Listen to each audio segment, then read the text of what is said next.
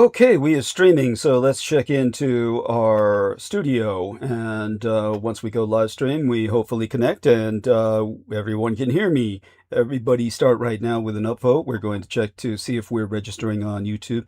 And with that, we might hear a bit of noise. And let's see now. So let's check into. Okay, so you just heard that. That confirms that we are connected, and we are going to check now, of course, the email. And email should give us a kind of official notice that we are live. And so going to email, YouTube says now live on my channel. Okay, great. So we're doing good. And that means I can start the call with confidence. So let's start in on the call. T-Tank Berry says, good evening. Loud and clear, brother, 100%. Love you, T-Tank. Hugs. And we're going to go to the call and press meet now. Okay. Audio call. And then our man Aristides will most hopefully, along with perhaps Troy Bellamy or whoever else cares to join. Amy Como, perhaps.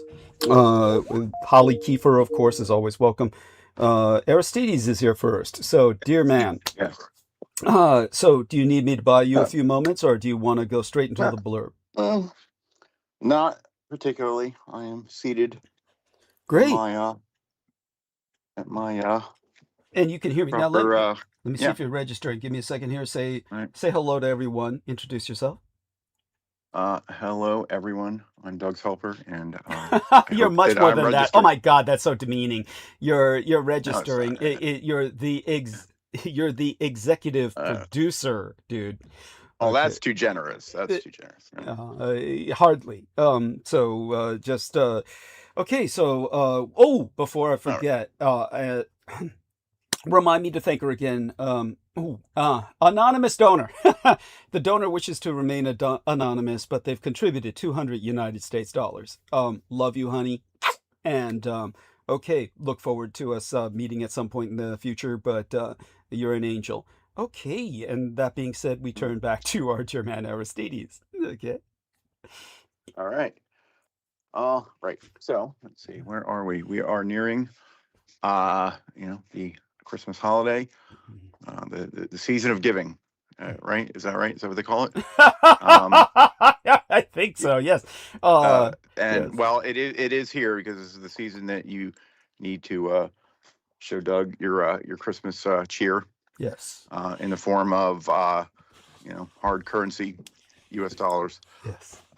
Directed to his PayPal. And the easiest way to one very easy way to do that is to find the link that is going to go in the chat here. Although that is not necessary. All you have to know is he's on PayPal. His name's Douglas Dietrich. You could search that.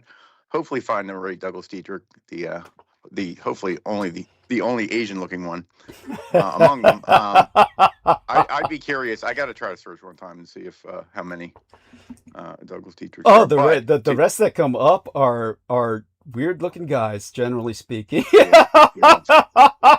But the way to be sure, if you refer to the front thumbnail poster, I do remember this image. Yes. And there, it has the proper PayPal. All you have to do is go to PayPal and type Douglas D. Dietrich. It doesn't have to be PayPal.me. It could be PayPal.com, whatever. Go to PayPal, Douglas D. Dietrich. You will find him. Send him some money, extra money, because Christmas, right? Or if you want to send him a card, if you want to be if you're an old-fashioned type and you want to send a card, he'll provide his address. Just make sure there is a sizable money order or personal check if necessary in that card. Basically, he needs your contributions to keep doing this. This is his job, properly and legally, his job under the Working Disabled program. Thankfully, Douglas is not completely disabled by all of his miserable experiences, so he can provide benefit to society in this form, in an education unlike any other. But to keep doing that, he needs your contributions. he might barely make rent, without it, but he wouldn't do things like eat or drink anything or Thank even you. remotely enjoy himself. So please do send along whatever you can there. Yes. Or if you need another method that is easily discussed. So beyond that, and you shouldn't need to even be logged into PayPal if you don't have one. I think you can just click something there to donate with credit card or send money with credit card without being logged in. So beyond that, if you can't contribute, then you can distribute, right? Yes. So Beautiful. that's our party slogan. Yes. Yeah. Yes. So you could do that by you're here, you're listening to the YouTube, and you can do that by sharing this YouTube. If you hit the share button down there, it'd be similar to copying the link out of the browser window, except YouTube will know you click that button. So we're hoping that influences the algorithm. Either way, you can grab the link and you can share it. It will remain the same after the live turns to a regular video or a replay, as I call it. So don't be afraid to record that now. Start making up your your posters and stickers and programming it into your laser projector that you're gonna project on the side of a building, whatever it is you're gonna do. But I know that sounds like a lot, but so even much before that, you can just hit the thumbs up there. Is the easiest way to show the algorithm this content is popular and other people might want to see it, especially because there are those who do put the downvote, the thumbs down, miserable cruds that they are. And this is not shown by YouTube, but it does influence the algorithm greatly. So, and that matters because it dictates how likely Douglas is to come up in search results or as suggested content, whether people are looking for him specifically or not. Maybe they're just looking for historical topics, and which would come up in the search because of the thorough job he always does in his descriptions of the program, which you'll see the title bar is all Yes, filled we out. actually have an obelisk today, so Oh, yeah. Right. Obelisk, or the dagger-looking thingy, right? yes. The if you see an asterisk, that refers to a obelisk. I have to look up the word. But by the way, The dagger-looking thingy. just to clarify for our, it's a footnote. It's a footnote. Like so, it directs you to further explanation of the topics of the day, so to speak. So and Douglas will explain that. So please do expand that description. Check it out. As we said, hit the thumbs up, upvote. To do all these things, though, these YouTube functions, you do need to be signed in. If you've never done so before, and you already have a Gmail, that should work as is. I believe it's the same company now. If not, make a login at YouTube or Gmail, or I don't know, whatever they tell you to do. If they say log in or make account, just do that, or get logged in if you have a way to log in, and so you can do these things. And then you can check out your little menu there up in the corner, create an avatar. You can actually create channels underneath your account, and where it says, if you look at the menu, switch account, that actually refers not to other accounts, but to those sub channels. You would still be logged in as you, but you can make sub channels, each with their own identity and their own ability to upvote. So I'm actually doing that right now. Doing a switcheroo. It's real quick.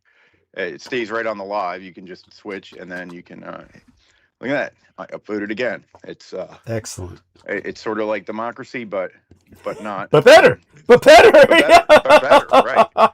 Right. Exactly. So here we're allowed to cheat, for Douglas' sake, when it comes to YouTube. No, it's not cheating. You have to think of democracy. it. You have to think of it in the Gondorian sense, where Mark Twain exposited that people, depending on their educational level and their level of proven merit, should have more votes everybody would get Yeah. one vote universally, but Right. people, Right. depending on your higher Mm-hmm. gradation of education Mm-hmm. combined Mm-hmm. with proven contributions to society, would be Yeah. given Yeah. extra votes. So this has gone Dorian. It's You much more. oh there. Yeah, Mm-hmm. Mm-hmm. yeah, yeah, I could see that. There could be arguments for a weighted approach there. Yeah. yeah, I could yeah. see that. Mm-hmm. Yes, excellent. Yeah, And but well, here you have to just do a little more legwork, and you can give Doug extra votes. So, mhm. what else you can do is once it's not live anymore and it's in replay, then comments will be enabled below the program window. This is different than the live chat on this side, which may replay on your device, but it's only in replay. You can leave comments. Douglas will leave a pinned comment with his crucial information. Please upvote that as well for similar reasons as before. Actually, because if it gets downvoted and not upvoted, it could be disappeared by YouTube. So please do upvote that. Feel free to leave your own comment, hopefully a positive one, and or constructive criticism is welcome. Yeah. And upvote any other positive comments or constructive comments that you might see there for similar reasons. Just click every damn button around the place, and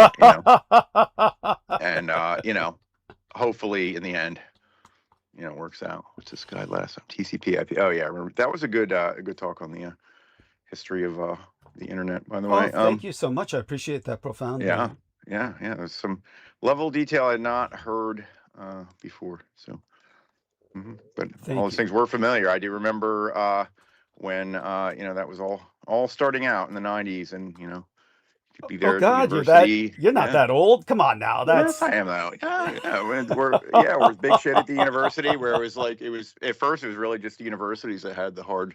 Everybody else was dialing in on like AOL, with their modem. But if you're at the university, you were there, man. You're on the backbone. yes, that's And right. you were, yep. You could you were there. You had your IP address. You could be like in your Unix server. Could be we were DMing even back then That's down there incredible.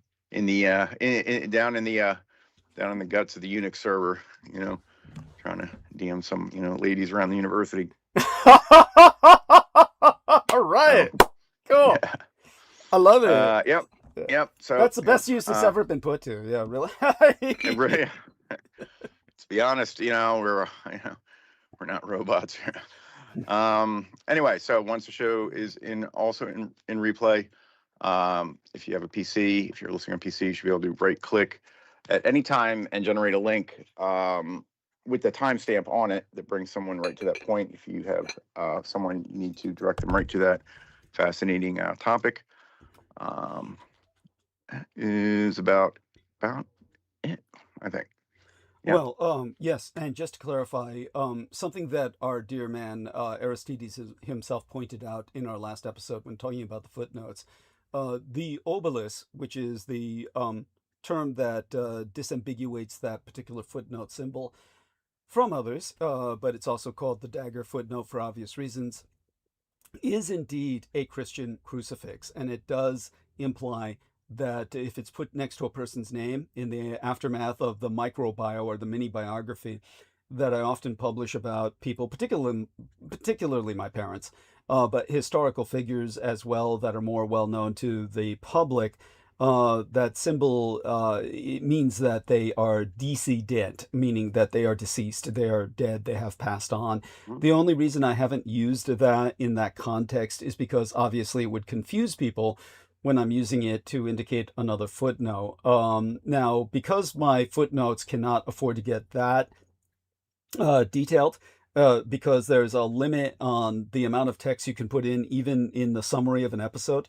Not just the title, which is limited to 100 characters, but the summary of an episode is limited to 50,000 characters, which, believe it or not, I often meet, more often than you would suspect, I meet that limit. So that takes multiple footnotes. The asterisk is always considered the primary footnote.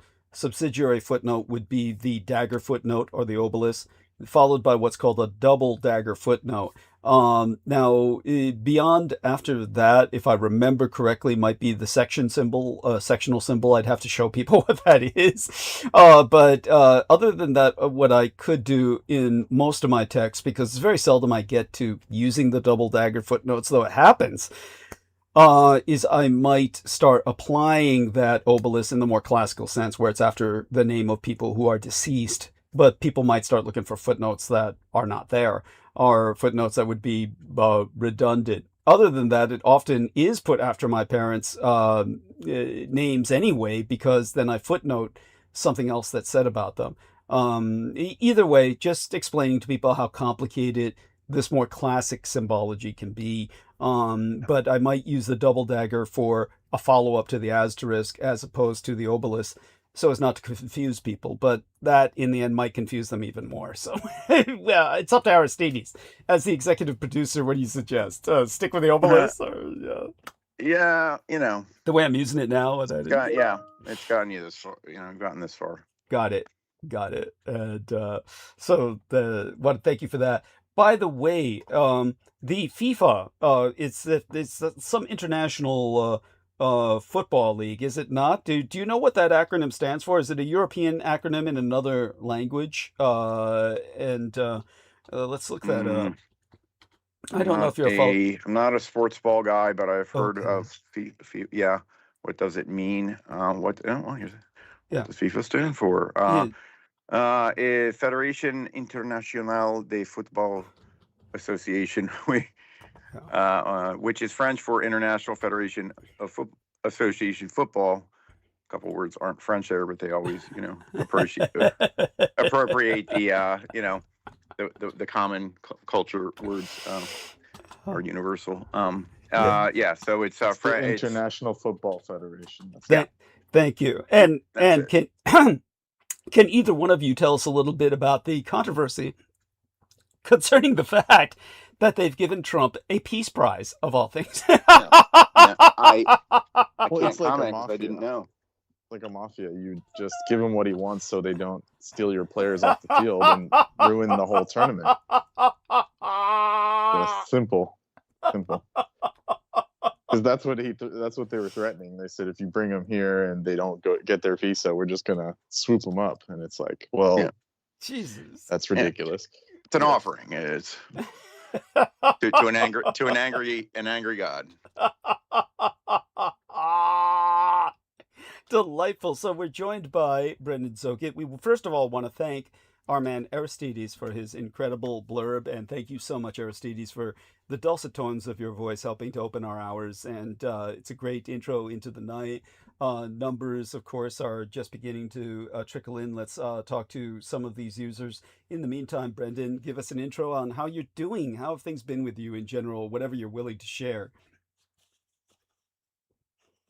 And, jump right into it if they haven't. I'm sorry. I spaced out from it. Were you talking to me or Brendan? Both of you. Both of you, either one. Okay. Yeah, that's fine. Okay. No, I was looking at these neat images that I guess he put in the text box in our chat. But yes. Anything like okay. Everything's fine, Doug. Yeah, good. Everything's fine with me. I'm not going to speak much, but I'm here. Okay. And we appreciate stopping by. Just stopping by. Yeah, well, we definitely appreciate it. Never be afraid to interject, and always your input is most valued. By the way, here we are. We got an image from our man John Doe, who's T-Tank Berry, of Trump awarded the inaugural FIFA Peace Prize, which is something they created just for him. It's inaugural because this is the first time the International Football League has ever awarded a fucking peace prize to a world leader. What does soccer have to do with peace? I don't understand that. Like, it's not like they're kicking around like Bakudan or something, Bakudan soccer balls. It doesn't make sense. Yeah.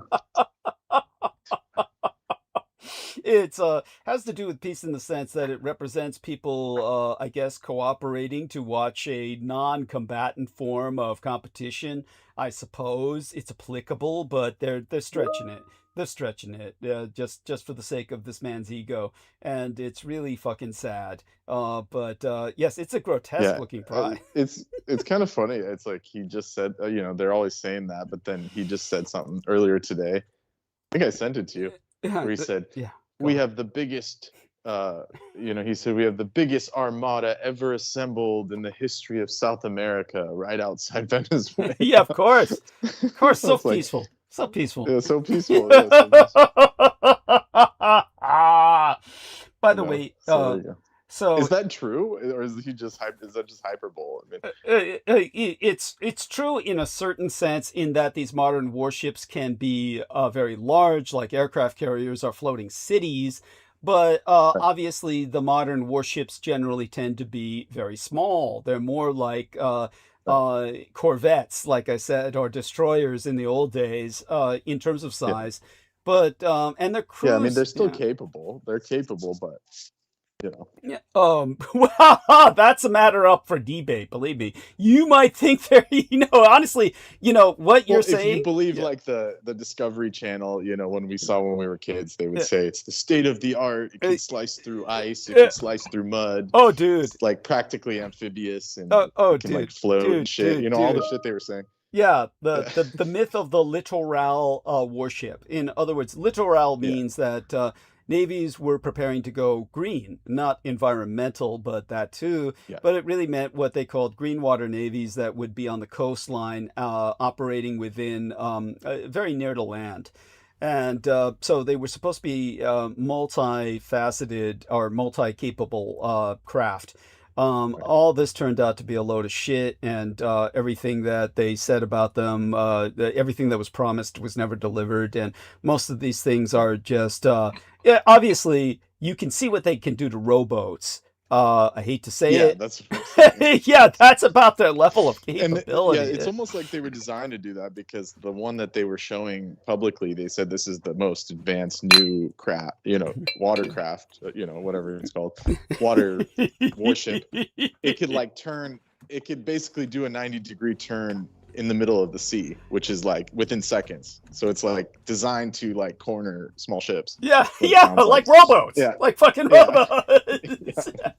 Because like if you're attacking like a full-on battleship, you don't need to turn 90 degrees. You just turn starboard or port or whatever and shoot it. Yeah, I You mean, don't need to like cut it off. But, Yeah, but by the way, to anyone who doesn't grasp what Brendan is saying, think of it like this. Obviously, it's a very neat trick. It's something ships would be impossible for your classic ship from ship of the right, line from the old days.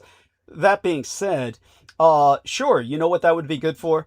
Dodging a dumb mechanical unguided torpedo. You could literally Right. spin around. Every ship in World War II wished they could do that. That way they could just Yes. spin around and dodge a dumb unguided torpedo. Yes. We're not talking about that anymore. Torpedoes are now guided. So you're spinning around like that might help a little bit, but if it's heat seeking, metal seeking, No. it's Yeah. going to be following you. Right. So it'll spin around with you. So obviously, what is this meant for? It's meant for, as our man said, anti-pirate operations, quote unquote, which is Yes. cornering small Yes. boats.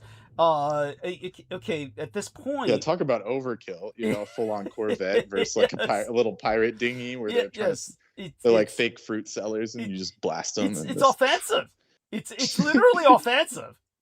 Yeah, yeah. it's obviously it's not as offensive as what pirates do to civilians when they board, but it's still, Yes. it's like they're not using this against pirates. We have no evidence. These are drug smugglers in terms of these small boats. By the way, Well, no. In fact, yeah, one of them, the yeah. ones that survived, they were just like the family came out and said they were fishermen. I mean, like I get it. Like that could still be like illicit stuff going on, but I mean, come on, man. Yeah. Yeah, it's but by the way, our dear user dash FP dash Oh, 4GN. yeah. So I guess Legit. foreign. That's Yeah. At any rate, she says, Dooflas, it's cute. You are one of the most astute and learned people I have seen on YouTube. I unfortunately do not have enough time to watch your live videos. I just finished watching the James Rink video. Thank you so much, honey. And she says FIFA is going to be relevant in the James near Rink future. video. Yeah, Did James you Rink. do an interview with him? No. I did. It was when he died. I spoke of him at some length, and I really didn't Oh, even go okay. into all the dirt about him. But I so, was gonna but say, what'd you do? Like do a seance when you were uh, like when you were off? Because I don't remember you speaking to him. All I uh, remember is you showed us that nasty photo where they had like licked the plates clean, and you were sitting yes. there Oh, with it was your chicken awful. drumstick still there. Yeah, I was sitting there. I hadn't even Yeah, dug into the food. Yeah, yeah. and but everybody else had, like, eaten it all. We couldn't tell with the girl at the head of the table, and I found that photograph in my files.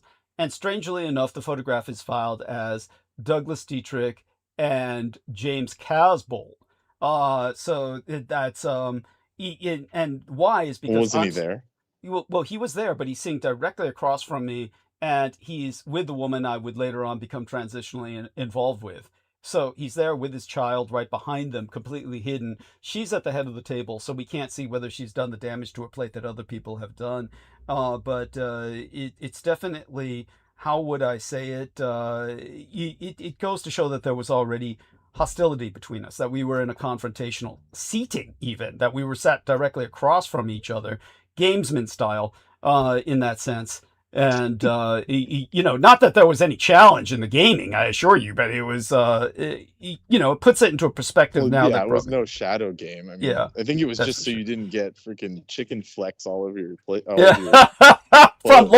From Lorian, Yeah, yeah. yeah. Well, you notice you were the farthest away from her because it's like you'd had dinner with her before, and you Yeah, said, "I'm not getting my ruining my sweater again." that's right. That's right. Pretty much. Yes, yes. Like You did. she's literally built like one of those anime characters that's like like the hedonistic Yeah, type that yes. just flings food when they eat shit. She Yeah, embodies, literally embodies gluttony. She yeah. literally embodies gluttony. Though I gave, as our dear person, I presume her to be a lady. She is in the chat, and again, the name is user foreign, essentially. Yeah, foreign user. We could read it that way. She points out that um anyhow, she found what I said about James Rank to be really revealing, so we were revealing a lot of what we're talking about now at that time. So she's kind of like, up to date on that. We could go further, of course, later. Burnt out on it. Let's not burn them out on it. Yeah. I'm already sick of it. It's like I don't even know these people. Oh, yo, you do. Oh, you do. It's, you don't want to, but you I do. don't want to. Yeah, I don't. I could go my whole life not knowing they exist again. Oh, yes, that's true. And so, all that being said, we're gonna hope somebody else is able to join us to maintain a conversation with Aristides for a few minutes. Or should I? I don't feel like going to the bathroom right away, but I feel like I should do so before I go into monologue, just to make certain. Or I guess I'm doing okay when it comes to that. Let's just say to everybody, I'm kind of burned out too, but we're going to do as much of a monologue as we can tonight. We're going to try and make it till midnight. We went pretty close last episode to a midnight monologue, and well, we went Yeah, till what's about up with 11ish. that? Yeah. By the way, I know you already said something about it, but that trophy looks like the damned souls of hell trying to reach for the earth. It is Like grotesque. shocking. It is grotesque. Shocking. Aristides, join us in this. Join us in roasting this trophy. Isn't that? Tell us, Aristides, what is your first impression on seeing this trophy? Yeah, that's the first image that you get. Is the first impression? Basically, it was like hand Yeah, hands imprints of groping. his victims or something. Yeah, Yeah. yes, yes. It's a This trophy, you'd have to see it to believe it. Is there a link to the trophy that we could put into the chat room? Then we could share that with people. T Tank Berry, if you can find a link that we can share with people. And so we've got this nice little joke from him as well. Let's take a look at FIFA trophy, and I'll put the link in. But everybody, you have to see this to believe it. It's not. It's not. I wouldn't want that on my shelf. It's Yeah. No, it, I see it. yeah. And what's your first impression of it? FIFA Yeah, trophy. my impression is it's a ball on top, but what the hell is holding it? Uh, it's groping hands from out of hell, like Brendan said. It's groping hands of the souls of the damned, reaching to grasp the world. They're all like groping for the world. It's It's a repugnant image. Oh, And wait. it's the Earth. Yeah, it's an image of the Wait a Earth. sec.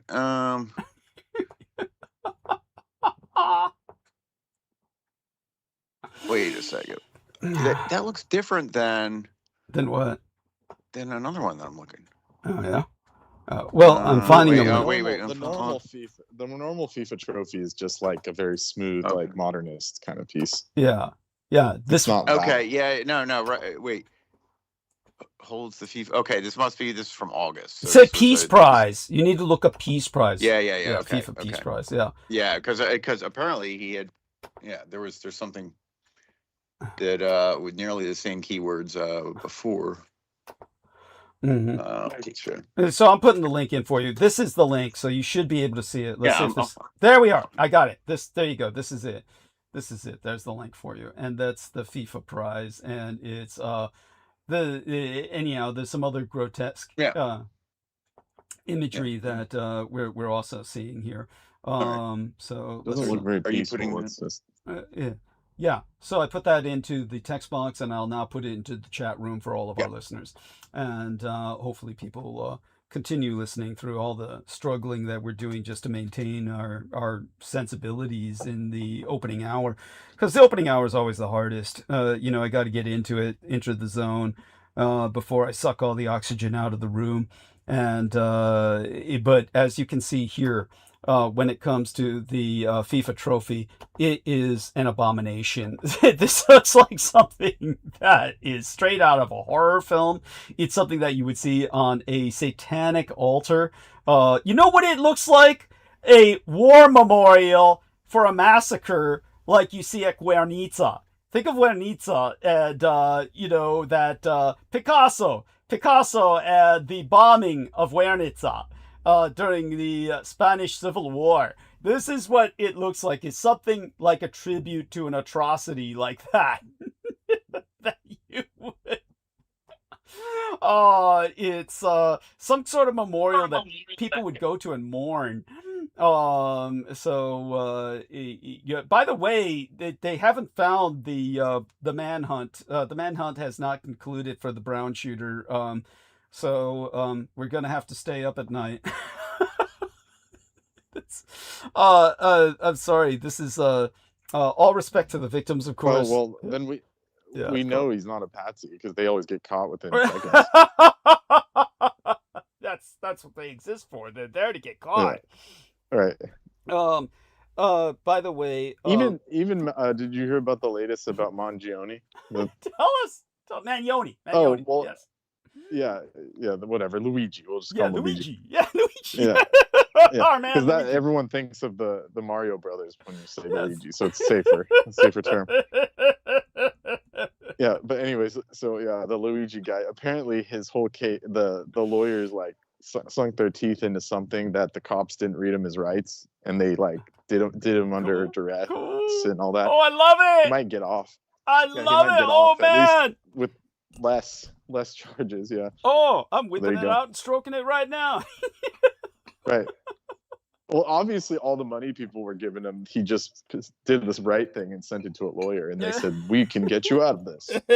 All of a sudden, when the money hits the account, then they say, "Oh, we know about all these other things that the cops did wrong."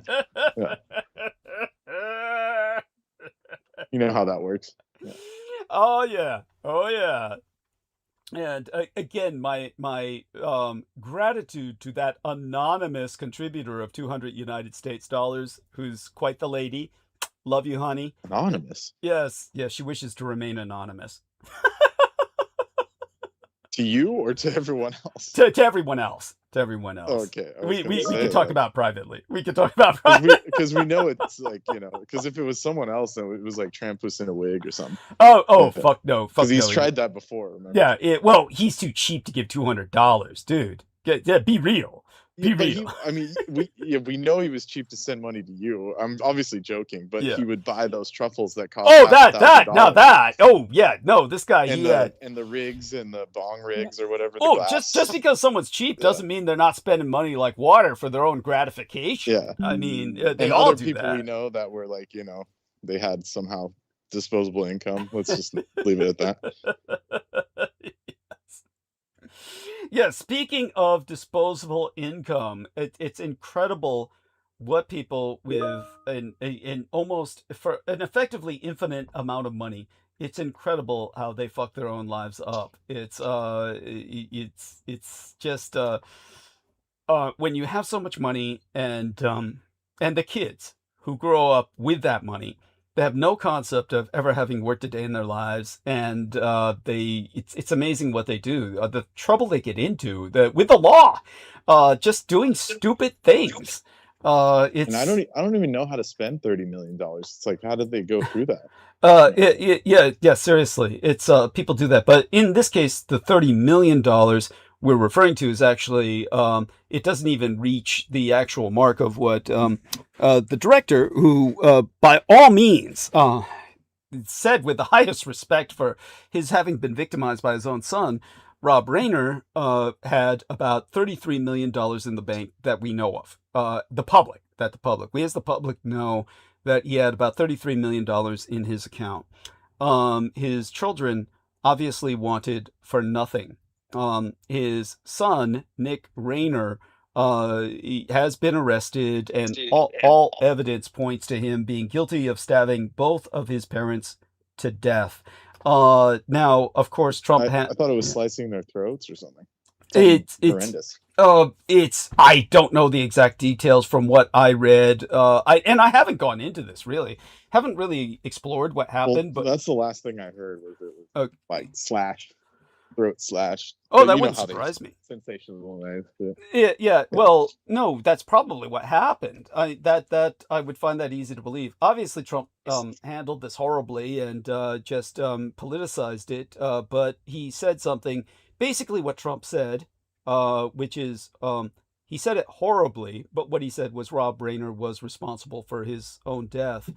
I would say in a very different sense. That is correct, only in the sense that Rob Reiner would never stop giving his son leeway, who was someone who obviously had no respect for him and was incredibly malevolent toward him in public, on record, where you had Rob Reiner's entire career essentially stop dead. He was very famous for any number of films that he successfully they made his career, and they made him a household name, and this individual had a son who he originally tried to deal with his addiction by taking him to professionals, and this is healthcare professionals like psychiatrists, psychologists, rehabilitation professionals, and they all told him. Now, I believe this is Nick Reiner that I'm seeing in this photograph, and he's just a horrible looking person in the sense that his eyes look very, very just bad. He looks like if you see this photograph I'm looking at right now that was provided by our friend T-Tank Berry, Nick Reiner is in the middle of a couple of guys, and he looks very malevolent. He just looks very malevolent. And but what happened was all of these professionals told the parents of Nick Reiner that he doesn't have your best interest. Malevolent's almost being nice. Yeah, yeah. Look at his eyes. What would you say? How would you describe that? And Aristides, join in on this. I mean, as well as Brendan. Please, Brendan, start off. What do you call that? Look at his eyes. He's just looking like. Well, it's just mental. I mean, it's totally mental. Thank you. He looks like an actor pretending to be an evil villain. He looks like an actor pretending to be an evil villain, but no, this is just him being himself. But when it came, modern people, like Gen Z would call it crazy eyes, like genuine crazy eyes. Basically. Thank you, and that's what it is. But this is what all of the professionals, and you see that again in another photo of him with his dad. It's really disturbing. He's intrinsically a disturbing individual. So multiple professionals, and it's always with these guys when something happens, everyone says we didn't know, or the parents at least would say he was a saint, he wouldn't harm a fly. This is what they kept saying. That's what cost them their lives. Yeah. This is what they kept saying. This is what they kept saying. Sad. And the point is that when it comes to Nick Rayner, he was someone who all of these mental health professionals with doctorates, diplomas on the wall, told the parents that he's not only manipulating you, he's extraordinarily dangerous. And they said he needs to be almost basically institutionalized. And the parents would have none of it. And they turned against the professional community. And they said, all of you are lying. All of you, with all your diplomas on the wall, all your doctoral expertise, all of this, you're just simply trying to sever our son from us. And our son knows the answer to his own problem, that he has the key to solving this riddle of his suffering. And and this is after this son has maintained himself in a state of homelessness. No matter how much money they were giving him, it was like, I would find it impossible to spend that amount of money in terms of a stipend that the parents were providing him. I would find it impossible to spend myself into homelessness with that amount of income. It's like, what would you be doing to do that? It's more than drugs, obviously. There's no amount of drugs in the world. You would die using that amount of drugs. And obviously he did not die. But his parents kept taking him back in. Now, in this sense, I actually have kind of an in to this case. Basically, at the time I was working with Laurie and Ann Fenton, I was contacted by his half-sister. And this was, I believe her name, if I remembered correctly, because it's been so long, was, of all people, Tracy Rayner. Now, she was the daughter of Penny Marshall. And thank God she's still alive. She'd be about in her 60s. I believe that she'd be about my age. And so what happened was Rob Rayner married Penny Marshall, who played Laverne on Laverne and Shirley, which I was a big fan of as a kid. I loved Laverne and Shirley. I loved them so much I loved the cartoon where they went into the army. Laverne and Shirley. They hated each other in real life, sadly. But Penny Marshall made it big, whereas Shirley kind of disappeared. I guess normalized. Went into kind of a normal household, I hope, and just lived a happy life, I hope. But Penny Marshall, she married Rob Rayner. And they fathered the daughter, a Hollywood hierarchy. We'd call it, what do you call royalty? It's basically Hollywood royalty. They were Hollywood, this young lady, Tracy Rayner, was interviewed by Rolling Stone and other magazines. She was Hollywood royalty. Anyhow, Tracy Rayner was doing some work for the Veterans Administration. No, the Legion. What do they call that Legion? Veterans Legion. It's called Legion. Where we get the term Legionnaire's disease. Veterans of Foreign Wars. The American Legion. What is it The called? Legion of Honor. Legion of Honor, something like that. Yeah, I think. Yeah, she was doing some work for them and contacted myself. The American Legion. That's what it's called. American Legion. She was doing work for the American Legion, and she contacted me, and so I got to know her for a while. And I assure her, all of you, that she would not speak ill of her family, but obviously the impression that I got just from the issues that Nick Rayner was having was that this was not anybody that you should let anywhere near you, because addicts, he was already stealing from his parents in so many ways, and addicts do that. They'll steal from anybody. And but his parents kept letting him in, and they kept saying, well, he was the solution to his own problems, and that all of these experts were simply trying to, it didn't make any sense to me. They rejected the experts' advice and said, we'll listen to our son instead. And the career that Rob Rayner had built based on all these successful productions was just, after that, he went into this dead zone, and he was producing documentaries about his son, Nick. One of them, an all actual documentary. Another one about a parable, just a analog to their life story, where a politician is dealing with an addicted son, and in the end apologizes to his son, saying, you were right all along, you have the key to your own cure, you have all the answers to your own problems. Obviously, people don't. So you can't expect that. The person with the problems does not have the answers. They really don't.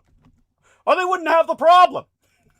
So, yeah. So when they finally let him in, I have no idea. I can only guess. We know this much. We know that Rob Reiner had a masseuse appointed. He had a massage therapist who was appointed to go into the house that day. She rang the doorbell, knocked on the door, no answer. And so she left and called the sister. And the sister went in and found the parents dead.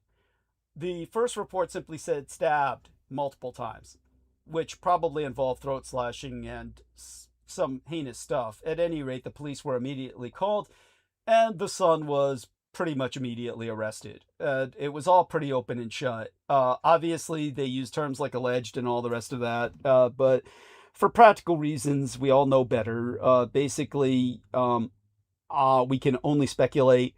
It could have been something decisive, like maybe Rob and Nick Rayner's mom said, "We're cutting you off," or something. Or it may have been an ultimatum, or maybe not. If you ask me, they probably died trying to appease him, and it wasn't enough.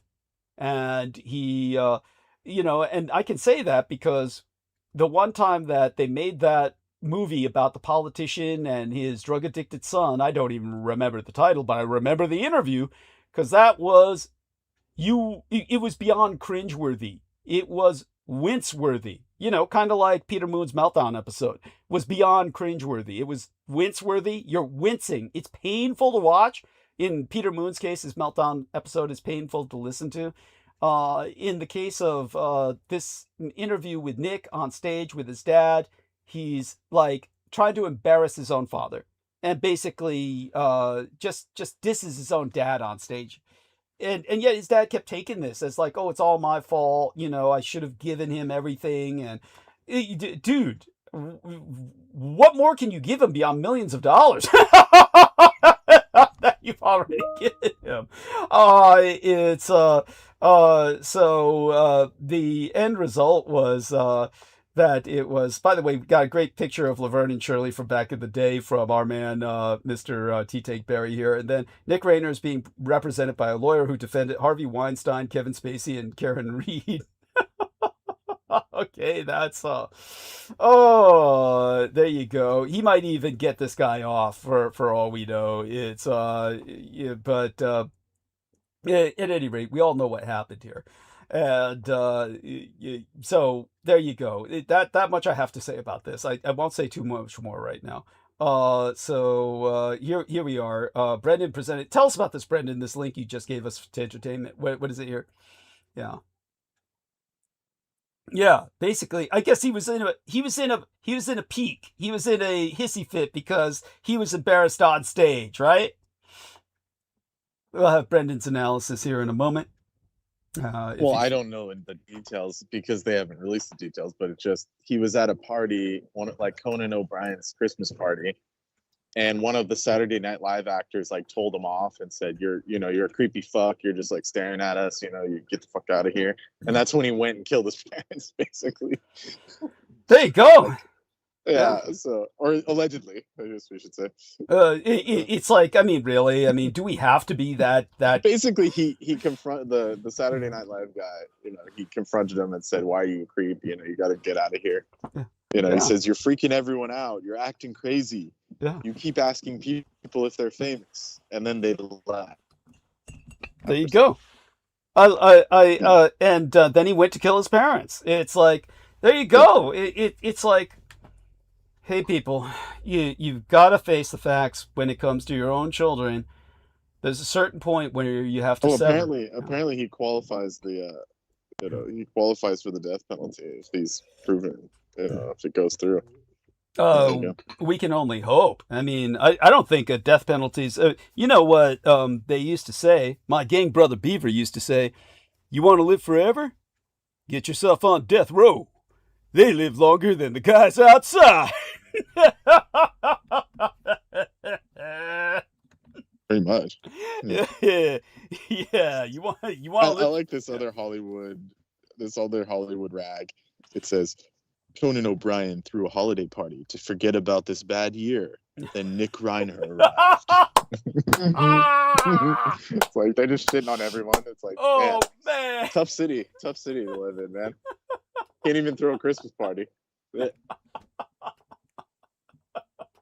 And what I don't understand is, like, how do they all know each other? And like all these New York people, you know, of certain groups and ethnicities are all in LA.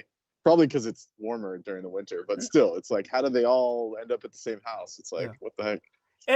And when I got to know Penny Marshall's daughter, Tracy Rayner, she was an extra to get some extra money. She was doing work as an extra on stage for this film that was a dramatized biography of Aleister Crowley. How's that for high strangeness?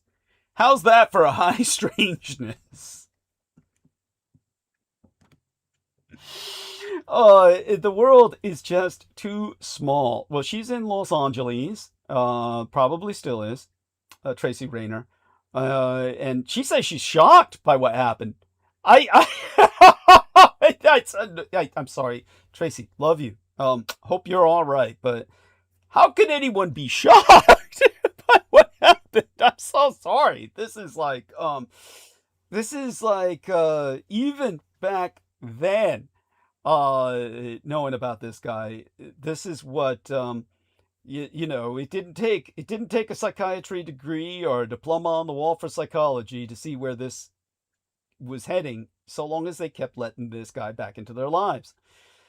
But as for the whole thing, where at the time that I was speaking to, so you found the film. So this is probably the film, 2013. This would be it. Legend of the Beast, Aleister Crowley, Legend of the Beast, or yeah, this would probably be it. The 2013 film, because this is when I was coming out as a public informant, that I was contacted by Tracy Rayner, God love her, and she was working in this film as an extra, Aleister Crowley, Legend of the Beast, 2013. I mean, come on, Aristides, join us here. Brendan, talk about. There's nothing synchronistic about any of this.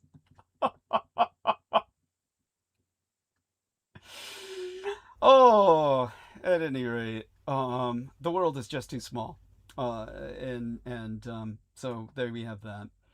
Now, again, maybe I should just start on monologue, and these guys. Heather Holman says, "Subscribe and like. Love you, Heather, honey." And, Yeah, not to slander dead people, but the only thing I knew or cared about of his was the Princess Bride. okay, and tell us a bit about that. Well, okay, so tell us about what struck you as positive about the Princess Bride. Oh, just, it was just a fun Jewish adventure story. Nothing bad about it. My people do well, this kind of thing. Where the grandpa's telling the son a story, and it's just this, it's quirky and fun. It's a good film. I thought it was a good film. Yeah. And by the way, I had a few moments to talk with Brendan before tonight's transmission and got to tell him about all the crap that happened over the past few days, and it was still an unbelievable swirl of stuff that should not have happened. It's just a lot going on. To say the least. To say the least. Yeah.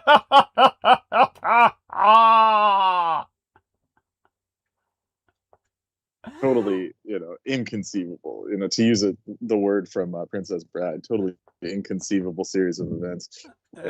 Yes. And so when it comes to your lives, people appreciate what a normal life you got. But you know what it really hits me about Rob Reiner? He himself was a child of incredible privilege. Both of his parents were very rich Jewish entertainers. So he himself had always said that he wasn't really talented at anything in particular, but he was simply good at getting a lot of talented people together to make something that people enjoyed. And so he had a good deal of humility. He did contribute a lot to lower grade school education in California. Matter of fact, he was very liberal in his politics, very liberal progressive. So, of course... We almost knew that without even saying anything, because he got a professional eulogy from the big man, Yeah. from Orange Cheeto guy. So we know what his politics were. You just assume, at that point. By the way, the only reason I'm laughing is because Trump was so horrible. So horrible. He basically said, yeah, Rob Rayner, he blamed Rob Rayner for his own murder.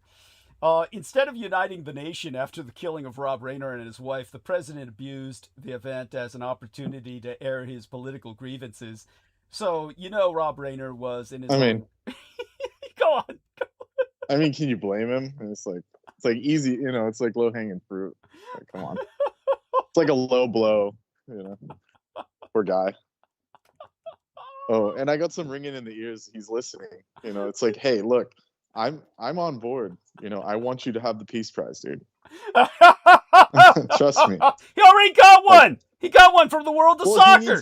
He needs more. Take over Venezuela and make our, give me basically cheap gas, and I'm on board, sir, Mr. President. Yeah. At this point, it's like there's no point fighting him. It's like just let him. It's like burning a candle. It's just let it burn. Let it toast. Make some s'mores. Like, fine, everything's good. But just so people know, Rob Rayner in 1998, he was definitely a California man. In 1998, he championed a ballot measure, Proposition 10, that put a tax on tobacco to pump more than $11 billion into preschools, teacher training, and support for families struggling to raise their kids. So, it put him on the opposite end of Donald Trump. Their natural... Yeah, I was gonna say that's nothing. My guy took out billions in funding. He did the opposite. Like his numbers, as he would say, the numbers are bigger. His numbers are bigger. Yeah. Anyways. Yeah. Whatever you put in, Trump will take out more. Right. That's... I'm still waiting for. At this point, it's over $10,000 he's promised. Two G's. There was the first 2 G's. Then there was 5 from Doge, and then there was another 2 G's. So that's like what, 6, 7, 8, 9. We're at $9,000. I'm waiting. I'm still waiting for that.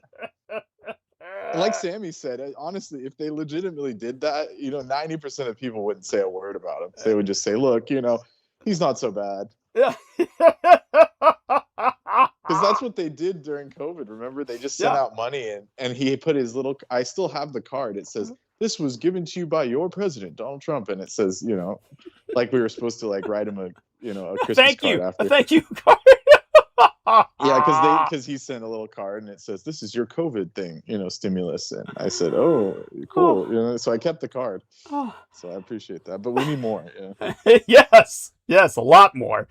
Yeah. Anyhow, around 2006, just before my father died, the man who raised and guided me, voters in California rejected a Rob Rayner measure to tax the wealthy, if you can believe that.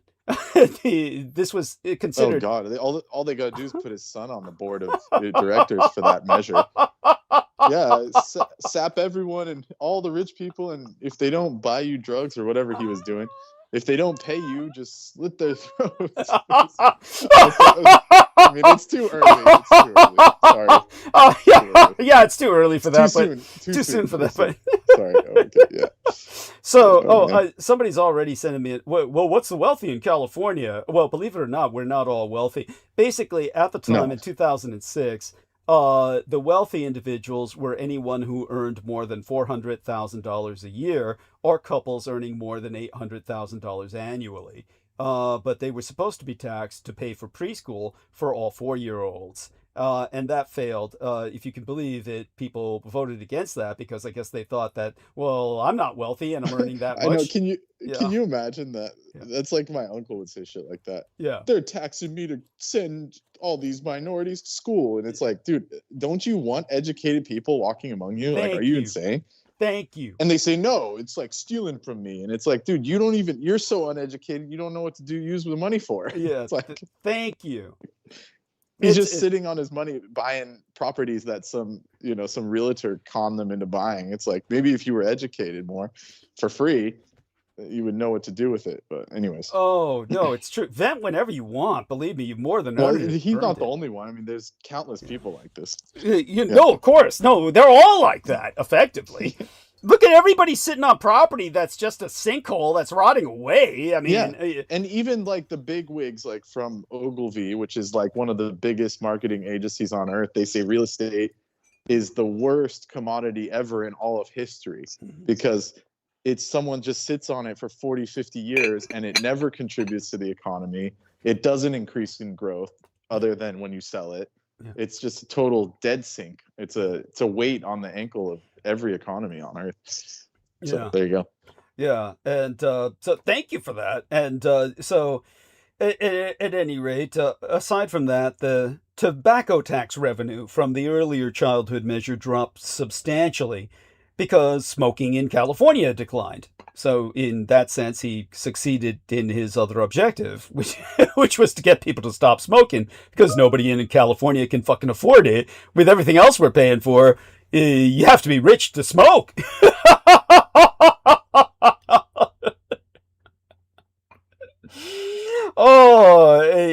At any rate, so what happened was his career, Rob. Yeah, that's what I don't understand. It's like somehow all these crackheads have money to buy like a carton. It's like, how do you afford that? Yeah, like, no shit.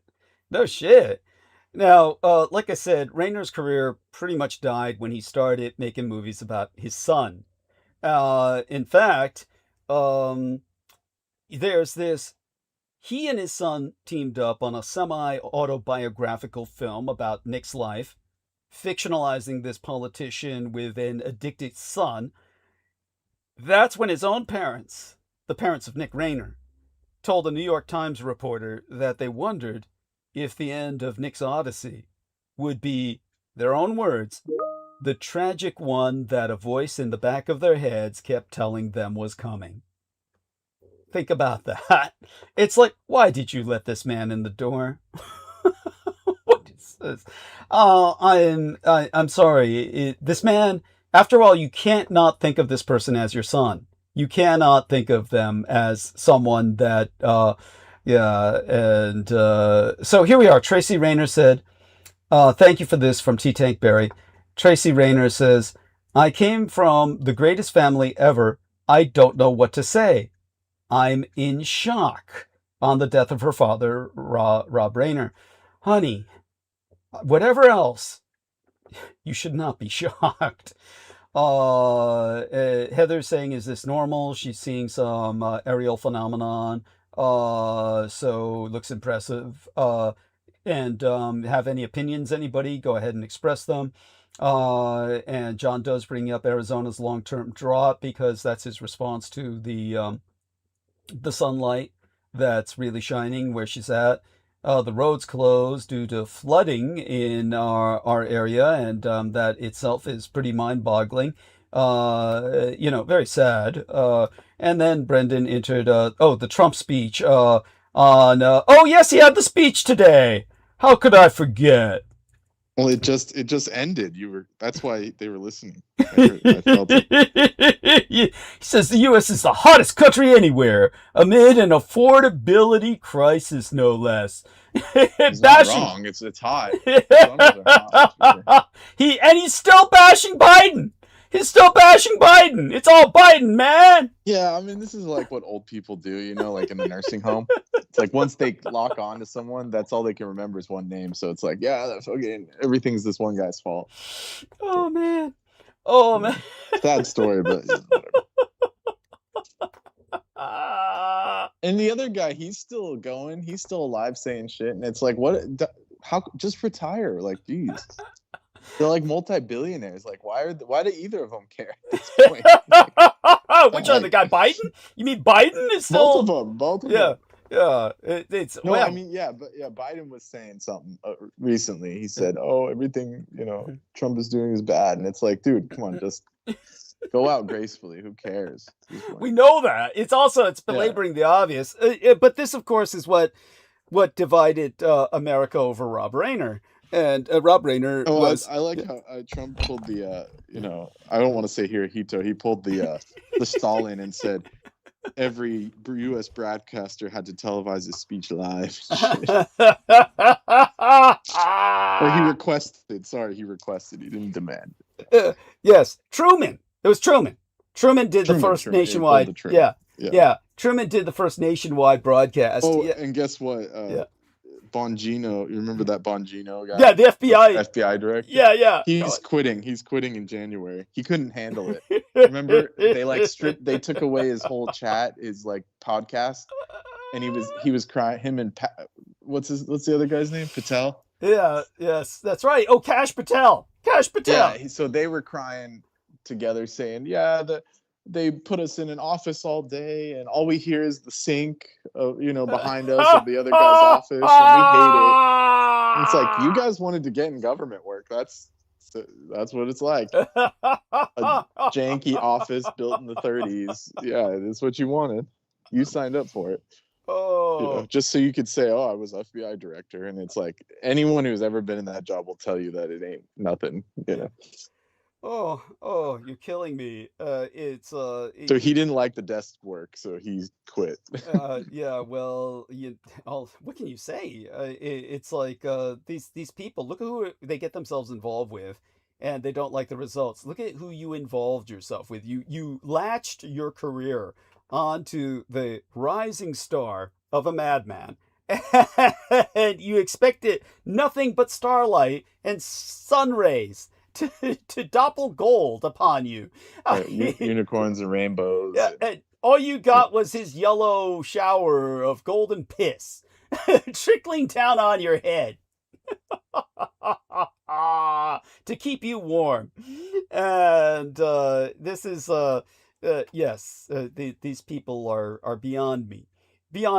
Okay, so we've gone a bit into the obligatory nature of that. The fact that I guess what you gentlemen can do is kind of like Aristides, you still up for a little conversation? Can you hold one? And what about yourself, Brenda? Are you free to do a few moments? I'll just take a quick trip to the bathroom before I go into monologue, but then just go into monologue without any fear that I'll need to go to the bathroom sometime during monologue. If you don't want to do it right now, if there's a better time for you to do it, I can easily hold off for a while yet, but just kind of like seeing if we should do it now while it's opportune. I will say one thing, however. What do you guys, let's get both you guys involved with this. Aristides, Brendan Zogit, without, of course, getting us knocked off bandwidth. What do you feel is going on with Bondi Beach? Okay, so let's get some input here on Bondi Beach, please, and I'd appreciate it. Really, you pick the biggest, most flashbang topic and say, "Don't say too much." Well, don't say anything to get us in trouble, but try and put this into context without distasteful jokes. Which I myself, I'm sorry. Well, okay, first of all, you know what the first thing that comes to my mind? You know what the first thing that comes to my mind is? Yeah. First thing that comes to my mind is, well, hey, at least the guns were licensed. Which I still can't believe, because Australia's got some of the hardest fucking firearms laws in the world. That's the part I didn't understand, is they all like unanimously said we're going to make the laws stricter. It's like, okay, first of all, it obviously didn't work. You already had like strict gun laws. So I don't know what that's going to do. Just saying we're going to make them stricter. It's like, yeah, dude. And yet these two radicalized Muslim immigrants were able to get licensed. Trained in Indonesia or the Philippines or something. Literally, I'm not joking. We're able to get licensed for full auto. For full auto. Oh, yeah. See, I didn't hear that part, but it's just, there you go. How does that? No Australian, no native Australian can buy full auto. Yeah, that's what I'm saying. So it's just what we would call double F, you know. Wait, no, wait a second. What? They didn't have full auto out there. Oh, they didn't? How did they manage to get, they were just single shooting? I don't know. I haven't looked at the particulars. I saw the one video the guy had basically a type of bolt action. But it required they've banned semi-autos there. Okay. You can have like come on. no, you can have like a I'm bolt not action. disagreeing with Well, you, but they but may have come on, altered bolt it. action. Maybe they altered the firing pin No. ratio, or No, I don't know. I don't know all what. Maybe I'll try to look it up. I know the one Please, guy yeah. had. Well, we got to find whoever trained them. Then they're yeah, they were trained really well. Yeah. They reloaded some like good- champ, dude. they They, got some good trainers. yeah, they reloaded like they were in a shooting gallery, dude. That's like, So that basically, if that's true, then that proves it wasn't, it wasn't some guy in the depths of the Philippine jungle, just some guerrilla fighter, because that takes real training. Like, yeah, if that's the case. yeah, it strikes me. So you would agree, Aristides, these people were highly trained, correct? I probably. I have not looked into it that much. The one video, that guy. I mean, he certainly acted like he knew what he was doing. But as to the degree of their training, I mean, it doesn't take much of a weapon, to shoot fish in a barrel or Jews on a beach or whatever it is. Okay. Yeah. Yes. Now, there was a Jewish couple that did try to disarm one of the assailants. Yeah. Well, one guy got disarmed. I got disarmed by another guy who might have also been a Muslim. Yeah, the one. What is it? You see a picture of it right there, and the guy in the white shirt grabbed that guy, but he grabbed that guy and took the gun away from him pretty quick. I don't think he's very well trained in hand to hand. Like the guys that are well trained, you're not getting the gun off him that easily. Or Thank you. Catching him by surprise. Yes. So yeah, gunning has is a type of bolt action, but not where you have to lift up the bolt and bring it back. It's made so it like meets the law. It's like you have to do a physical action like each time, but all you have to do is like pull it back manually. You don't have to like up and pull back and then put like the two directions. It's just one yank you have to do. I hadn't heard of it before. Okay. Well, it's definitely, I appreciate your input as an engineer, and I want you to know that I'm relying on you, of course, for a detached perspective on this, and certainly appreciate that. And Brendan, how about yourself when it comes to the what happened here, and any sense of from what you've heard about it, how what exactly is going on. Now, obviously, these guys were apparently a father-son team that radicalized online, or so we're told, or that's the impression that I'm getting. Is this also what both of you gentlemen share? Is this impression? I'm sorry, I was looking up some. Oh, no Say worries. that again briefly. Oh, no worries. My understanding is that this was a father and son team that was radicalized online. Was that also your impression? I that much I don't know. Okay. I don't know. I don't know. To me, it's hard to look any of these spotty things about it. Yeah. You just saw what? Spotty things about it. Yeah. Yes. I didn't see very much. Yeah. Any of these high profile things, to me, I'm like, it's hard for me to ever believe that they're organic unless you really prove that to me. Right. Oh, they're radicalized online. Like, right. Well, I would say definitively they're not. Yeah. But then I would be called. Like, look for the reasons that they're saying. Is it a reason that's going? I'm sorry. Did you get cut off? That's gonna? No. I'm here. Is it a they're radicalized online. Therefore, we need tighter controls online. All right. Yeah, and the fact that they did it overnight and just said we got to make. I mean, Australia's already a prison. It's like, how much more strict can it get than that? It's like very strange. Yeah, no, Australia's very strict with gun laws. Very strict. Yeah. So, but as our man said, these are apparently bolt action weapons, from what our man understands. Aristides, correct? Yeah, I don't know what I'm trying. He had that one, the straight pull bolt action, and some type of shotgun. So they didn't have anything. They really were just sporting, sporting arms, not. But again, I mean, if you okay, if you can aim reasonably well, it doesn't take much. You don't have to, spray a hail of bullets and hope you hit something. It's if you're actually aiming. But still, Um, it does take training to do that efficiently and that effectively and that I quickly. guess. We're I joined mean, by if you oh, practice with it a little bit, I mean, average guy with some kind of hand-eye coordination, got it. really shouldn't, be that difficult. But Have any problems now they had a before? shotgun. They had a shotgun. I don't know what else. Right. Okay. That would So explain. Well, yeah, shotgun's different. Shotgun's a totally different story. Shotgun, you can yeah. sweep a street with that. Okay. So that's if they had a shotgun, that explains everything. So, Mm, Holly has joined us. Holly, honey, before I take a short bathroom break, I'd like you to Yeah. introduce yourself and tell us how things are going with you, what you thought of the last episode and what I had to say in the last episode. And then hopefully you can start a short conversation with Bren and Ari here while I take my short break for just a few minutes. And then I'll be right back and go into monologue. But so, honey, tell us what's going on with Okay. you and your own impression of this and everything else in the world. I mean, start with what you feel is the most important first. Doesn't have to be with Bondi Beach, but it can go there. Okay. Yeah. It was more back to the political talk of before, but have you guys seen this Susan Wiles flap jump out? Susan Wiles flap. The Tell us about this. chief of staff, Oh. the creepiest old lady you ever saw in your life, man. She looks like something out of a fairy tale grandmother thing, except for her eyes, right? We got to get a picture up of her, but she's like the grandmotherly cookie bacon lady that's his chief of staff. And it was always creepy. And I don't know. And let me tell you this, I was just running through here because actually I'm still on the clock and I just wanted to get this comment in Uh-huh. before I had to like flee.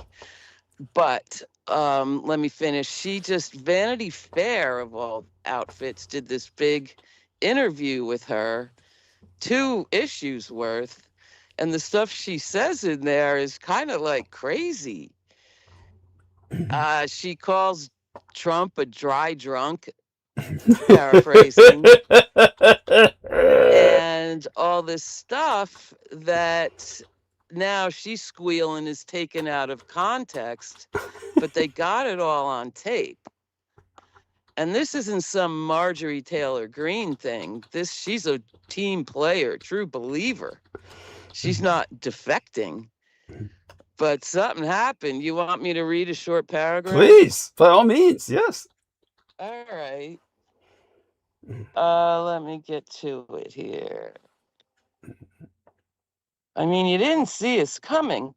According to Wiles, Trump has an alcoholic's personality, which she was able to spot since her father, the late football player, had been an alcoholic. Especially hurtful for Trump, who's a famous teetotaler whose brother died of alcoholism, who he hated.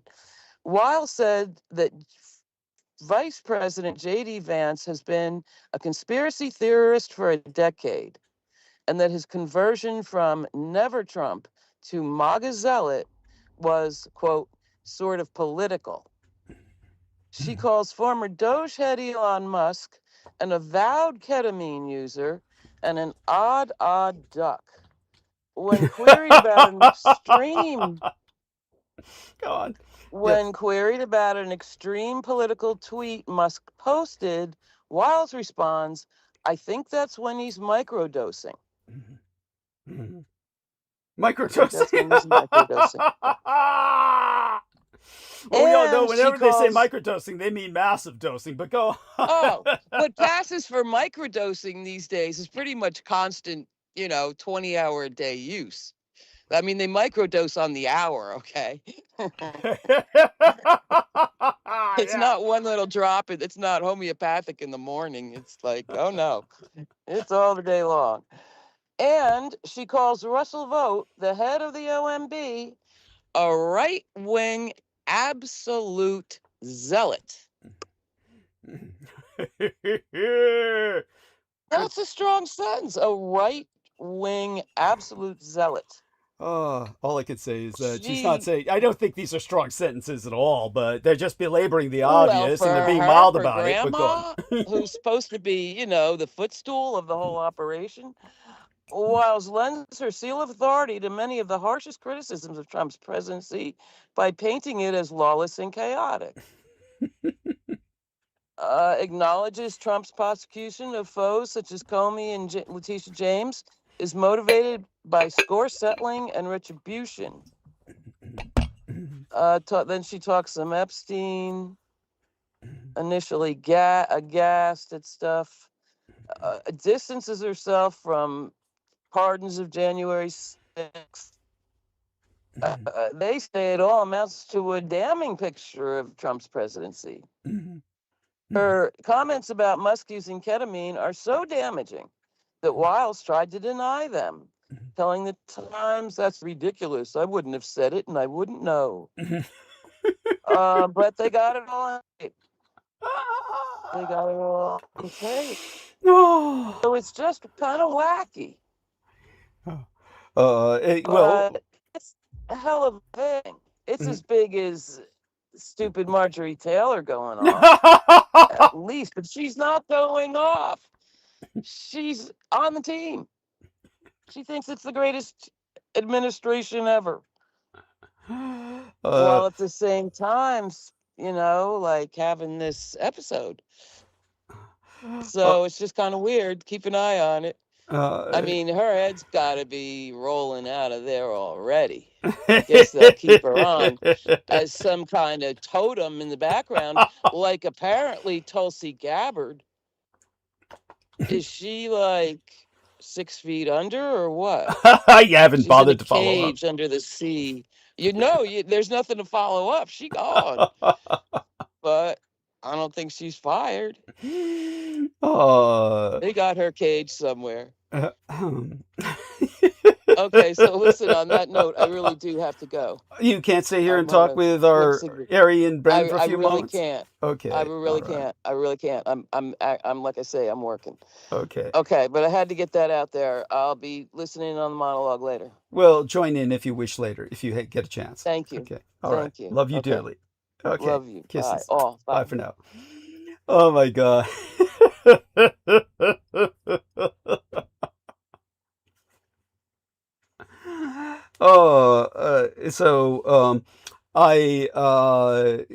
Let's put it this way.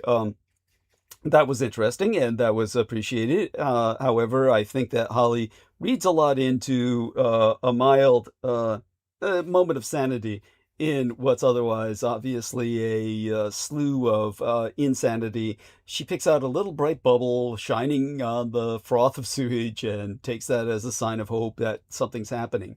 I don't see it as relevant. Not that it was unwelcome, but I don't see it as being really relevant. It's not unwelcome, but it's not really relevant. The old lady, says the obvious. Hey, look, these guys, they're all a bunch of crazies. That's tell me something I don't know. Okay, so all of that being said, with both of you gentlemen here, presumably still on the call, can the two of you hold a brief conversation? Brendan, are you still with us to hold a conversation with Ari? I would appreciate that profoundly if you are. Ari, of course, if Brendan can't come on, can you hold it for a few minutes, just reading something out loud, perhaps? I guess, but I hope he's here. You're fine. Aristides, you're fine. T-Tank Berry has sent us all kinds of images you could take a look at, and all you need to do is look through these, and they'll give you plenty to talk about. These men look very prepared. They look very, they're the father and son team. Bondi Gunman was, so I'm just going to, I guess, checkmark these things because, there we are. We'll checkmark them to acknowledge them. Australia Bondi Gunman was Indian citizen, India police. So he was actually a citizen of India. Okay, that's interesting because India is so much on the side of Israel that Pakistan and Bangladesh are both seeking an alliance with the Communist Chinese Empire in order to contain India because India is so pro-Israeli. So the gun murder rate in Australia, where 15 people slain at Bondi Beach, is 6,000% lower than in the United States. Yes, I mean, quite true, because their gun control laws are extraordinarily harsh. yet somehow these people get licensed. So Cooked, Sydney local owns 386 firearms. Okay, so I guess that's the people who provided the weapons for the massacre. So maybe I presume. Otherwise, No, you know, you're gonna have these collector guys that they don't actually do anything. They just don't, got it. I don't know. These guys could have just bought them at a store wherever you buy them, I guess, once you're licensed. Right, right. Yeah. Okay. Yeah. So Yeah. give me a second more to try and entice Brendan to come on. It's like coaxing a cat. So Brendan, if you're ready, Yeah, Brendan. yeah, let's coax him like a cat. Brendan, if you're ready, please come on. We'll have you talk with Aristides here, and then I can, take a short break and then go on for the night. Otherwise, I'll just, leave it to Aristides. But gosh, I wish there was someone we could bring on to talk. How about Heather? Heather Holman, join us. Jump on the call. You're here, Heather. Should have taken your break before Holly left. No, she insisted she wanted me to hear it, and that's okay. Well. Yes, it's not, I can live without the break, but I just want to, take it just to make sure. Yeah. Also, I want people to understand I'm at the bottom of my tea now where all the tea leaves collect, tea dust. So I have particulate matter in my throat, and I would take advantage of the break for a short gargle. And not that I wouldn't pour more particulate matter by drinking the final dregs of the tea down later, but probably wouldn't do it while I'm live. All that being said, right now I'm just kind of psyching myself up to go into monologue mode. But you and I can hold the fort till Heather shows up. Heather, jump on the call. And did she say she's coming? No. Sometimes you just will something into being. In terms of that Heather's typing, let's see what she types. 2 minutes. 2 minutes. Yeah. Heather. Yeah. It's just got to be. You have to have gratitude, and you have to act as if it has already happened. So we have to say, Heather, thank you for joining us. Yeah. Waiting patiently. She said 2 minutes. Yeah, she said 2 minutes. So cool. She's responding, and that's wonderful. And so aside from that, there must be something that's happened locally. Don't you ever have any local news that grabs your attention, or just your local world just kind of like you feel? What the heck? I don't know. Weather? Nothing jumping out. Yeah. Well, it was very cold. Like we're talking into the teens at night. Now, are you antithetical to giving away what state you live in? I'm not.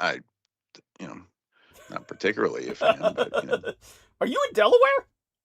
Oh, thanks. No. That region, there's a lot of there's a lot of state. They're very small. They're all right next to each other. I mean, you can drive 15 minutes one way or the other and be in one state or another. So, not like California where you drive for 18 hours and you're still in California. Yeah. No, California is larger than most nations, and not to mention traffic. There's all kinds of factors that make a drive in California a real investment of time.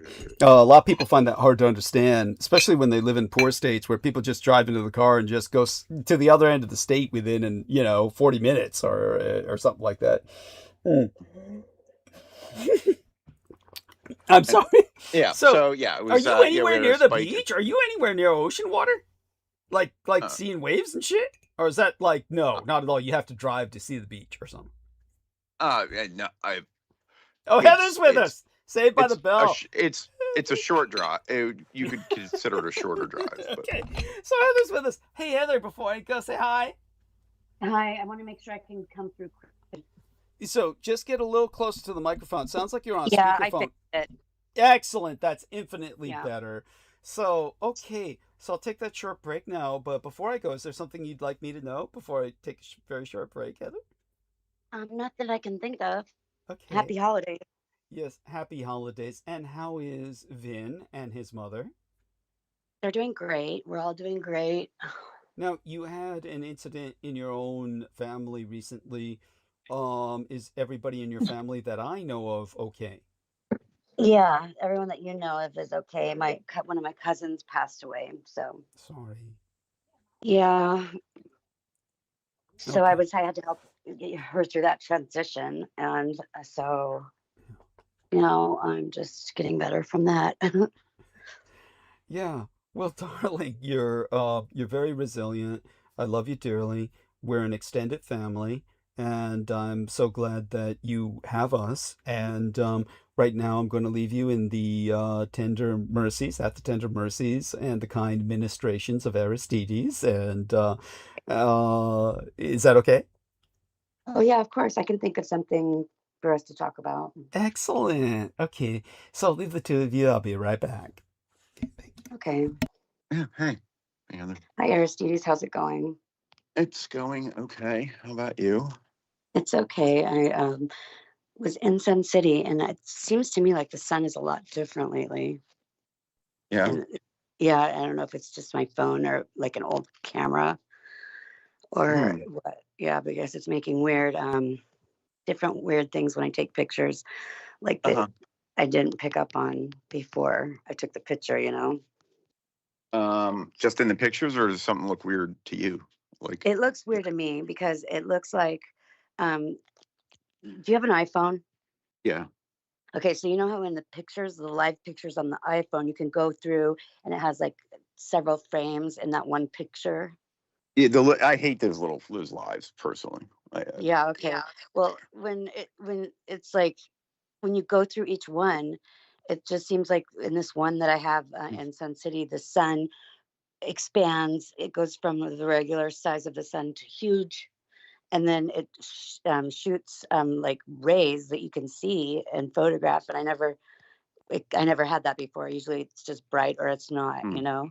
Yeah. Uh-huh. So I'm just wondering if there's something going on with the sun or what.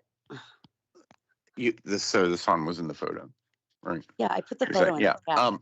Yeah. A lot of weird effects can happen in lenses, where Yeah. it can look like things, maybe lines or ghost images, or there's a lot of refraction that goes on there if it catches at the right angle. If you have a Yeah, sun, it could have been the time of day, uh, maybe. yeah. Anyway, you could. Well, I don't know if you could put that line. If you could send it over. Yeah, I'm Might trying drop- right now. I'm trying to get it over there. It might Get it. drop it as like a regular little video. Okay. I Yeah. don't know, but I get what you're saying. Yeah, it's the camera can do a lot of things, can look Suspicious. weird for various reasons in a camera. I like photography. Yeah, it's neat. Yeah. I also think that if I don't know if it's the developing or the chemicals or what it consists of, but you can always like really manipulate them with the colors to see some things that you didn't see when you took the picture. That's true. Yeah. Yeah. There's a lot of you mean in digital or No, just like waves and sound waves and electric waves and stuff like that. for like film Yeah, filming. or digital. Not digital, or maybe Oh, digital. okay. I don't know. I haven't really thought about it too much. Oh, okay. But you're okay. You mean like what would you call it? Classical film developing? Yeah, with chemicals and paper and Yeah. stuff. Oh, that they would have ways to like flush out things. Yeah. Yeah. Like Which polarized, would all take a. Yeah, they had a polarized lens, Mm-hmm. and I think that did something. Yeah. No, I feel bad for all the people that aspired to be photographers, in life, and came to find out. I mean, especially now that it's just like so hard to do in life. Uh-huh. Yeah. Yeah. It's going to be a lost art, or what do you call it? When somebody has like a. Okay, it's going to become a niche hobby. Yes. To Continue. an actual film. Both of you continue talking, please. I'm just prepping myself for breathing in, getting ready to go in. So, Heather, have you responded to dear Aristides on what he was saying about the lost art? Lost art. Yeah. We're talking about photography. Mm-hmm. Excellent. Yeah. And I was mentioning how the sun looks suspicious. It doesn't look like the regular sun. Mm-hmm. Okay. And in terms of our man Aristides, what does he say to that? Well, I think if you're photographing and the sun's in there, a lot of things can there can be a lot of effects of, there could be like kind of glare and streaks and lines, and it has to do a Mhm. more junk bounce around in the lens probably than Mhm. really anything. Mhm. Okay. Yeah. Yeah. Yeah. So I you could. I particularly like the sun right when it's going down. Uh-huh. Yeah. Yeah. So I think that Yeah. that would be called refraction, correct? Yep. Yeah. Yeah. Yes, that's what I would hmm understand from my son Ed Beth and is working with such hmm technology. Yep. Okay, and in terms of the all of that, yes. How about yourself? Have you ever, either one of you, participated in photography as a hobby? Not with like physical film. Mm-hmm. Yeah, You no, know. Yeah. not really. Okay. Anybody can pick up their phone and think they're a photographer, but Mm-hmm. So, but that photograph was taken with your cell phone then, Holly? I mean, Heather. Sorry Yeah. about that. Okay. Yes, sir. You're so cute. You don't need to say that. Jesus Christ. Oh, at any rate, that having been said, we're gonna try and go into monologue in a minute. Let's wait for the numbers to go back up. Whenever I take a short break, they go down a little bit, and hopefully they'll come back up within a little bit of conversation. So we'll do a little bit of roundtabling here first. Let's roundtable our way back into a higher realm. And both of you did so well while I was gone. I appreciate that profoundly. The one thing we cannot have is dead air. Dead air, of course, everyone simply goes away, and they never come back once they do. But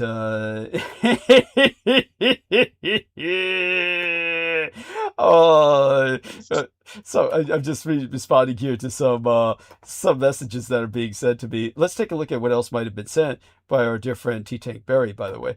And so here we are. Okay. Oh yes, yes. He sent some link. Just going to take a look at the link here, and uh, yes, this is on Facebook, but this may not be a trustworthy meme. It's like but then again, it sounds completely believable. Best I'd not read it out loud, but it's something the Israeli Prime Minister Benjamin Netanyahu has been credited with saying. The photograph of him looks really weird. He looks either decades younger, or it's an old photograph, or he's like they've done a lot of Photoshop. Weird shit. So I don't know what to make of it. Let me just thumb that up and take a look at. Okay, just I'll give this the upside down smile, I guess. Here we go. And then we take a look further at Heather Holman sent us some footage. I'll just heart that. And the sun looks like it's refracting on the horizon line. And then has our man SpongeBob joined us? Or no, what do you call the starfish guy who's with SpongeBob? We just got a gif from Brendan Zogit here. So Brendan's back. Dear Brendan, by all means, do me a favor and go a bit into your own analysis of what you feel the phenomenon is that Heather has been exposed to. Let's see if he can talk. Yes. Well, my sound quality is not going to be good. That's why I wasn't on. But understood. Most likely, chemtrail spraying in the upper atmosphere with like barium and aluminium and different things that cause the sun to white out like that. Yeah. Heather?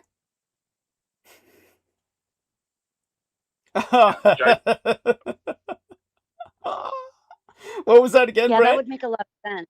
That would make a lot of sense because, and as far as taking pictures, and metals. Yeah, and the lens flares don't help, but yeah, the iPhone can capture like certain things, like those like crystalline bars and stuff that manifest. Yeah. Like Doug said, the refractions and various things. Yeah. So but overall, that whiteness and that brightness is not natural. Yeah, it seems like it's atomic or something like that. Like it's not on the level of what we've always seen. Yeah, well, would you say definitely, Brendan? Yeah, I said definitely. It's like something's odd about it, right? But by the way, your technology is infinitely better. Now, once you started connecting whatever you connected to earbuds or something, then you sounded just like you're right in the same room with us. So very important, and I appreciate that profoundly. Yeah, So. it's like all the fun without the mold spores attached. And the ghosts. Don't forget about the ghosts.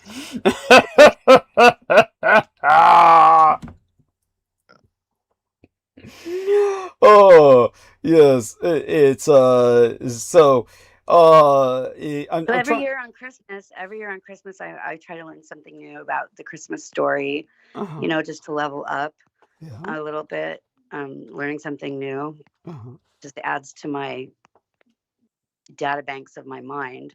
Mm-hmm. But this year, I'm at this point, anyways. I started doing Advent or whatever, and then I started thinking a lot about the Star of Bethlehem because Okay. I saw a falling star or a bolide meteorite the other like a couple weeks ago, and I just can't get over it. Mm-hmm. And Very nice. cool. Really nice meteor showers around this time of year. Yeah. What color was you see any Yeah, colors? it was weird. It was like all of a sudden something caught my eye in the sky. It was dark outside, and so it still caught my eye. Something was flowing to, like someone had thrown something. And as soon as it got to where the light posts, like above the light posts, when it was that high above, it just sparked and it turned into a bright white, like little bang, a sparked explosion, and then it turned blue and green. And as it was going down, there's the spear of it falling, and that was all rainbows. It was crazy, and it was like it was like so far ahead of me, it looked like I could touch it. It was so close. Mm-hmm. It was a tungsten rod earthquake weapon testing in the desert. How do you know? Or what was it? Tungsten rod earthquake testing? All right. All right. I I'm not love it. surprised. Oh, I'm yeah. not surprised, but it was like something crazy. And I'm like, no way did a falling star just fall in front of my face, How do you pull this shit out of your ass, Brendan? Well, I listen to crazy people all the time. Rod, tungsten rod, what? Say it again, Brendan. Tungsten rod. It's a theory that the U.S. government has these tungsten rod earthquake weapons that if they reach terminal velocity, the mass and etc. will create, shock waves that can destroy cities, basically. It's a rod from God. Yes. Mm-hmm. That's what they call it. Mm-hmm. Yes. Mm-hmm. That's crazy. It looked like it was just like a baseball or a softball sized brown rock. Okay. Saw it in the daytime? How did you see the rock? You mean you actually saw the rock?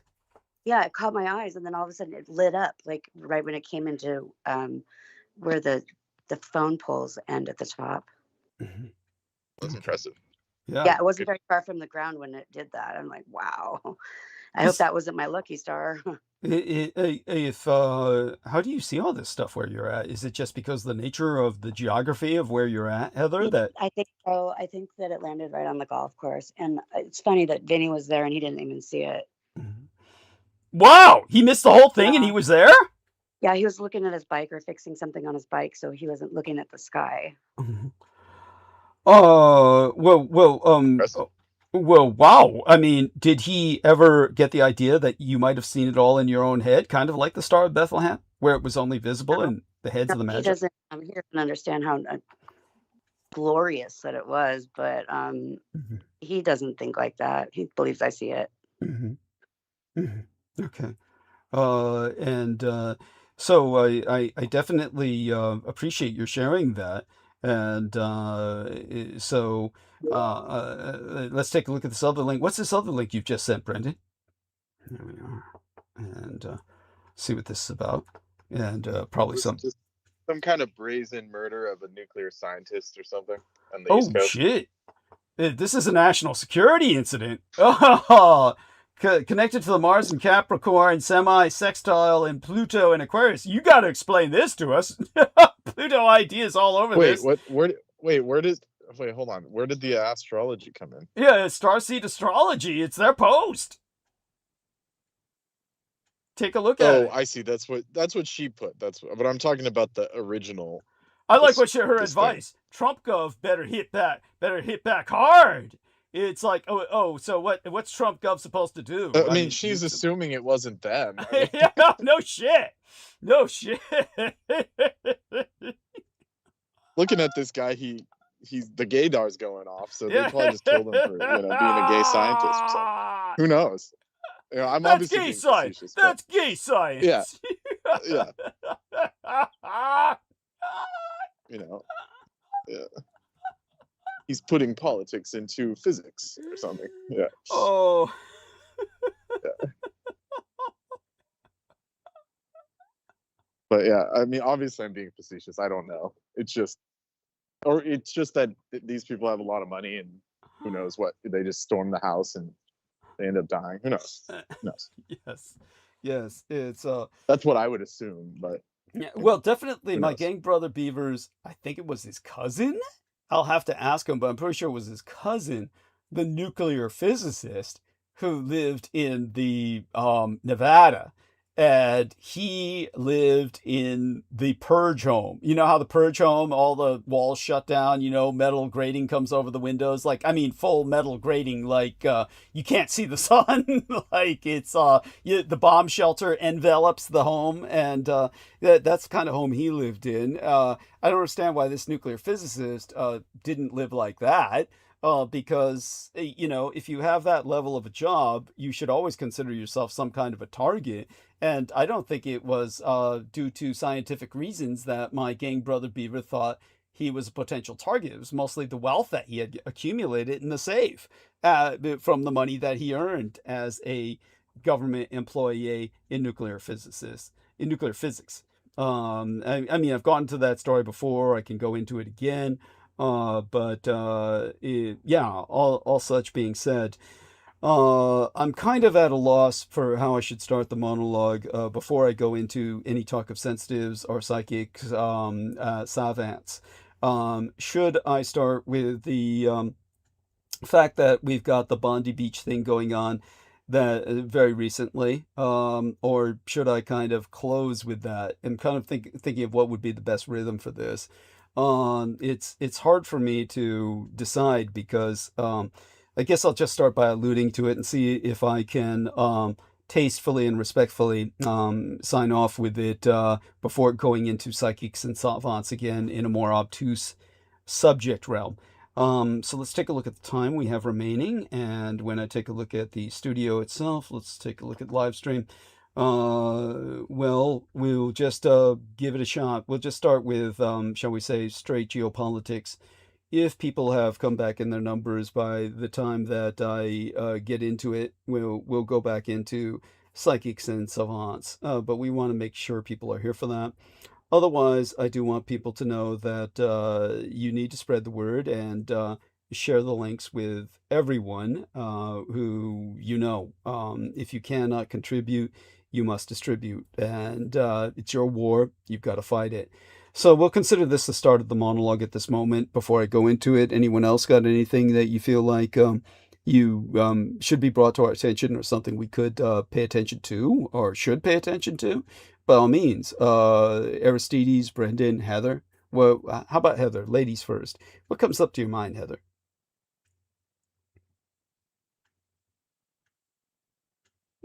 Yeah, that's fine too. I've been just making a lot of Christmas cookies, and I've trying to spread Christmas spirit, but people aren't really having a lot of Christmas spirit. Did you, is it okay if I tell people, or if you tell people what you made for the party you were at? You had a little gathering and Yes. Go ahead. I went to a gingerbread house making party, and at first we were supposed to be making whorehouses, but it turned out that like what they all ended up looking like was something different. And now mine looks like Indian ruins because I've eaten it, most of it almost. But I made a sky burial.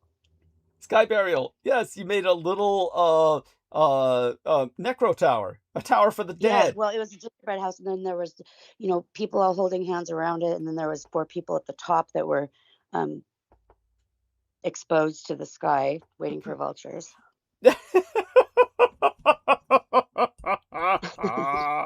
Thank you, Heather. Oh, you're I guess you're I was the vulture. yes, you are. You're so cute. Oh, Brendan.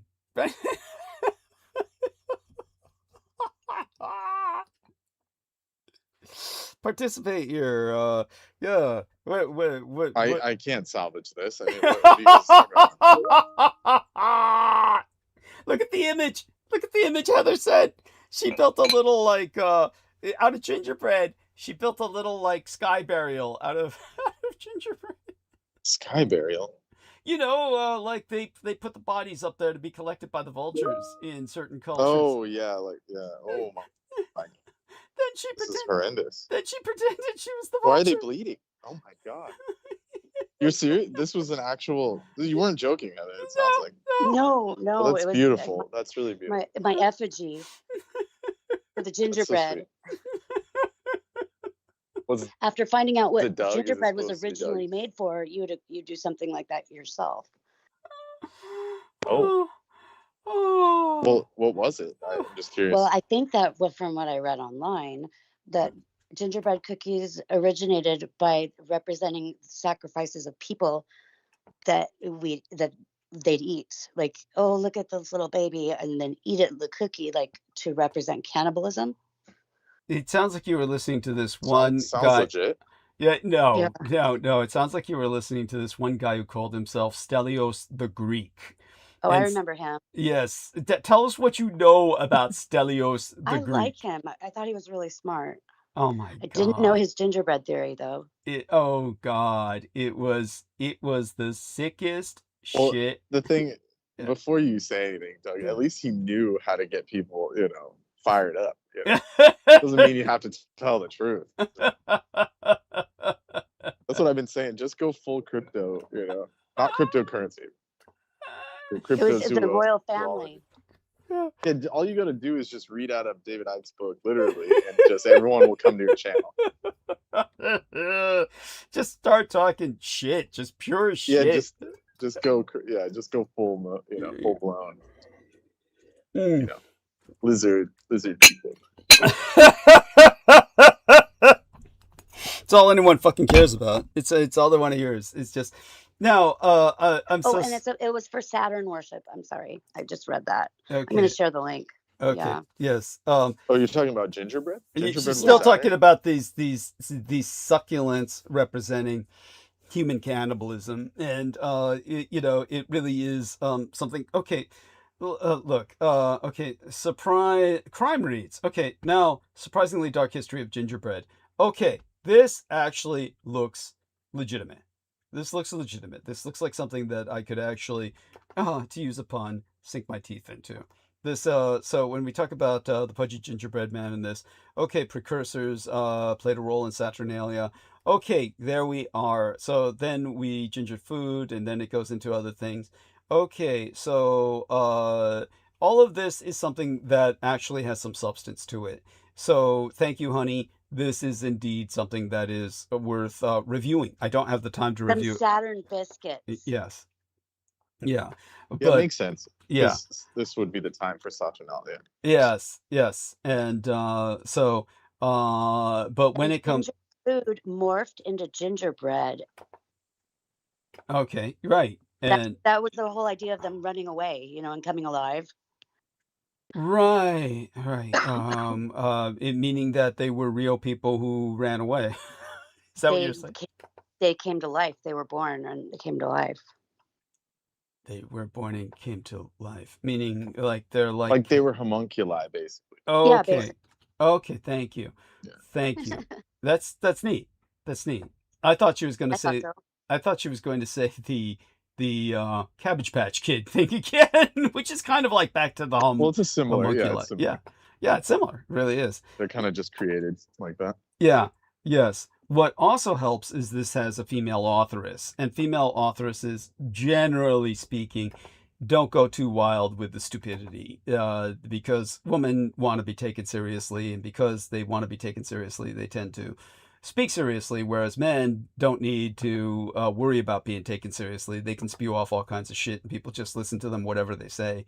So that's the fact that it has a female authoress lends credence to it as well.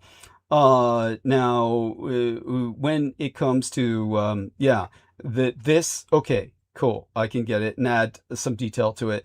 My very late and sainted mother's name, Diana. Diana, of course, was the goddess of the moon. And of course, in the West, just like in the East, they served what were called mooncakes. And because the goddess of the moon, Diana, she was associated with nuptials, with the birthing, and therefore became associated with birthright and birth ceremonies. You had the example of the mooncake, which is round in the shape of the moon. And but of course, moon also came to have another meaning of someone showing their ass. And some of these cakes were also to represent kind of an ass shape that people would see in the moon in those days. Kind of like taking a bite out of the moon goddess's ass was perceived to be sweet. I mean, all of this actually is quite true. There is all of this background to it. Stelios the Greek took it to a new low. He took it to a level that was just completely sick. And Stelios the Greek was... one time when I was told I would be given a position on the station that he was involved with, which he was not involved with really in any hosting sense. He was involved as like a station weird. I don't know what his position was. He was supposed to be basically the cult leader of the station. That's basically what it was. And it was a station that Vinny Eastwood was on. Vinny Eastwood. I can't even remember the station Vinny Eastwood was originally on, but he wound up breaking with it and then hanging out with this guy named Danny, I believe, Romero. It was AFR. It was AFR. But I think that was with Romero, right? That was later, though. That was later. Might have been originally, you're right, it might have been Danny Romero took it over from the original owner, because the original owner was a young guy of the station Vinny Eastwood was on. He was a young guy who was like an ex-Marine or something, and he was... it was called American Freedom Radio, or was that the one you were on? Well, I was on both of them. I was on American Freedom Radio as one of their hosts for a few months, if that. Oh, yeah, that's right. Yeah, after you got canned, or like severed. Well, we had to sever. I mean, we were just going in opposite. I mean, for one thing, the guy was an idiot who owned it, and he was just intolerant. We couldn't tolerate each other.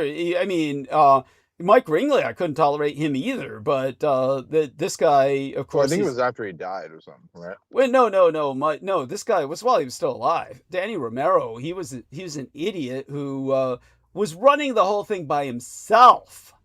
And because he only had set time, and he only had a set time in which he was on air, he kept fucking it up.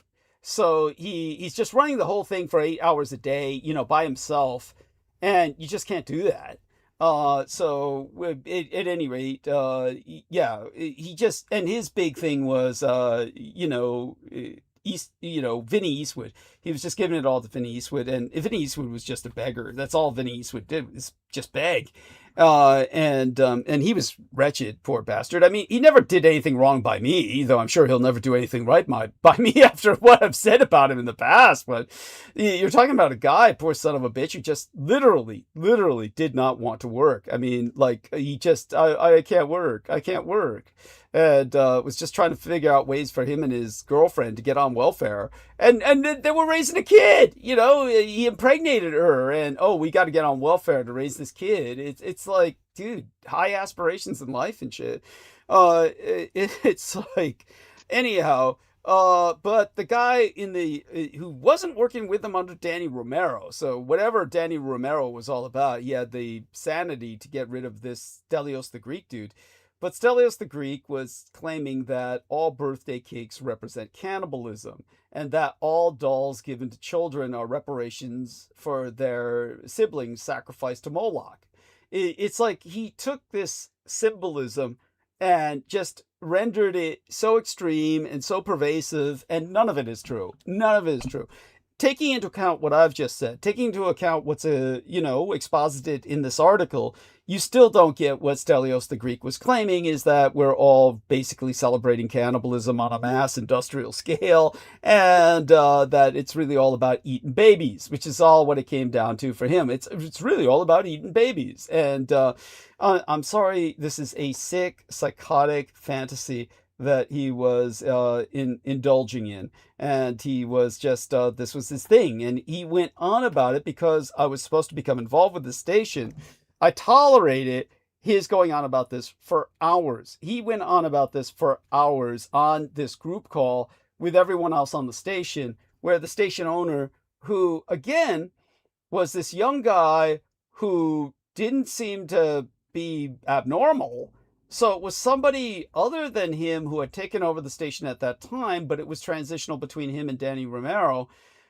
Somebody else at American Freedom Radio for a time. This guy was their religious, spiritual guru. And but Stelios the Greek was stark raving mad. It was like, but that's, yeah. What else do you remember about him, Heather, that he was saying or claiming? Do you remember anything else? Shit. What was that? It sounded like she said shit. Perhaps we'll leave that for another time. Sorry, I didn't know I wasn't muted. Oh, okay. Yeah, Yeah. sorry. No worries. Yeah. Anything else? Yeah. So, all right. Heather, Brendan, Aristides. How about you, Aristides? Any other thoughts before I suck all the Yeah, oxygen out? you should hear the shit I say about Doug when I'm on mute. Yeah. Off mute. Off mute. I dropped something on the ground, Or and both. it got in a place where I couldn't get to it, so that's why I was saying shit. Oh my God. What was it? An ice cream cone? Yeah, that pissed me off No, it too. was just a piece of jewelry that got wet in a corner, and I'm like, shit, I'm not going to be able to get that right now. Sorry. Oh, no worries. Hey, it's an adult channel, and Yeah. yeah. Well, I guess that takes the word adult back a couple hundred years, but that's all right. Everything does. Most adult entertainment is as childish as you can get, but that's okay. All right then, everybody. We'll dive into monologue now, and Yeah. of course, if What are you going to talk about? it's just gonna tonight, since the moment I took a bathroom break, we pretty much lost all the numbers. I'm gonna just go into geopolitics, and probably just see if the numbers come back during that period of time. Usually, when I'm monologuing, the numbers come back. Then I might go into some of the psychic and savant stuff. But as I've explained to everybody, we've all been pretty wiped out by a lot that's been happening over the past few weeks. It's the holiday season.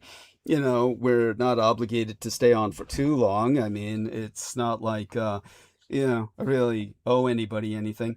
So we do show up here, and in the midst of incredible adversity, adversity like you wouldn't believe adversity. By all rights, none of our transmissions, logically, they come together only by minor miracles every time every time they happen.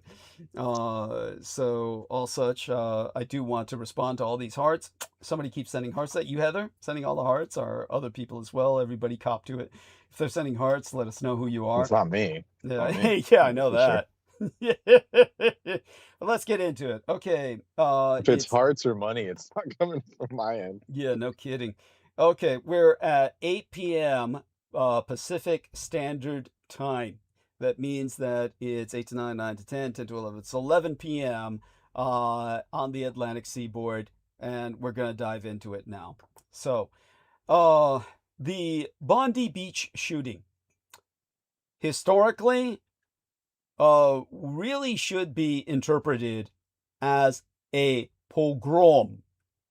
It is chillingly eerie to actions performed by the Einsatzgruppen, or the action groups, on the Eastern Front, where Jewish people were killed with bolt-action rifles in massacres that were very efficient, despite the fact that the technology was so primitive. And it is now undeniable that a pervasive hatred for the world's only Jewish state has reanimated a medieval-like loathing for the Jewish people. It is in this context that Donald John Trump is defending his handling, or rather his gross mishandling, of our economy in his White House speech delivered today aimed at easing anxieties. Donald Trump delivered an address to our nation from the White House largely focused on defending his economic policies and easing anxieties en masse.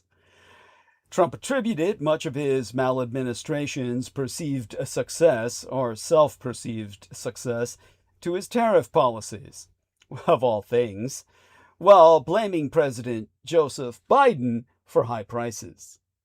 Now, this is kind of like crediting cancer for your good health. I'm losing all this weight. Look at my weight loss. It's thanks to cancer. Give me more cancer. That's how he perceives his tariffs. The president also announced a $1,776 payment, or rather what he called $1,776 payments, to more than 1 million members of the military, which he dubbed a warrior dividend in honor of our nation's founding circa 1776. The logic behind it: he considers this a mercenary force which he must purchase the loyalty thereof, and that makes perfect sense considering that his entire perspective of the world is, how much do you have to pay in as little an amount as possible to buy somebody off? And that includes sending $2,000 to each American. Here we are. Donald Trump is, or this is from Brendan Zoget here. Brendan, any personal impression about this? Very fascinating. Now, this is legitimate. Tell us, Brendan, your own impressions about this, if you'd be so kind. The timeline matches up. He was going to start a war before Christmas. That's our Christmas present. Yeah. Is we get Venezuela as a gift. So that's nice of him. Yeah. So there you go. But basically, Nicolás Maduro, who is, to make a total ass of himself, dancing to a peace anthem at a labor congress, wearing his kokoro thread, wearing his heart band. Not funny. All of a sudden, everyone has those. It's like, is there something that these people are not telling us? Should we put one on? I wonder. Does it mean you're exempt from an assassin's bullet or something? Don't shoot this one, Right. Yeah. What the fuck? Anyhow, he's wearing his friendship. I wonder if that dude's parents were wearing one. They weren't part of the club or something. Yeah, obviously not. Anyhow, they're all wearing their friendship bracelets now. But the important thing here is that Nicolás Maduro says that the United States naval blockade is an attempt at colonization, that the United States seeks to colonize Venezuela for its oil and minerals. It's like, okay, that's... I hate to be like this, but wouldn't it help their economy? I know it's dealing with a criminal, but it's still. Yes, I agree. It could only be a to use up. a Star Wars reference, even the Outer Rim, territories dealt with the Hutts because they were getting money out of it. Yeah, thank you. I have to agree. Colonization by anyone would be a step up for Venezuela at this point. Well, not by anyone, but you get my point. It's just that if someone obviously didn't work out with the Russians. Yeah. Well, this is what's so terribly ironic about it, is that Russia does not have the logistical capacity to colonize Venezuela, but Venezuela is already a colony. It's a colony of Cuba. So I'll go a bit into that. So I might as well get started. So thank you. Basically, there's a fear of bubbles on the market amidst Trump's peace president claim not holding up. Stocks took a turn for the worse today as doubts in techno darlings and artificial intelligence outlays manifested in declines across the board. The root hits amid growing suspicion, and by that perhaps I should use the term rout. Sometimes I signify my words with the Chinese accent, but the rout, this rout, it hits amid this growing suspicion that the mother of all bubbles may be ready to pop. A magnificent seven-pole sitter NVIDIA led declines among the mega caps as the S&P, the Standard & Poor's 500, fell 1.2% and the Nasdaq slid 1.8%. Brendan, tell them about the silver, if you would be so kind. The fall of the Qing dynasty, silver being at its highest is not a good sign. Why is everybody so happy and dancing about this? Gold and silver being up means basically everyone's betting on societal collapse. So, Brendan, if you've got any, Yeah, please. so now that silver is the highest it's been in like pretty much ever, or decades, hundreds of years, that people are saying, oh, that's a sign that the economy, we're going back to real money, the fake money system is collapsing. And it's like, yeah, I get that part of it, but first you have to set up the system to reset properly. No one's setting it up. It's just going to blow up, like implode. And what I was telling Doug earlier is that the last time this happened where gold was worth as much as, or silver was worth as much as gold and all that shit, was during the collapse of the Qing dynasty, like in the 1800s. Yeah. And that's why the Brits had to come in and they trucked in silver from London just to stabilize the country. It was that bad. So, I'm sure do you remember anything about that time period? I vaguely remember that part. Well, I do know for a fact that another time was during the Columbian Exchange, as they called it, when Columbus began his Zionist campaign to annihilate all of the indigenous peoples of the New World within the Western Hemisphere. And China benefited enormously because having discovered there's a continental landmass in between Europe and Asia on the high seas, which, of course, people might wonder why the Europeans and the Asians just didn't connect by land. That's because the Muslims were in the middle, and the Muslims were extraordinarily hostile and very anti-economic in any modern or developmental sense. As a result, the Europeans were seeking a new world, meaning, well, the Orient, really, but they discovered a new world. And but they began to realize, well, Asia's on the other side of this world, and they eventually found Asia via the Magellan, who, of course, was slaughtered by the Filipinos when he landed, and they just didn't want to buy what he was selling. And so when, nevertheless, it led to the Spanish discovery of what they named after their king, and the archipelago of Catagalogan then became the Philippines, named after King Philip. Now, around that time, Spaniards and Portuguese started coming into China with bars of silver. So this was the Columbian Exchange, and the silver was less valuable to them than gold. They were taking all the gold home from the Americas. So to them, the silver was something they could afford to try and fob off on the Chinese. But at the time, which is, we're talking about the end of the Ming Dynasty, preceding, before the Qing, probably. Yeah, sorry, it was the Ming. It was the Ming Dynasty. Yeah, there we are. I mixed it up. Yeah, so what happened was that the Ming Dynasty, they had at that point reached a kind of economic equilibrium in which silver was the primary foundation of their economics as opposed to gold. So when the Europeans began coming in with all this silver, which they felt was second rate, it was like they were bringing in shiploads of free money, just pure printed money. I mean, literally, Chinese currency during the Ming Dynasty was silver ingots. So here they had all these silver ingots that was their basic rate of exchange. Ships start coming in just loaded with silver. It's like literally like ships coming in with free printed money that they're just passing out. It was unbelievable.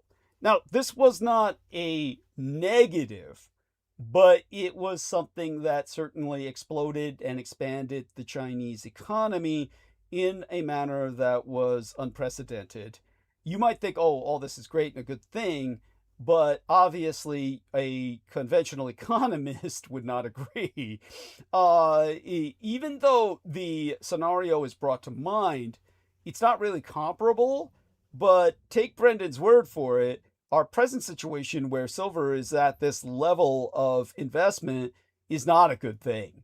And it is something that is indicative, or rather symptomatic, of an Well, economy let about to me crash. put Yes, it go. this way. Yeah.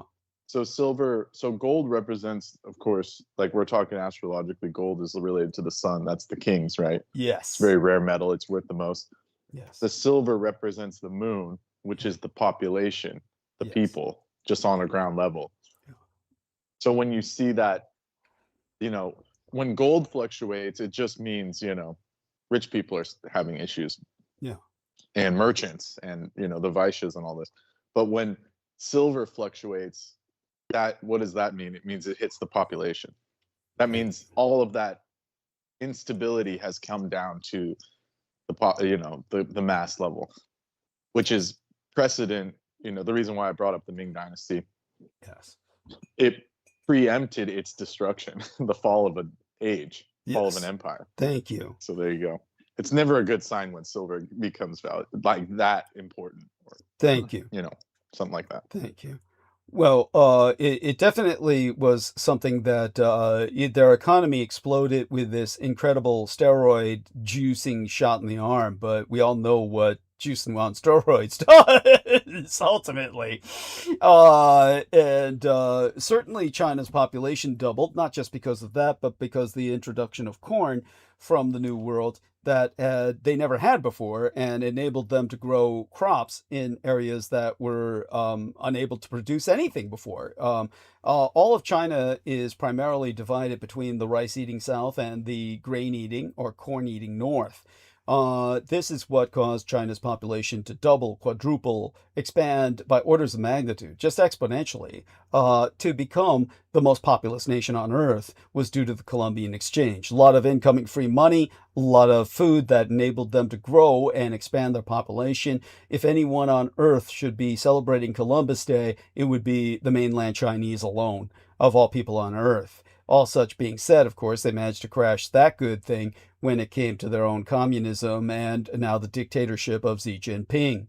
That's a perennial subject to return to, and we'll get back to that in terms of the New World and the Columbian Exchange because, well, that's important. And does that remind you of anything else?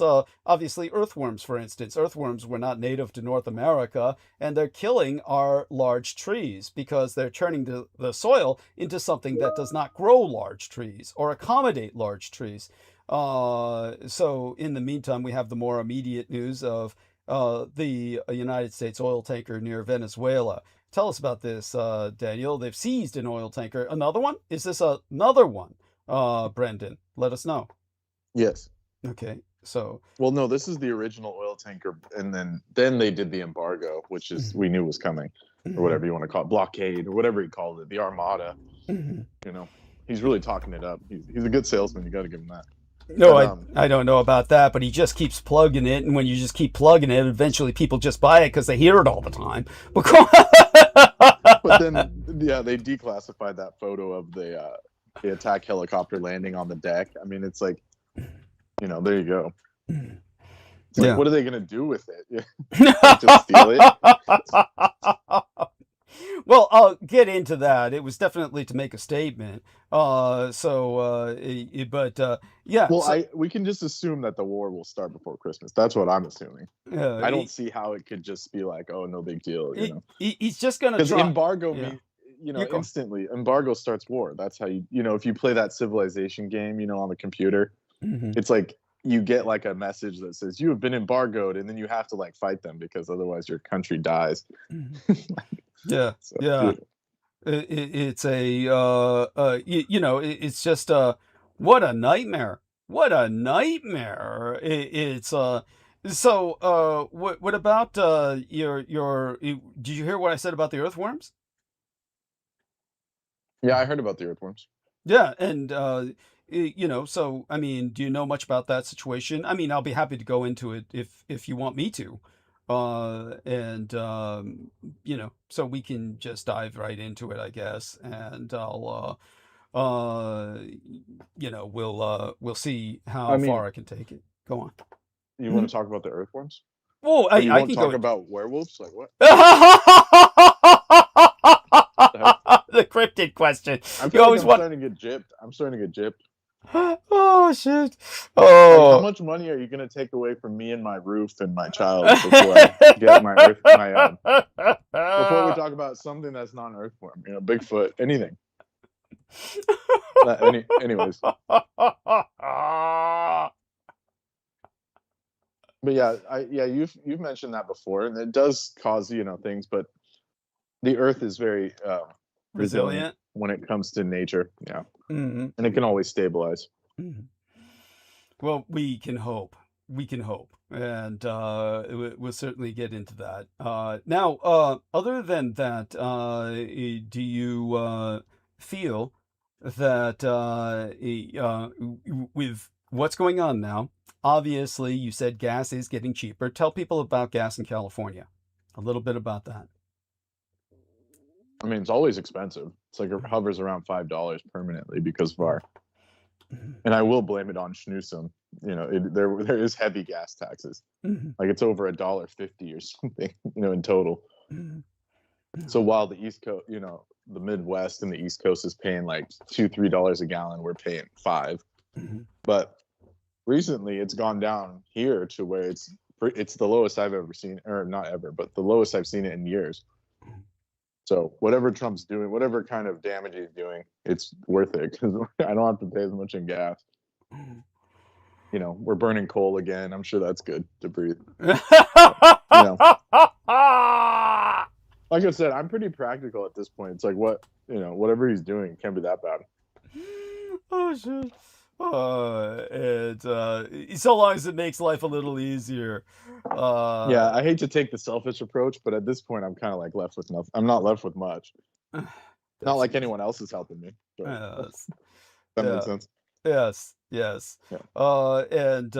So such being said, I guess I'll have to cover the earthworms, and you can consider it a cryptid story of a sort. In the meantime, I do want to get back to. Yeah, go on. I mean, I prefer the Mongolian death worm. Yes, of course. Or the Tsuchinoko. I prefer Tsuchinoko, but yeah. By the way, those are the actual real world dune worms. And tell them about the Mongolian death worms, are basically the dune worms. Rip them off. Dune worms are just rip-offs of the Mongolian. Well, yeah, Mongolian death worms are genuine. Like, I don't want to keep saying cryptids, but they're like genuine. Desert monsters from the Gobi Desert, shit like that. Mm-hmm. Yeah. That have literally been spotted by travelers for millennia. Mm-hmm. Yes.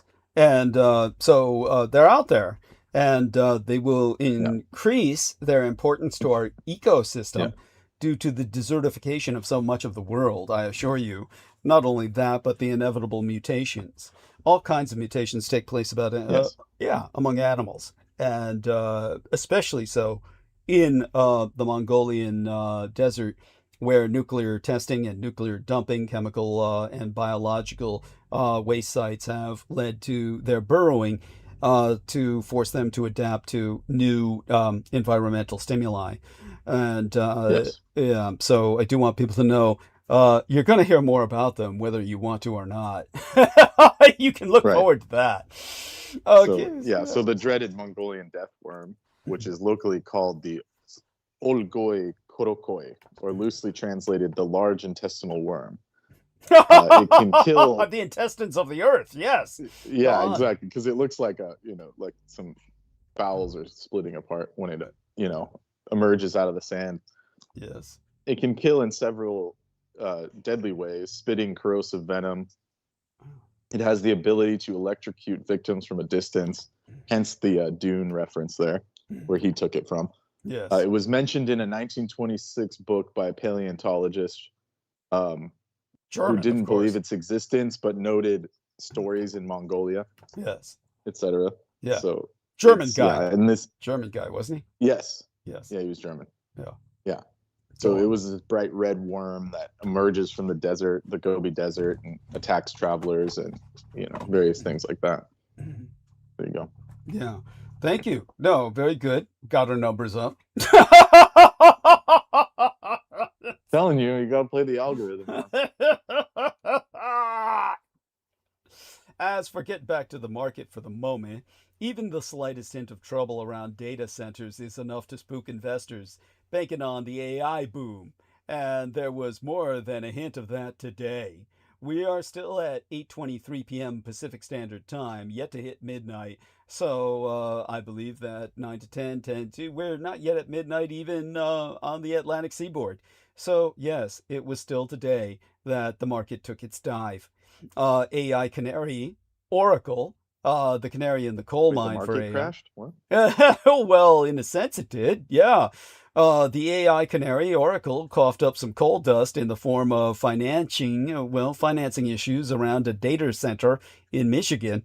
And it turns out that Blue Owl Capital, a longtime partner in the company's AI infrastructure build-out. Financing issues? I mean, how can $1 trillion company not be able to pay for something? Oh, they work Something at fishy it. about that. Oh, Something fishy. you're telling me. Well, it's all riding on air. It's all riding on air. Sounds like it. Everybody's putting this shit in their pockets.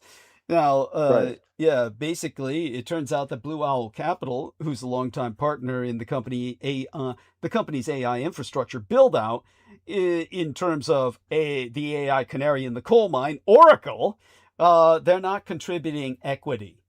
So Oracle plunged about 5.4%, nearly 5.5%. And as the year draws to a close, a clearer narrative has emerged. According to Fawad Razak-Zadeh at Forex.com, the mega-cap technology stocks that have powered this bull run may be losing their ability to carry the market on their own.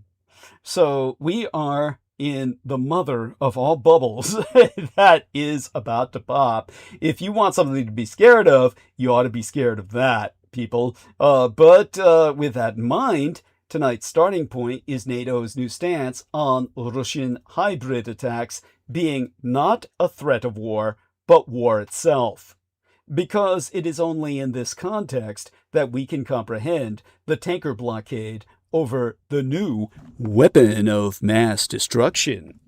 NATO's warning signals a shift in how Europe must confront Russian cyber attacks, sabotage, and pressure on critical infrastructure as Moscow turns sub-threshold conflict into a strategic weapon. This side of the Atlantic, President Donald Trump has designated fentanyl as a weapon of mass destruction. What does it mean for the White House's renewed war on drugs? Did you like that, by the way? Oh, I mean, go on. Like he all he's missing is taking out the vial of powder and saying, seriously. Well, all that, like what Rumsfeld was his name? Rumsfeld. Oh God, no, it was the black guy who was, General Colin Powell. General Colin Powell brought up a vial of his own urine sample. It was his own urine sample, and he said, "This is the weapon of mass destruction." I bet it was, but not in the sense that he was implying. He said it was produced in the labs in Iraq. It was simply his latest drug test. And because he failed, he said, "Man, this shit's lethal, man. This is a WMD." And America went to fucking war. This is all Trump needed to produce was Pete Hegseth's urine sample and say, "This is what fentanyl does, people. Killer. Yeah, and it's anyhow. Yeah, Brendan. Yeah, any other thoughts on that before I go on? It's absurd. We live in a Fellini film. Now, Donald Trump wants to be known as a peacemaker, but his attempts at ceasefires around the globe aren't holding up, to say nothing of the war he seems to be plotting against Venezuela. Most immediately, it means Donald Trump ordered a total and complete blockade of sanctioned oil tankers going into and out of Venezuela. It ratchets up pressure on Caracas, the capital thereof, amid an American imperial military buildup in the region and the threat of land strikes, which polling shows has the support of the MAGA crowd. Imagine that, Brendan and Aristides and Heather, for what that's, she's welcome to chip in along with Holly. All the MAGA people are for it. That's what they want for Christmas. Just go out there and kick some ass. They don't care whose it is. Just go out there and hurt someone. After the announcement, oil prices jumped. Trump also designated Nicolás Maduro's regime as a foreign terrorist organization. Oh, I feel safe now. More importantly, in several Latin American countries, after years of broken Chi-Com political promises and economic contracts, there is renewed interest and advocacy to reactivate bilateral ties with My Taiwan. So My Taiwan is conducting a Vulcan intervention in the Western Hemisphere, down south. Across Pan America are all of those Americano nations south of our border. Let's start with the public relations tactic first, however. By the way, I do have a story about Taiwan, or not a story, but an extra Taiwan Oh, little go on, tidbit. please. Yeah, Since you brought it up, yeah, I had some clients come in and they were buying something Taiwanese, right? yeah. And I was telling them, "Oh, you found some Taiwanese items," and they said, "Yeah, they make really good stuff, except for the child labor." And I was like, I had to defend Taiwan. I was like, that's the mainland Chinese. They're different. And I said, the Taiwanese are what make your phones and all the stuff you're using to buy this item. And they said, "Oh, really?" And I said, "Yeah, they make all the chips." And then she said, "With child labor?" I said, "No, with educated people." Imagine trying to make high-tech chips with laser engraving with children. Yeah, that's what. See, so I thought you would think I was funny. That's yeah. It's precious. It's precious. Right. At the same time, it is so horrible. Well, let's horrifying. put it this way. I don't think that part's not stopping the mainland Chinese. Yeah. They just can't make the high-tech chips. Thank you. Thank you. Yes, it's like, oh my fucking God. I'm like, I'm left without words. It's like, it's horrible that Americans are so blind and ignorant. I'm sorry, there's no other word. And people take offense at that term, ignorant. Oh, I'm not ignorant. No, yes, you are. I'm sorry. Ignorant simply means you don't know something. There's all kinds of things I'm ignorant of. I'm ignorant of all kinds of shit. We all are, if we're honest with ourselves. It's like what Brendan and I were talking about. I'm getting some communiques right now. Someone, 1776 Christmas bonus to the troops. Yeah. And then, so it looks like they're getting a bonus just before they go in. To the boots on the ground. That's it. Yeah, they get the bonus just before they go in. Yeah. Yes. Yeah, isn't that nice? Yeah. And then they're saying first it was narcotics and then it was oil. So it was just someone commenting on the situation, and it's just a funny little clip there. Thank you. No, definitely appreciate it. Yeah, it's like beyond the lazy thing, where they showed the yellow cake uranium. Now it's just like, we're just gonna take the oil, forget about wasting explanation time. Yeah, it's well, you gotta give them credit for that. We're back to gunboat diplomacy under the first Republican Roosevelt. Holy shit! It's right. Like, and it's always some country that can't defend itself. It's like it's lame. Yeah, of course. No, it's. How come they won't fight, not that I want them to, how come they won't fight, Japan? China? They've already had their asses kicked in both cases. Right. Yeah. Right. For those of you who say, well, we know you say Japanese won World War II, but when the Chinese, it's called the Korean War, people. Yeah. Oh yeah, I'm sure someone would say so, as if that wasn't like obvious, but yeah. I know what you mean. It's like, come on. Yes, and I told you I met like a Korean war vet once, and he said our barrels melted because there were so many Chinese like storming. He was on basically like a. They even had the high ground. Get this shit. They had the high ground in some place in Korea, and they still lost the battle because there was just so many people coming up the hill. Their guns melted. Yeah. They couldn't. Their machine guns melted in their hands. Yeah. Yes. Basically, it would be mostly the barrels that are prone to that. So the machine yeah. gun Well, barrels. once it warps, Yeah. toast. Yeah. Once the machine gun barrel warps, then the bullets are going to kill you. Yeah, you're basically, they're going to explode back in your face and you're going to die. Not only that, but it's going to be molten metal that sprays into your face. You're going to die horribly. Yeah, so there you go. Yeah, so it's so basically the guy that survived had to surrender. Yeah. His whole platoon had to like become POWs or something. Wow, what was his experience? How did he describe that experience?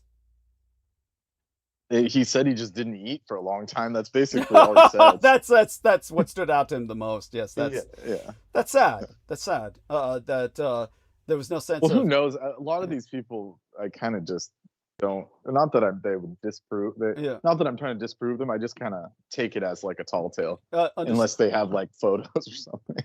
I hear you. I hear you. Because a lot of these these veteran stories become like kind of similar, and it's hard to tell who was actually there or not. It's just kind of, it could be true, but it wasn't them. You know what I'm saying? It becomes more and more like, it's like, especially in this day and age, it's more like they're sharing the same story, and it's like it becomes the story, and especially in the age of the internet, it becomes like anyhow. It's I understand. I get it. I get where you're coming from. Now, such having been said, let's start with the public relations tactic. For months, President Donald Trump's crusade against the drug trade has carried the threat of violence. In October, he said, "I think we're just going to kill people that are bringing drugs into our country." I mean, how do you like that? Well, speaking of that, something topical. Sorry to interrupt you, No worries. You remember the Filipino guy? What was his name? The strongman, the Filipino strongman president. Marcos. Ferdinand Marcos? No, recent. What's the heck's his name? He's already forgotten. Bongo or Bonbon or something they call him. Boing Boing. Something stupid as fuck. No, he was. Oh man, what the heck was his name? But anyways, when he was having like the drug dealers assassinated. Doofus. That's fuck. I can't remember that fucker's name. Like it's only been a couple of years and he's so forgettable. Yeah, poor son of a bitch. Hold on, we'll have to look it up. Yeah, look him up. Not to honor him. It's just so people know who we're talking about. Yes. But anyway, so they pulled him to. They got him to Geneva or something. He's toast. He's in like the stockades for the rest of his life. Yeah. He's in what did you say he was in for the rest of his life? The stockades? They literally put him in, they might like charge him for life. Let's see here. Oh my god. Filipino president. Drug Rodrigo Duterte. Duterte's in Europe now. He's in The Hague. Yeah.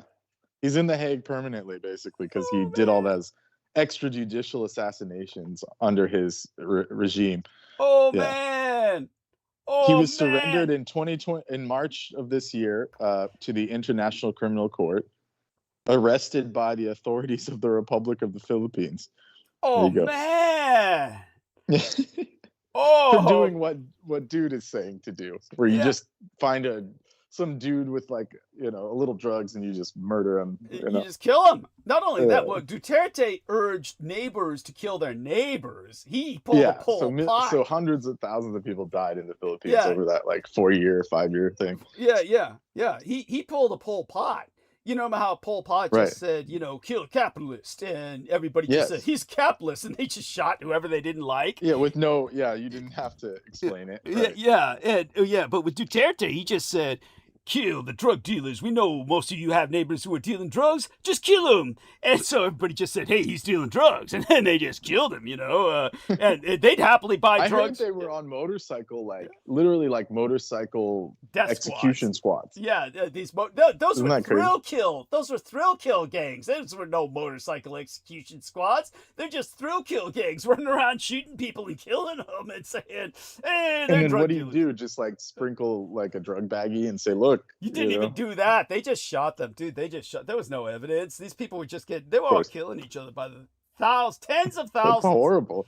That's Yeah. absolutely shocking. Yeah, well, it's not shocking. It's the Philippines. Jesus Christ, that was waiting to happen. But he pressed the lava button. Basically, it's like Right. in that, what is that?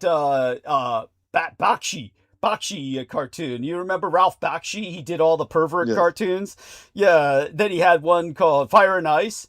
And in Fire and Ice, the guy just presses the lava lever and all the lava comes out. That's and you wonder why didn't he just do that in the beginning? But yeah, anyhow, that's I guess he had to wait till the ice wall came close enough. But that's what happens with. But then it impacted him all the way back to the homeland. The end. You'd have to watch the cartoon to get what I'm saying. But it's like, apparently that was the solution all along, but I guess it resulted in some heavy environmental destruction, but it doesn't seem like it at the end, so why worry about it and why not do it? It was like, anyhow, that's Duterte. He pressed the lava lever, and he just said everybody go out and kill anybody who's doing and apparently it says here he was elected as governor of his home state while he's still in The Hague. Prison. That's a protest so vote. some people like him. That's a protest vote. Yeah, well, that's his home state. What do you expect? That's like it just is nature of the beast. Anyhow, he's the local boy who made it big. Nobody expected anything to come out of Davao, so they miss his ass. At any rate, thank you for that. Yeah, and Donald Trump loved him. Remember, he was Trump. He was one of the original Trumpsters, Trump cultists and shit. Oh, for sure. And in fact, Donald Trump and Duterte were both involved with Filipina beauty pageants. Remember, Trump's real big thing initially was beauty pageants. He was even dating beauty pageant people. One of his original girlfriends was a Venezuelan beauty pageant queen. How does anyone not remember this? I knew there was something coming about that, because it's the same thing with the EP, the EP shit. Yeah. Is like he had some beef with them over it. He was a bad guy, and now I guarantee you it's the same thing. Like he he ripped him off, or he felt some kind of slight, and now he wants to destroy the whole country. It's like, kind of like Nick Rayner when he's at the party and people are just saying, "Hey man, you're crazy." Yeah. You're bringing us all down, man. Yeah. They kicked him out. Get out of here, man. He's just staring. He's staring and look. Yeah, like imagine that guy at your party. It's like talk about everyone. Will be like, this is making me feel weird. How did he get invited? How did he even get invited? It's just like a nepotism card. You just say, "Oh, it's my parents or these people," and they say, "Oh, I love your parents. Come on over." And then this dude shows up. They should know better by now. They should know better by now. Come on. That guy had a reputation decades long. Okay? Well, let's just assume that they were trying to like hit up the girlfriend or something. Must be. Thank you. They were just like, let her come. Even if he comes, and then they found out the hard way why that was a bad idea. Thank you. What was he going around asking everybody? You famous? So you famous? Something like that. Yeah, something like that. What you famous for? What you famous? As if he was somebody. Yeah, no shit. His career was homelessness. But you know what he reminds me of? Christine, when she came on our show, and what's your grift? What's your grift? Everybody's got basically they're like the same personality type. Yeah. How do you get by? Are you living in council housing? It's like, okay, not everyone does that. And the one time I defended that creep, yes. One person. Yeah, but anyways, I can't, and she was like so resistant. It was like she's like, "Oh, I can't I've been trying to get help for years for my condition." And I said, "Oh, how about this new herb that's finally available through Australia? That's been proven to, help addiction." Yeah. "Oh, I don't have enough money." When she just told us all the money she was making and shitting all over. Said, it's only $100, and she said, "Oh, I'm out of money." Yeah. What a load of shit. She said people were giving her houses. People were giving her houses, is what she was claiming. Yeah. But there you go. But of course, but I won't let them touch me. Yeah, it was all the same bullshit. She's a professional sex worker. When she's a professional sex worker, no less. That's but I won't let them touch me. Yeah, that's right. Well, Of the course. most offensive part was like the shade they were throwing at, like, oh, I would never, take photos or be on a camera. And it's like, what is that? Why is that bad? I Cam don't girls. understand. Cam Yeah, girls. She was shitting and pissing all over cam girls. Like I wouldn't do yeah. what those sluts do. And it's like That's so horrible. that's so stupid. So beyond which she looked at men. Everybody was an inch number to her. It was 9-inch Dick Larry. Yeah, like a tag. Yeah, a name and a Yes. tag number. Yeah, Like, six, Jesus. 6-inch Dick Joe, and they made like Yeah. what was it, molds? How'd they make the molds of these guys' dicks that they mold it into glass? I honestly have no idea. There's like, they were like, yeah, we made one of that, the guy across the street. And Yeah. it's like, what?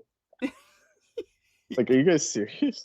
Yeah, well, any man will let some woman who's attractive enough play with their dick, but they were making molds and then had them pressed into glass and shit so that they had like. Well, I glass. have a feeling that was like almost non-consensual. Or Yeah, something, yeah, the yeah. way they were I saying thought that it. too. I thought that Like they too. were collecting them like Pokemon or something. It was Yeah, bizarre. yeah. No, I got that feeling Well, too. they'll have to explain it on their own. Yeah, yeah. If It they was ever like come when they back. got the guy erect, then they just took advantage of it and did it while they had him so fucking doped out or something. Yeah, it was. Right. Anyhow, so yeah, there we go. As for Trump and his mastery of public relations, for months now, Donald Trump's crusade against the drug trade has carried the threat of violence. And in October, he said, "I think we're just gonna kill people that are bringing drugs into our country." And yesterday, yes, it's still yesterday by now. At least he's honest. At least he's honest about it. Got to give him that. Well, he can't hide anything for shit. So yesterday, hours before his maladministration announced that the United States had conducted 3 more strikes on alleged drug boats, he designated fentanyl as a weapon of mass destruction, a maneuver that could help him further rationalize this deadly conflict. Under United States law, the definition of a WMD, a weapon of mass destruction, is already broad enough to encompass incendiary bombs, rockets, grenades, biological agents, toxins, and other weapons that, quote, can have a large-scale impact on people, property, or infrastructure, unquote. Lawmakers have pushed to classify fentanyl as a WMD in the past, believe it or not. The drug belonging to the category of synthetic opioids, which accounted for roughly 48,000 deaths in these United States last year, approximately 60% of all overdose deaths. I mean, the numbers make sense that they provide, it's probably like the most deadly substance as far as the records are concerned. That checks out. Yeah. But just blowing up a random ship and with no evidence that there was anything on it. I mean, and then it also, like you can't like sift through, seawater to find it. It's just a catch-22, so to speak. It's just like, oh, well, if it was on there, it's like, when they threw the witches into the well. It's like if she sank, she was a witch, or no. If she sinks, she's innocent. If you die, you're innocent. If she sinks, she didn't use magic. But if she somehow survives, she's a witch, And then they just burn her. It's like, so that's kind of the mentality there. Yeah. It's you can't win. The only good news is that if you win, your reputation is saved. But I think you'd rather be alive. Well, yeah, forget about reputation when you're vaporized. I mean, like, honestly, at this point, like, what's the alternative? Just getting, blown up. Oh, no shit. And then the worst part was the people that survived. The family said, "Oh, they were fishermen," and then they said, "No, you're lying." It's like, damn. At least if you survive, at least spare those people. Jeez. Yeah. Oh, it was horrible. There's been literal massacres on the high seas, which renders the United States quite literally a pirate nation. We are now a pirate empire. Yeah. Now, of course, Well, this is the stuff that Oda Sensei was saying, showing in, in that One Piece story. Ah, yes. Tell us about that, please. Very important. Yes. Well, just the world government was using the Marines, this like bastion of justice. They would always say, "Oh, we're trying to protect the normal people," and they would always go after pirates. But as the story progresses, you learn that actually the pirates are the most free, and the Marines, eventually start realizing that the justice they're fighting for isn't like actually justice. It's just this construct made by literally the shadow government that runs that world. So that's kind of where we're at. It's just like, it's just becoming more and more clear as time goes on that the constructs are not true to what they were claiming. So Thank you. yeah. Thank you. And Profoundly it's important actually a point. really dark force, ruling everything. Yes. And tell people about the sun represented in the series by Luffy. Luffy represents the sun, or can assume the powers of the sun. This represents Japan within the story, as he personifies he's Japan. the sun god. Yes. And he's the sun god, and he's the most free, and he's like the pirate. He wants to be the pirate king. But the symbolism is that he's like the new sun. That's the god of the sun that can free all the slaves in the world. That's really, a very important kind of revelation in that story. Yes. Yes. Now, we were talking about weapons of mass destruction, and that reminds me of something important. But we were also talking about fentanyl itself and the numbers of deaths that are generated by fentanyl. But obviously, a weapon of mass destruction is not something that is usually deployed against oneself. Self-administered. Yeah, thank you. Self-administered. Right. This is what becomes very puzzling. And then also that like brings up the, where they swept under the rug all of the people that died in the early 2000s from all those like crazy pharmaceuticals. Like they sued the companies and got some money, but they never like prosecuted anyone, to my knowledge. Like all those crazy synthetic drugs that they were giving people, like candy back in the day, like Oxycontins and the pills and the, all those opioids that people were dying from, and they're probably still addicted to. Yeah. So how is that any different than it coming from an outside source versus an inside source? It's just very strange. Thank you. Talk about corruption. Thank you. And I want people to understand that what is so disturbing about this is that Trump is not following legal precedent. And for those of you who don't know, there is legal precedent for piracy. And it's called letters of marque. And tell people a little bit about this. Letters of marque. It's spelled marque. Were issued. Yes. Tell us about these were like privateers, essentially. It allowed, ex-members of military or admirals to fly their own flag, their independent flag of a country, independent of any country. They were basically free agents to go on the high seas and literally fight other pirates, rob them, just in order to, become privateers, which is what they were called. But they would work under whatever country gave them the letter of marque, the marks. So there you go. Thank you. Very, very important. And here's, if I were in Trump's place. And that's reflected. That's reflected in One Piece as well. Please tell us about this. Yeah, so they have like the Shishukubai, which are so I think that's the proper Japanese pronunciation.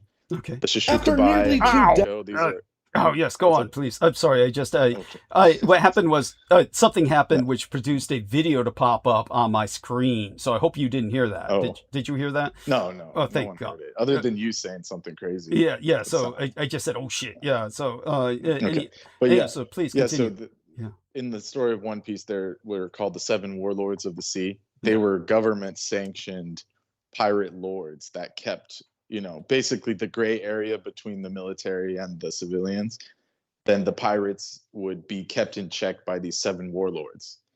So they were basically privateers that were sponsored by the world government, and they would go to the, the capital of the world, and basically be told what to do and who to monitor, who to defeat, even if the government saw fit. So that's kind of reflected in that, the Shishukubai, the seven warlords. And that's the same thing they did in like the heyday of piracy. They would hire, you know, like even the famous pirates like Blackbeard and, you know, Morgan, you know, the real hardcore pirates we hear of, those people were all privateers. They were paid by various countries. Yes. And there was even some hardcore French pirates too that were like pretty Well, vicious. America wouldn't exist without them. Tell them how it was French pirates that helped America win its Revolutionary War of Independence. Oh yeah, yes, indeed. Especially regards to the South, like Louisiana and various things. I'm trying to remember the guy's name, the bloke's name, but he was a very famous pirate. Jean Lafitte, was it not? Lafitte, yeah, Lafitte. Thank you. Okay. So yeah, Jean Lafitte was like very important to the early days of the, you know, this continent. There you go. And well, aside from all of this piracy, what do you know about communist China and its own ocean-going militia that is trying to dominate the fisheries of the South China Sea? How would that play into this? Because of these cities at sea, basically. Yeah. Well, with them, it's like they take it to an extreme. You know, they will occupy islands that they say are uncharted, or they will, you know, test the boundaries of Japan's, you know, EEZ, which is, you know, various countries. These are called exclusive economic zones. So they will literally go in there and start fishing, and then when people complain, that's when they leave. So the Chinese are very aggressive in that sense, and that's what they do. It's like plausible deniability. They'll just say, "Oh, well, we didn't tell them to do that," or it's flagged under a Russian ship, or, you know, there's like various ways around it. So that's the modern equivalent of privateering. That's what I would. Absolutely. It's a different situation, but that's the equivalent of our time. Yeah. Just these rogue ships, you know, these rogue ships that do that. Everyone knows it's China, but they don't say it, you know. They legally can't say, "Look, it's China." Yeah. Thank you. That's this is what we're dealing with. So this lines us up a little bit for talk of piracy here, and to put piracy in some perspective. I don't know how familiar our man Brendan is with this, but obviously Luffy and the series is called, help me out here, One Piece. Luffy and One Piece are now it's now a worldwide phenomenon. But Japan has a very deep history imbued with piracy. They were the pirate lords of Asia. Japanese pirates, of course, there were always pirates in Asia, but the Japanese were known as the Wako, or Wako, Wako. Have you heard this term before? I don't know if they've used it in the series. Wako, Wako Kaizoku. Yes, Woko Kaizoku. Thank you. Thank you. And so piracy in Japan and China has a very it's not only long, but it's illustrious, with all of the sea traffic, coming in and out of the land of the rising sun, from the trade to diplomatic visits. It's only natural that very early on, there were also those looking to cause all kinds of trouble out on the seas in and around Japan. Now, the history of Japanese piracy itself is vast, and it's complex, and it's ancient. But the first pirate king was Japanese. Then you had the famous Murakami pirates. And you then developed this, or rather Japan developed this vast multi-ethnic transcontinental network of the Wako pirates that dominated the East Asian seas for centuries. This is where One Piece takes its history, and it's simply deriving an allegory that the Japanese now need to return to this heritage in order to save the world from this horrible cabal, which is taking us into economic and authoritarian catastrophe. This is why they're talking about freedom so much in the series. Does that make sense? And we'll see if Brendan's still with us. He might have been recommissioned for work. Yes, I mean, that's like exactly what Oda was trying to say with that. This whole series in general, and as time goes on, he expounds further into that, realm. Thank you. Thank you. So just to Yeah, try and they were yeah, known as the wako. thank you. Thank you. Wako pirates. And Wako, I'm sorry, say that again? wako Yeah. kazoku. Thank you. Yeah, Thank you. so there you go. Yeah, I appreciate that. Now, of course, you've got these floating cities that the Chinese are setting on the high seas now, which are people's militia. But they're effectively their version of a coast guard, except think of the coast guard as an offensive insurgency. And then you can imagine many nations operate these, but no country comes close to the scale or the aggression of communist China on the Asian mainland. You're talking about a population of over 1 billion people that eats primarily seafood. The scale is absolutely astonishing. These fleets deplete fishing grounds wherever they go in their wake. They end up in fisheries of smaller nations too weak to resist, too economically reliant on China to push back. The main victims are in Southeast Asia, where these Chinese fishing fleets run rampant, and they're backed up by Chinese Coast Guard ships equipped with the latest weapons, missiles, large bore cannon.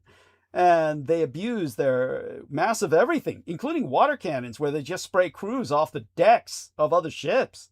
And because they know they have the backing of the Chi-Com military, these naval militias, these people's sailors, cities on the sea, they reroute entire fishing fleets of other nations.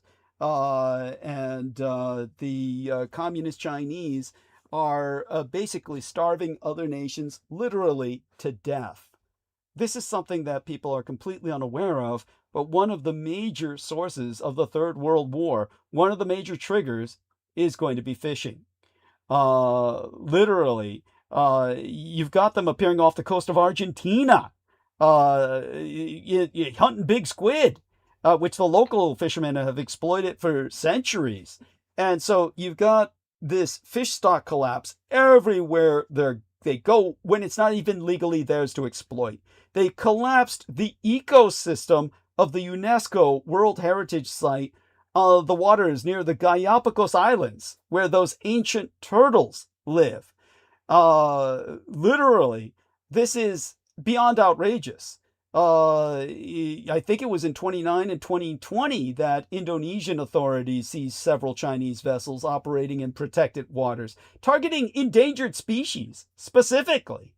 Chinese trawler was discovered to be using illegal and highly destructive bottom fishing methods that wreak havoc on maritime ecosystems. They drag out entire reef floors. They net the seafloor, they're weighted down on the open end of the net. They go over an entire area of the ocean, dragging the net behind them. The nets stretch for hundreds of miles, decimating fish and vertebrate populations. The act of trawling rips out entire ecosystems. They rip the coral apart. They turn the bottom of the ocean into a wasteland Yes, that can no and they longer use support. improper, Yeah, go on. Yeah. in unsustainable methods such as like light fishing. Tell us So they about put this. a bunch of spotlights onto the surface, and it draws up all the squid and the different creatures as if it was daytime, and they Yes. basically not only destroy the biorhythm, but they basically farm or capture more than they would during the day. So it completely decimates a region if they're using this kind of technique. Not only that, but tell them, Brendan, when planes fly overhead, the Yes. plane's vision is completely destroyed. The pilot's vision of a civilian airliner flying passengers overhead, their vision is completely destroyed organically by these floodlights that are drawing the squid up from the bottom of the sea because it's glaring into the eyes of incoming pilots at night. Yes. So that's just the tip of the iceberg, so to speak, when it comes to that stuff. Like you said, they use improper netting, all of the above. Yeah, it's so what you're dealing with is an assault on everything we know in terms of just the flow of passenger traffic, and it's obviously horrific. And it looks like one of these incidents actually happened recently. China Tell and the us. Philippines disputed over territory in the South China Sea due to light fishing. There you go. There we are. Boat Spotlight manufacturer. There's a company too. There you go. They make these giant ultra powered light beams that can, help with fishing. Oh. It's horrible. Yeah. Well, Argentina. And they're all from Alibaba and shit. They're all cheap and easy to get. That's why they Thank use them. you. Fucking Alibaba. We know that son of a bitch, and I've always talked about him being a piece of shit before. You remember that. And well, he's just got like a stick up. I mean, he's not real.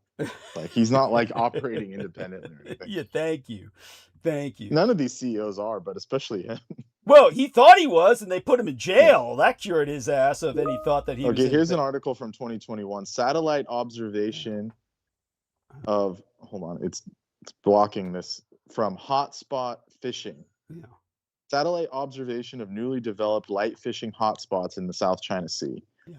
It's so bright they're being detected by satellites, and they all matched 97% with VIIR's boat detection, with viewing zenith angles being a major factor in influencing the radiance of a vessel. So they're improperly placed. They're hitting satellites, literally. Mm-hmm. They're seen by satellite. Mm-hmm. It says they've observed in open oceans during springtime. They're consistent with seasonal changes in fishing grounds, large falling net style fishing fleets, et cetera, et cetera. There you go. Mm-hmm. Dominant catches include Trichuris japonicus and lolligos, these different, food stuffs, these different types of species. Yes. And it's showing the photos. It's literally acres and acres of, I mean, it's astronomical, the amount. I mean, it's the entire ocean. Here, I'll send it to you so you can Thank explain. you. And don't be afraid to put that into the chat box as well. Put that into the... I'll try to link it. I'll try to link it. Yeah, so that people get an idea of what we're talking about. Well, Heather's making cookies. I mean, after what she said, she shouldn't be. Like, what are those supposed to be, Like...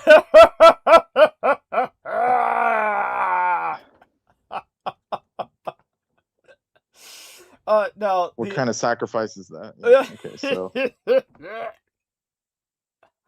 So the Argentinians fought back in 2016. They sank some of these ships off their own waters. I mean, talk about the Chinese in the Atlantic, but everywhere else they go off the coast of the Atlantic, like Africa, they just... I mean, just look at this photo. I mean, look at this photo. That's... So that thing on the left is the Chinese coast. Yeah.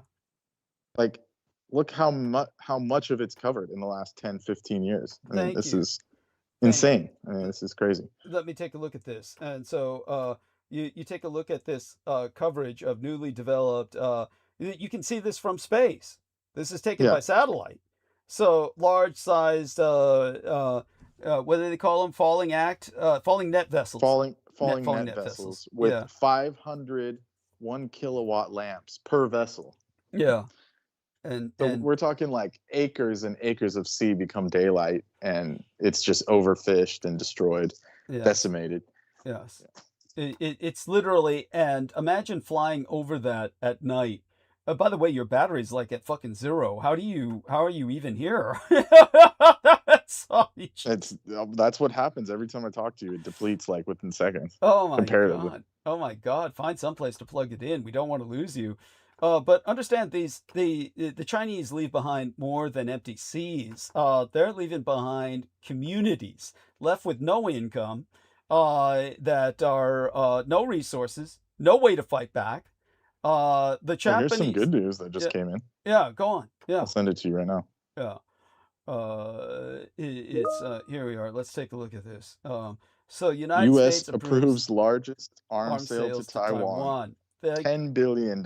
Thank fucking God. And that's like nothing. That's like nothing, but still it's better. It's a good start.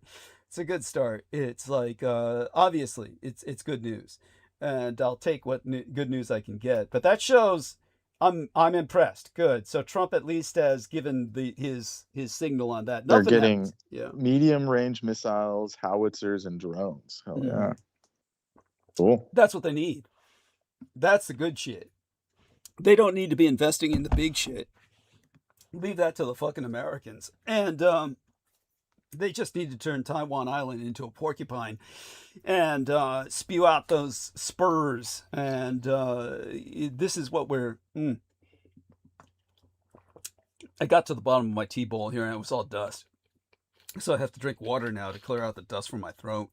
Oh shit! What kind of cheap ass tea are you drinking? No, this is expensive green tea, the 88 Genmai cha that you saw. Or Oh, 88 that's cha, good not stuff. Genmai Yeah. cha, because whenever The hachi, people, the thank hachi, you, hachi. Yeah, I thank know you. the hachi, hachi. Yeah, but good example is just shark fin soup. It's a status symbol in China. It's a cultural delicacy, and of course, it's devastating when you denude the waters of the apex predator.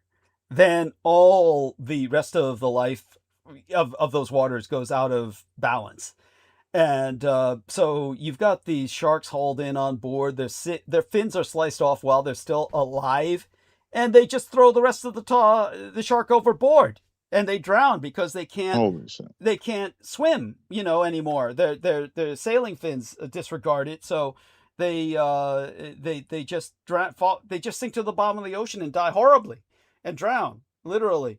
And so you got the bottom trawling, the damage to coral reefs is so severe that even years after being banned, marine ecosystems, they have not recovered. In Peru, the impact from the Chinese fleets is so bad that local fishermen have reported a 70% drop in catch in species like jumbo squid. And this is mirrored by the Chinese overfishing of North Korean waters, where they've decimated the local squid population. If all of these abuses weren't enough, they employ slave labor. A report by the Environmental Justice Foundation found evidence of 12 Chinese fishing vessels using North Korean forced labor. They just literally kidnap North Koreans. They don't obey international human rights standards. They even breached American sanctions against North Korea to get these slaves. The North Koreans are kept at sea for a decade at a time to prevent them from ratting their conditions out. So they're just literally kept at sea all their lives so that they can't escape. And they buy Kim off. The Kim regime is bought off when he complains about it. And he uses that money to pursue weapons of real mass destruction. And a lot of times, of course, according to the North Koreans themselves, the ones that have managed to escape, like when the Argentinians sank the Chinese ships and the North Koreans swam off, they said that they're faced with military work on plantations under the supervision of the government, or work on Chinese vessels. And they usually choose the vessels as an opportunity to escape. But not a single one of them ever received a single wage. They just they just were just used as slaves, and then after that, when they were considered too crippled up and dilapidated to use anymore, but I hate to say this, but were they turned into chum and shit? Yeah, they felt they weren't even good enough for that. Yeah. Oh my god. But anyhow, you've got these logistical fleets of militia that are uniformed. They're the people's militia at sea. And so this is basically an ocean-going invasion. They can remain operational for years without ever returning to port because they're resupplied in fuel by their own military, if you can imagine that. So they get the fish transferred over to other ships. These ships stay at sea, in effect, permanently. In some cases, the Chinese Communist government even covers the cost of building new fishing vessels so that they can actually float them new vessels, and they just switch over to the new vessels without ever going home. This is where they live, is just raiding the oceans at sea all their lives, this people's militia, so that China has come to dominate the oceans of the world. It's something that also the maintenance equipment, creature comforts, snacks, electronic goods, this is all brought to the boats to keep them productive. So they're accompanied by several factory ships, which actually produce replacement parts for these items. The vessels can just drop off their catch. It can be processed on board by the factory ships. The packaged seafood is fully ready to hit the markets, supermarkets. They're loaded onto refrigeration vessels, which head back to port. And then you've got the other factory ships producing the electronics they need to keep this going. And the bones are turned into fish meal. Probably the bones of the North Koreans too, except they're afraid of the ringworm and the shitworms from, what do you call it, the intestinal tube worms? I forget it. What is it the North Koreans always are crawling with? The intestinal tract worms. What do they call them? The fuck, I forget it. It's tube worms or whatever they get from tapeworms. Tapeworms. Tapeworms are the gnarly ones. Yeah, that's tapeworms. They wouldn't crush the North Koreans into chum because they're afraid of the tapeworms. The tapeworms don't get shredded. When you shred a tapeworm, it just reproduces into a million more tapeworms. So that's why they don't use the North Koreans. But you've got these live holding tanks in some of these other factory ships, and they keep the fish alive to bring them back to the market so they can be sold fresh. Brendan's given us some more, of course, that's a much higher price. Let's see what Brendan's bringing up here. U.S. Senate passed a $900 billion defense bill aimed at enhancing America's posture in the Indo-Pacific at a time when China's strengthening its military. Shit, $900 billion. What are they spending it on? It's because you remember I sent you that thing a while back where the service members have to like take out a credit card in their own name just to like move from barrack to barrack. So it's like they're not spending it on them. Well, they're spending it on the VA. That's where it goes. Get it out of the fucking VA. All right. That's you could support the rest of us with what they support the VA with. But anyhow, go on. And that financial audit kit, I sent you a couple of them. Every time he has someone on from the military, he says, "How are you surviving?" And they say, "I get $4,000 a month in disability benefits." And he's his eyes pop out of his head. You know, and it's every single one, women or men or anybody. So it's like they're all, and those are the same people that say we don't want people on welfare and food stamps. It's crazy. Yeah.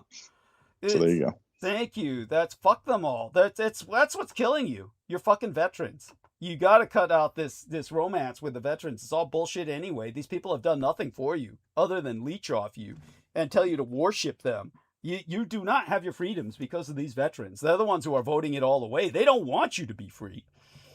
But when somebody sent me an email saying, how do these people on these ships live? Well, they've got support ships that provide them with all kinds of meals. They have very large kitchens, just like on a merchant ship. If you take a look at a merchant ship, they can feed hundreds of sailors at once.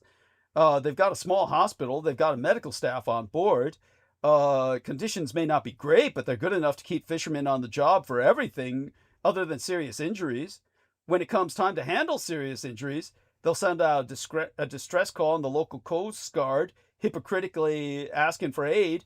And in the waters they're illegally exploiting, and usually local Coast Guards have to help them. The very countries they're invading. But other than that, you're sleeping on a bunk.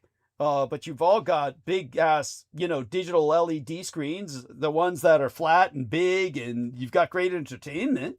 Just like sailors have in the United States, or rather merchant seamen, more like merchant seamen have all over the world. But you've got this hole that they left in Argentina, off the coast of Argentina, the sea floor. It abruptly increases in depth. So it's a big sinkhole on the ocean floor off Argentina. And this is where marine life really thrives. It's why the condition is so appealing to Chinese fleets that they've invaded the Atlantic Ocean. The United Nations has declared it a maritime protection area, but the Chinese fleets keep invading with impunity, specifically targeting the squid, the short fin squid, and they alternate between both coasts of the continent because the short fin squid, they go one season in the summer, the Humboldt squid in the winter, but especially for the Atlantic fishing, with zero regard for sustainability, the communist Chinese effectively are invading national seawaters, catching hundreds of tons of squid, not giving them enough time to get What through. are they doing with all the squid? Because we know the calamari is adulterated. Yeah. So what are they doing with all this squid? Tell people about the pig's butthole calamari. Oh, I don't know if I could stomach Tell it. them about the pig's butthole calamari coming out of China. Apparently, they did some kind of testing or some kind of, like regulatory kind of, what's the word for it? Like monitoring. And it turns out that like 95% of so-called calamari that's being sold is literally porcine intestinal tracts that are marketed as calamari and just fried up. Porcine Yeah. anuses. It's literally Yeah. pigs' assholes, not pigs' butt, mind you, not pigs' butt cheeks, No, but pigs' yeah, assholes. not the meat, but the actual entrails. Yeah. Yeah, it's and other parts that, yeah, like you said, horrible, Yeah, horrifying. they're keeping all the good shit for themselves. They're eating the squid. They're eating the real calamari. They're sending everybody else pigs' butts.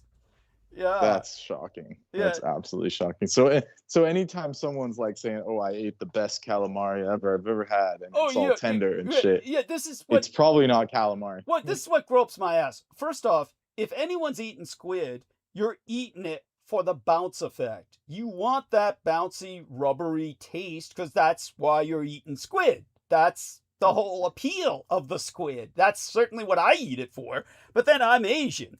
But these Americans think, oh, it melts in my mouth. That's the best. Shit. It melts in my mouth. Of course it is. It's a pig's butthole.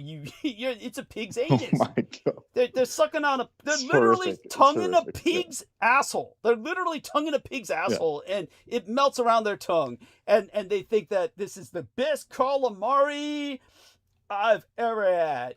But here's the catch, is that the Chinese won't have any calamari themselves soon enough, because this short fin squid, they have lifespans that last only a year, and with the Chinese fleets catching hundreds of tons of these, it doesn't give them any time to go through their reproductive cycle. So this is, and they're calling it a rumor so they don't freak people out, but it says, I listened to a story about these investigators, and they're like obviously sending out fake names, but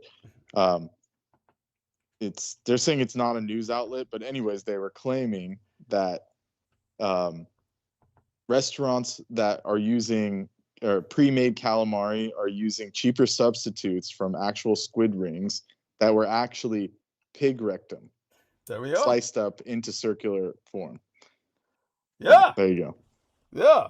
Don't need to do much slicing there. And there's, they always pull this. They're saying, "Oh, it was a rumor. It was hoax. All this shit." Yeah, there you go. Yeah, and it's all. But we know it's not. We know it's not. We know it's not. People have videos of it. So there's a video of someone looking at it, and it's not. It doesn't look like a squid. There you go. There you go. That ain't no squid.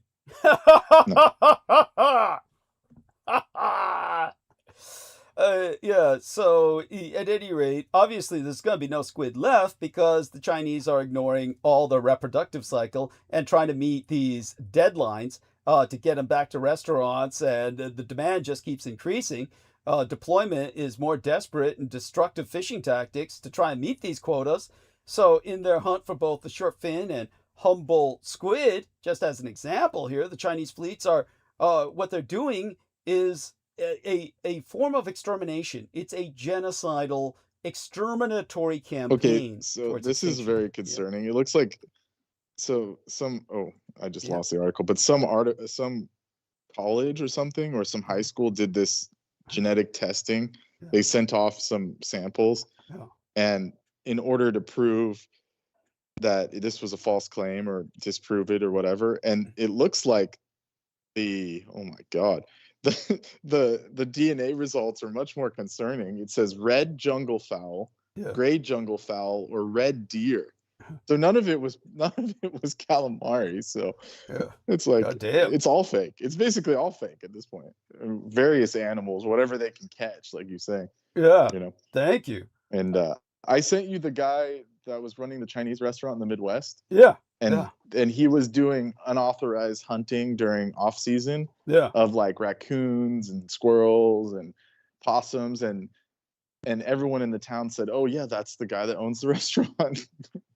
There you go. So he wasn't paying for the store-bought shit. No, he's giving you garbage digging raccoons and possums. He's giving you possums and raccoons that dig through people's garbage.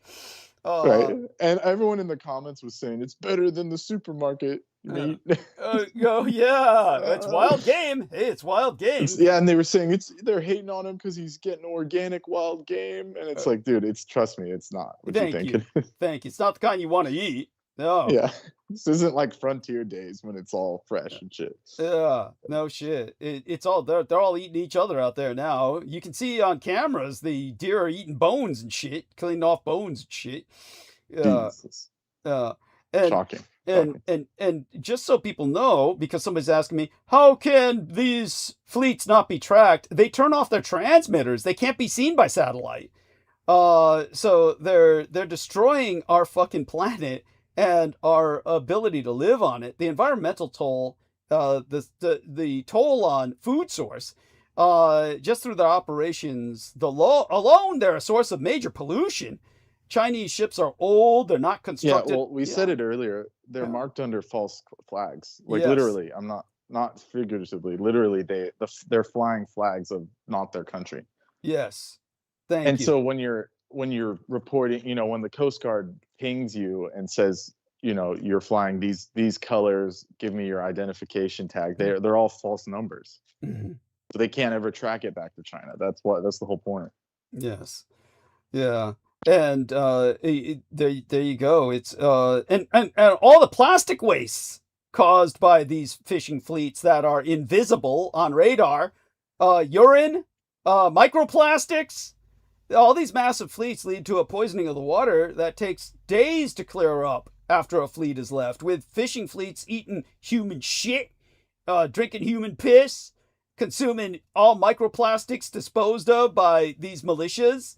They're not a military per se, even though they have military training. Oh, why, off Ecuador, where they have the Galapagos Islands, Chinese crews left behind the beaches of Ecuador, where the locals found them inundated with Chinese plastic waste. Everything from plastic bags to water bottles, all with Chinese labels. They land on the beaches in marine preservation sites. Yeah, that 30% of garbage collected on the Galapagos Island shores comes from Chinese fleets out there to kill and eat giant turtles. Yeah, so the government refuses any culpability or responsibility in the cleanup efforts. Off the coast of West Africa, locals track the Chinese vessels that are locally flagged, just like Brendan said, which allows them to skirt all the regulations and prohibit them from, confrontation militarily. But the fishermen have gotten into violent confrontation with Chinese ships at sea. They've engaged in sabotage of fishing lines and tried to interfere with their operations.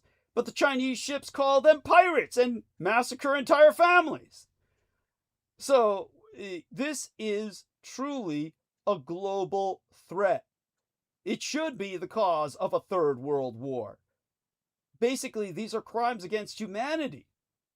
Yeah, Chinese, of course, they try and recruit Indonesian, North Korean, Vietnamese local workers, and they all report enslavement. Captains and crews forcing them to work 24-hour long shifts with no breaks. Physical abuse is prevalent. One France 24 investigation discovered every single black African worker hired to work on a Chinese vessel reported physical abuse from a Chinese crew with no safety conditions. Yeah, No, and they just press gang children, just like literally kidnap them offshore, and then they just say, now you work here, and they just make them do chores on the ship until they're old enough to do the real work. It's so literally just press gang randos, just snatch you off the shore. So yeah.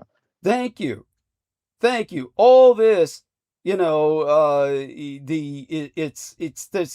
understand, communist China on the Asian mainland is not just your enemy, it's the enemy of your children's children and their ability to even live on this planet. We will not be able to feed ourselves with the Chinese draining the sea dry.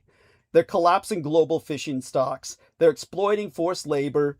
Their illegal floating cities are wreaking havoc across our oceans. They're made up of hundreds of ships operating as a giant single predatory organism, consuming everything in their fucking path.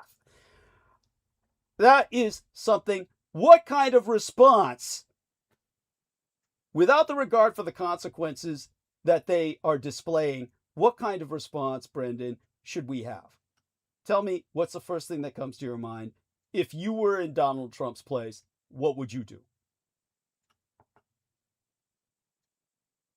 And we'll see if he responds, because if not, Well, I most certainly would will. start the Great Pirate Era and just Thank hire you. privateers and just say, if they're in, if they meet these criteria, an unmarked ship illegally fishing, just fucking attack them. I mean, steal all their money and they'll stop coming over here. Thank you. It's the classic, the thing that the Brits did. That's the whole point of the privateers. It was to keep the, those outlaws away from their shipping lanes, actually, is what why they had privateers. That way there was more, bigger, badder pirates that would protect their interests in these very lucrative shipping lanes. And so, it would just be like, if you don't, they wouldn't attack certain ships. Mm-hmm. But if it was some unidentified ship, you're getting blown out of the water by, you're getting boarded by Captain Morgan and these people. So that's what we got. We got to bring back the Great Pirate Era. Thank you. And possibly even have Japan be the, those people, because they're a seafaring nation. Thank you. Go. Thank you. So but obviously off the books. Yes. Yeah. Yes. That's definitely important. I mean, one thing, of course, you've got China's infrastructure, of course, for ships. If you can't fight them legally and by the book, then you have to do underhanded tactics. I mean, it's just the nature of the beast. Thank you. It's the, you can't meet an enemy that's not going to meet you halfway. You have to take it into their territory of, this kind of off the books and secret, clandestine fighting and all that. So there you go. Yes. Thank you. Exactly. So we've got a legal framework here. And basically what we need to return to is privateer fleets and American piracy on the high seas. And I would commit to basically everything that our man Brendan has just articulated. Understand that privateering is not piracy per se. There is legal precedent for the practice established in past American conflicts, including the American Revolutionary War, the War of 1812. Privateering is not privacy. There's rules and commissions called letters of marque, MARQUEE. Governments issue them to civilians, allowing them to capture or destroy enemy ships. The United States Constitution expressly grants the Congress the power of issuing these letters. In Article 1, Section 8, Clause 11. So you have to understand that piracy as privateering is a state-sponsored weapon of terror that is legal under the laws of war. So government can sanction piracy, which is a private form of war, a private crusade. So you might think these terms are interchangeable. Regardless the vernacular, the United States has used this approach to great success in conflicts past. And although the last time American privateers set sail was more than 200 years ago, their approach was modern enough. During the Barbary Coast days. Thank you. Pirates, literally privateers and actual pirates out to fight North Africa out of San Francisco itself, as you've said before. Yeah. So maybe that could be the new headquarters could be, San Francisco. It's a seafaring naval bastion. Where else? Where else? Would it be? It'd be perfect. Yeah. America could easily and readily argue that's not really part of the United States, and nobody could really argue with that. Right. It would be perfect for T-Man. He could get he can get what he wants done without no one ever finding out. Yeah, all he'd have to say is, hey, they're part of the United States strictly by geography. Yeah, right. We don't got nothing to do with them butt fuckers. Yeah, that's blame the gays. See, it's the gays doing it. Is the first thing he'd say. Yeah, but understand this. the privateering business was thoroughly modern 200 years ago. The privateering business, it was capitalistic with ownership consortiums to split investment costs in profits or losses, just like any modern corporation does, and a group contract to incentivize the crew who were paid only if their ship made profits. So that's a sophisticated set of laws that ensured that the capture was a good prize and not fraud or robbery. And after the courts determined that a merchant ship was a legitimate capture, auctioneers sold off a cargo of coffee, rum, wine, food, and of course there was always slaves that I could add into that. That was considered quite the bonus and worth probably more than anything else. Of course, the slaves we'd catch this time nobody would want. Hardware, China in the porcelain sense, similar consumer goods which were ultimately purchased and Well, consumed, like we said, the human by the human Americans. cargo even continues to this day. Yes, absolutely, absolutely. As I've said, Yeah, and most of the goods we would definitely use. We know that. you yeah, know? yeah, And forget about their cheap plastic shit. We'll just take the actual good shit. yes, that's right. We won't find the good shit anymore. Like the porcelain china that they used to get, that was priceless. You're Right. not going to get porcelain china in modern ships that you're going to pirate, No. but sadly, but yeah, at any rate, these would all be brought to the United States where Americans would buy them. And nobody wanted a made in America. It made much more sense. It was from somewhere else, made it better. Yeah. Now, in the War of 1812, privateering saw what I think could be called, it saw such public support, in large part thanks to those profits that it drove, that some took to calling the War of 1812 the conflict, they called it the War of the People, which really goes to show how managing the narrative surrounding American privateers could make the concept more or less palatable to the American people. Not that I think they'd give a shit anymore.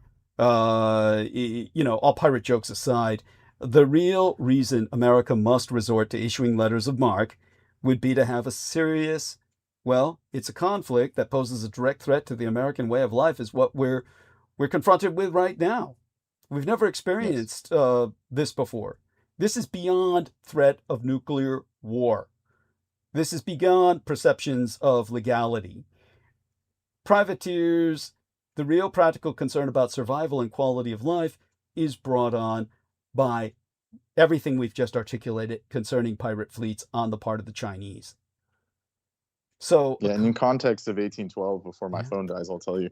Yeah, It please. says American privateers were government-owned or government-licensed, privately owned ships in the War of 1812 that captured more enemy ships than the entire Navy, crippling British trade, boosting the American economy, and becoming legendary for their daring exploits. That's like the Errol Flynn kind of zone. Letters of marque for profit and patriotism. So they can easily bring that back. I mean, there's nothing stopping them. They captured thousands of British vessels, disrupting supply lines and forcing Britain to divert its naval resources. There you go. There you go. An effective form of warfare that was guerrilla war at sea. And that explains why they had to send the Canadians to, attack the capital, because it was kind of like they lost at sea. That's because right. of this privateering, maneuver. Exactly. So, there you go. Thank you. And that would mean that the Chinese would be forced to try and muster an invasion of the United States. Good luck. I mean, that would be a logistical nightmare. They can't even make it to Taiwan. So that's understand the importance of what we're articulating. Of course, also understand that a conflict with China on the mainland would be World War III, not Gulf War III. Military and civilian leaders, as well as the public at large, we need to judge the risks in those terms. And so basically, privateering, any belief that it's illegal under international law, is really based on a common misunderstanding of the 1856 Paris Declaration, in which the document's first article bans privateering between signatory members, and notably the United States is not among those signatory members. That's further proven by the American position during the second oh God, what was the conflict again? That in 1907 we had the American delegates that were help me out here. Basically, if oh God, his phone's about to die too. Yeah, Uh, what are you asking about? The oh, Mexican American War? Oh, it might have been around that time. But basically, I was pointing out America was not signatory to the Paris Convention. And when we had the Second Conference of Peace in Paris in 1907, the delegates plainly said that the United States has, quote, not renounced the right to resort to privateering. So the United States has never been bound by international law against privateering on international waters. That would be the only defense that Trump would have, but he would have to steal something first. It's why they had to grab the tanker, because otherwise he's just killing people at sea without piratizing them. Does that make sense? Yes, it makes a lot of sense, and they should be going along this line of thinking if they're going to do all this, right? Yeah, that's Uh, right. Yeah, though I it don't. says the United States delegation at the 1907 Hague did not advocate for privateering, but explicitly reserved the right to use the practice in the future, rejecting a relevant convention. Thank you. The U.S. position was that privateering and seizure of private property by sea uh, should be abolished, but if immunity for private property was not accepted, they would not renounce the use thereof, Thank you. So, which didn't happen. So there you go. yeah, Illegal, in other yes. words. So the public could be told this is all legal. A letter of marque is is something America needs to resort to because we're in a desperate situation. The world is in a desperate situation. China's fleet is supermassive. You've got to all of these. Okay, we've got this from Brendan on The Hague. Thank you so much. That's so important. And I was trying desperately to remember that, but you've got it down. Thank you. Hague Convention, Article 8, correct? At the 1907 conference. Thank you. U.S. designation again demonstrated this stance by not ratifying the Hague Convention, Article 8, which related to the conversion of merchant ships into warships. Exactly what I needed. Basically, what we're faced with in terms of China's supermassive fleet in the Pacific, you've got these three command groups, all of which ultimately answer to the People's Liberation Army. China's maritime militia alone counts for 300 large hulled vessels. Its militarized Coast Guard has about 135 more. The People's Liberation Army Navy itself boasts about 450 surface vessels. It's heading towards half a thousand now with their productive capacity. By the end of the year or the decade, they'll own the world's oceans. It's with such a massive force, the United States Navy doesn't outweigh them by the tonnage anymore. China, of course, will be operating in its home territory, but its reliance on shipping products to other nations, which has helped its economy grow rapidly, represents a strategic disadvantage. They're vulnerable, as the British Empire was, to piracy.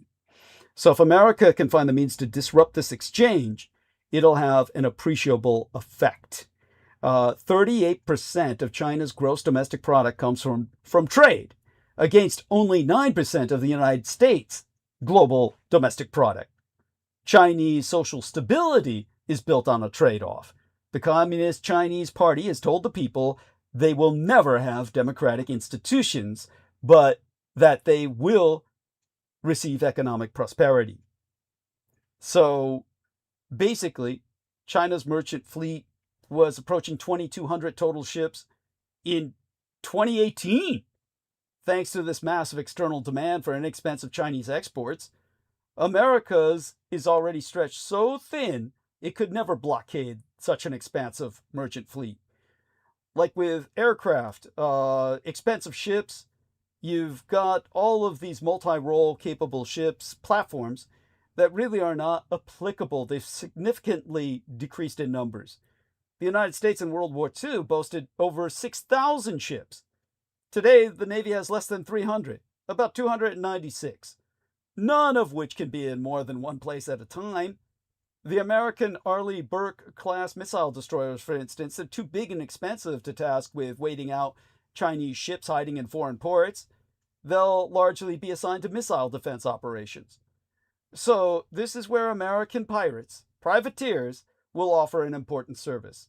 American privateers would not be tasked with engaging the Chinese Navy or even with sinking those merchant ships, but instead capturing them, offering them a multi-million-dollar bounty on each ship and quickly compromising China's ability to sustain its export model.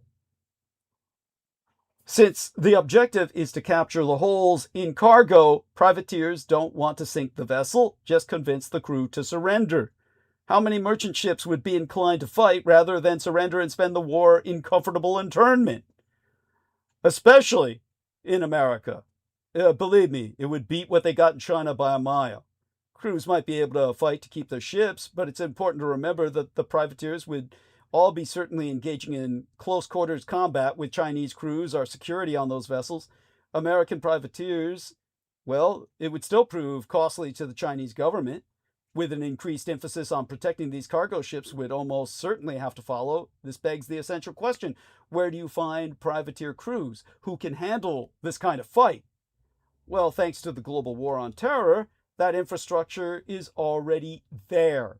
The United States has already leveraged the premise of non-military personnel in security and defensive roles for years now. In fact, contractors in Iraq reached numbers as high as 160,000 at some points, equaling the total number of U.S. military personnel in region.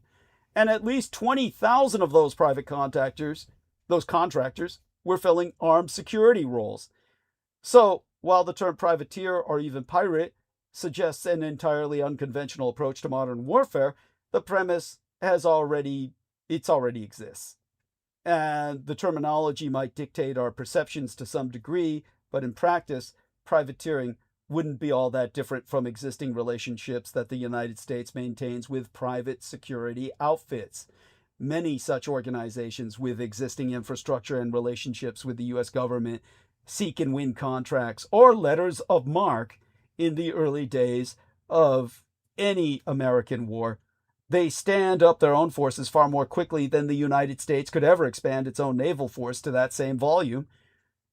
Rather than having to build ships and enlist new crews, which the Navy would need to do anyway, the United States could simply authorize existing ships with existing personnel to go on the offensive against China's commercial fleets, with mercenaries aboard, the kind of private security companies I worked with for years. In a large-scale fight with a near-peer adversary like China, there's just no precedent for a 21st century war. Well, World War II offers us some sense of scale, but the rapid advancement of technology ever since has created a hypothetical war that's incongruent with our World War II models. Large-scale warfare between technological and economic supergiants will play out differently than any conflict we've ever seen before. In order to emerge from such a conflict successfully, America will have to do a lot more than just win. The price of victory, well, would compromise America's ability to survive in life thereafter. So in order to win such a conflict, the United States is going to have to dig deep into alternative ideas to mitigate the numeric advantage of the enemy. And the only sane option to start with is legalized piracy. American pirates would help to win a war against the Communist Chinese Empire. And that's certainly something that I think we've done some justice to. If Brendan's still on the call with us, he can help to kind of round that thought out. But we'll go back to this concept of fentanyl as a weapon of mass destruction in that context. Yeah. That was a good overview, and it could apply to Venezuela as well. So, well, not that they are exporting much, but right. Well, there we get into something that becomes more weird. It's first off, as you said, Venezuela's not the source of fentanyl. in any It's actually large. China. Yeah. Yes. Speaking of. Yeah. Yes. It's actually China. Yes. So is this an indirect conflict against China? We'll ask that question. But here's what Brendan will help me try to exposit. Ancient societies were obviously no stranger to mind-altering chemicals. Archaeologists note that the presence of opium, hemp, and many other substances in the Bible-era cultures, well, these compounds were simply not as potent as modern options, but they were certainly capable of powerful effects. But as an example, synthetic drugs like carfentanil, literally put the word car in front of fentanyl.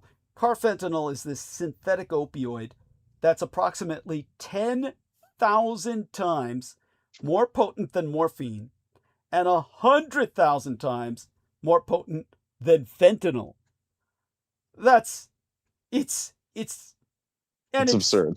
It's 100 times more potent than fentanyl, but 100,000 times more potent or as powerful as an equivalent dose of natural opium. So if I remember the stats correctly from my gang brothers when we were working with these various drugs, and this was before fentanyl ever became a thing, carfentanil, the synthetic opioid, it's 100 times more potent than fentanyl.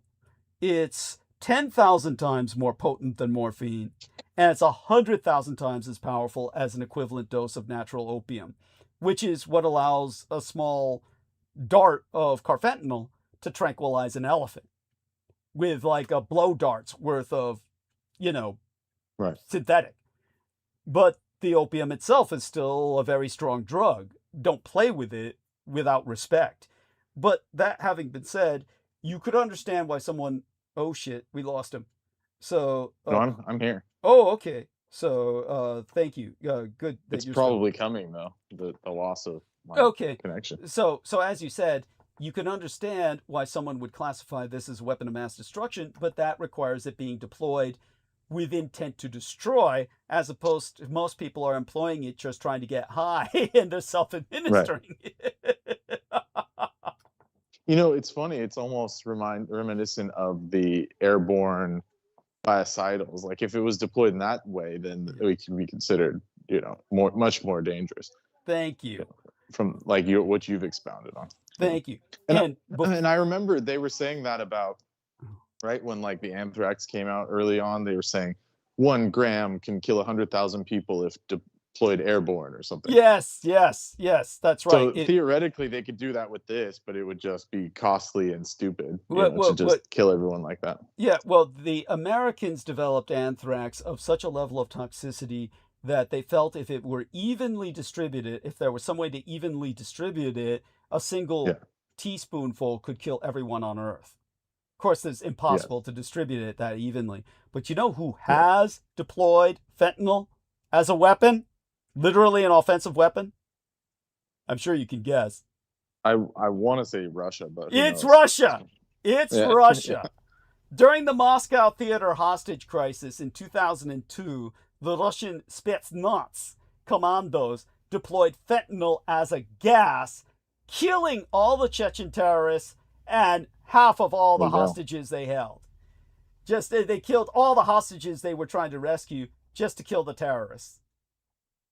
So all kinds of people survived as hostages because they went and blew the terrorists' brains out to make certain they were dead, but those that survived might as well have died because they suffered irreparable brain damage. Many of them never recovered from comas the rest of their lives. Talk about, why do you even bother with the rescue? Why didn't they just blow the fucking place up? I mean, it's practical if you don't want to destroy the... They didn't want to destroy the building. Yeah, Putin said save the building. He didn't care about the people. Putin said save the fucking building. I mean, but that brings us back. So, if your phone dies on you, make certain to try and find a charger and join us if you wish. Otherwise, I'll go on for a little while and take us, no, you can carry on. You can carry on. I'm good. Everything's fine. We love you dearly. Stay safe and be well. And for God's sakes, get yourself some rest. I'm sure you have a sleep deficit as bad as mine. Probably, much worse. Much worse by orders of magnitude. It's bad. Yeah, it's bad right now. But things will get better in the future. So, yes. Blessings and, And happy Hanukkah and everything, yes, peace. indeed. peace on earth. I mean that, but like Yes. unironically. Yes. Thank Yeah. you. Thank you. Yeah. Yes. Yeah. So people can know that we're inclusive. Like Yeah, I'm cool with the theme. Yes. Yeah. Honestly. A festival of light. That's what it is. Festival of light. Yes. Yes. Okay. It's All right. Yeah, thank you. And All I'm right. sorry, Blessings. everything I said sounds sarcastic anyway, but that's because it's just the nature of the beast. We've been exposed to too many creeps for too long to make it not sound ironic, but we really are sincere. Well, We yeah, really. believe me. At least we're not talking about some of the other stuff people talk about on here. Oh Like, God. Oh you know, God. Yeah. I don't know what to call it without sounding worse than it is. Anal irrigation. Yes. Whatever Thank else you. happens. Thank you. Yeah. What is it called? Colonics. Yeah, there we have it. Yeah, that's the leitmotif, the the life motive of Peter Moon. Yeah. Okay. Again, as I've said, this idea of redefining, or rather reclassifying fentanyl as a weapon of mass destruction under United States law was discussed and eventually abandoned during Trump's first midterm the discussion continued for reasons unknown to myself under Joseph Biden, but ongoing military activity in the Caribbean and political tensions with Venezuela may have given Trump a reason to reverse course. We're getting a nice incoming message from our man, Brendan. United States extends waiver enabling Japan to buy liquid natural gas from Russia's Sakhalin-2 project. So the United States Treasury Department has extended a waiver that allows the Empire of Japan to purchase liquefied natural gas from the Sakhalin Islands presently occupied by the revanchist and revisionist Russian Empire in what would otherwise be violation of sanctions against the Russian oil oligarchs that Trump has thrown up a paltry paper sanction against. Now, in terms of Trump himself, on his first day in his second midterm in office, Trump signed an executive order designating certain drug cartels as terrorist organizations. And since early September, the American empire has launched 250 plus. There's well over 25 known attacks against boats that we know of by now that officials have claimed were carrying illicit drugs. And at least 95 people that we know of have been killed that, their heads bobbed back up above the waters on camera and their brains were blasted out and they were vaporized. We know at least 95 confirmed kills. It's certainly almost twice that number. And we know at the absolute very least, one of these strikes would have been a war crime by its very act, because it was proven that there was nobody on it that was doing any drugs or dealing any drugs, and they were just a fishing family, an entire family wiped out at sea. After these strikes began, the Vice President J.D. Vance wrote, "Killing cartel members who poison our fellow citizens is the highest and best use of our military. Every boat kills 25,000 on average. Some people say more." And in September, Trump said, "These boats, they're stacked up with bags of white powder. That's mostly fentanyl and other drugs too." Never mind that some of the slain may never have worked for cartels, or may have been press-ganged into service against their will, as is the wont of cartel operations, nor that not a single shred of any evidence of fentanyl has ever been found upon a single one of these boats. Cocaine and marijuana, but never fentanyl. These represent the majority of drugs intercepted on the high seas. Because fentanyl comes in on Chinese cargo ships legally, where it's synthesized further in American labs. Anyhow, yesterday's, and it's still yesterday here on the Pacific seaboard, yesterday's reclassification of fentanyl may not grant the president special power to authorize any new military activity or to unilaterally declare a war, but it is a rhetorical escalation that reaffirms the maladministration's posture in the armed conflict that's already underway. The reclassification may be playing on our public's understanding or misunderstanding of WMDs, or weapons of mass destruction, as a global existential threat, the kind of thing a country could go to war over. In apparent contravention of Trump's campaign to promise to extract our empire from foreign conflicts, the United States has mounted a large-scale military buildup off the coast of Venezuela. An estimated 10,000 troops and 6,000 sailors are now deployed on naval warships, including an aircraft carrier. Last week, the United States seized a Venezuelan oil tanker. On Friday, into this weekend, Trump said that he will be starting land strikes on drug operations in Latin American countries, Venezuela among them, although he hasn't said when. And he has explicitly threatened Venezuela's autocratic dictator, Presidente Nicolás Maduro. When asked last week whether he'd push for regime change, Trump said that Maduro's days are numbered. Paul Post, a University of Chicago political science professor, has told the Fourth Estate that the new designation for fentanyl was part of trying to put forward some sort of justification for taking military action. But if that justification was aimed in part at Venezuela, as some experts have concluded, it's not a very good one. The illicit fentanyl now flooding the United States doesn't come here through Venezuela. In fact, most of it is manufactured in Mexico. Emphasizing the fact that Venezuela wasn't explicitly invoked in yesterday's announcement could also indicate that the executive order is a, quote, signal that's being sent to governments and transnational criminals in Latin America to watch out.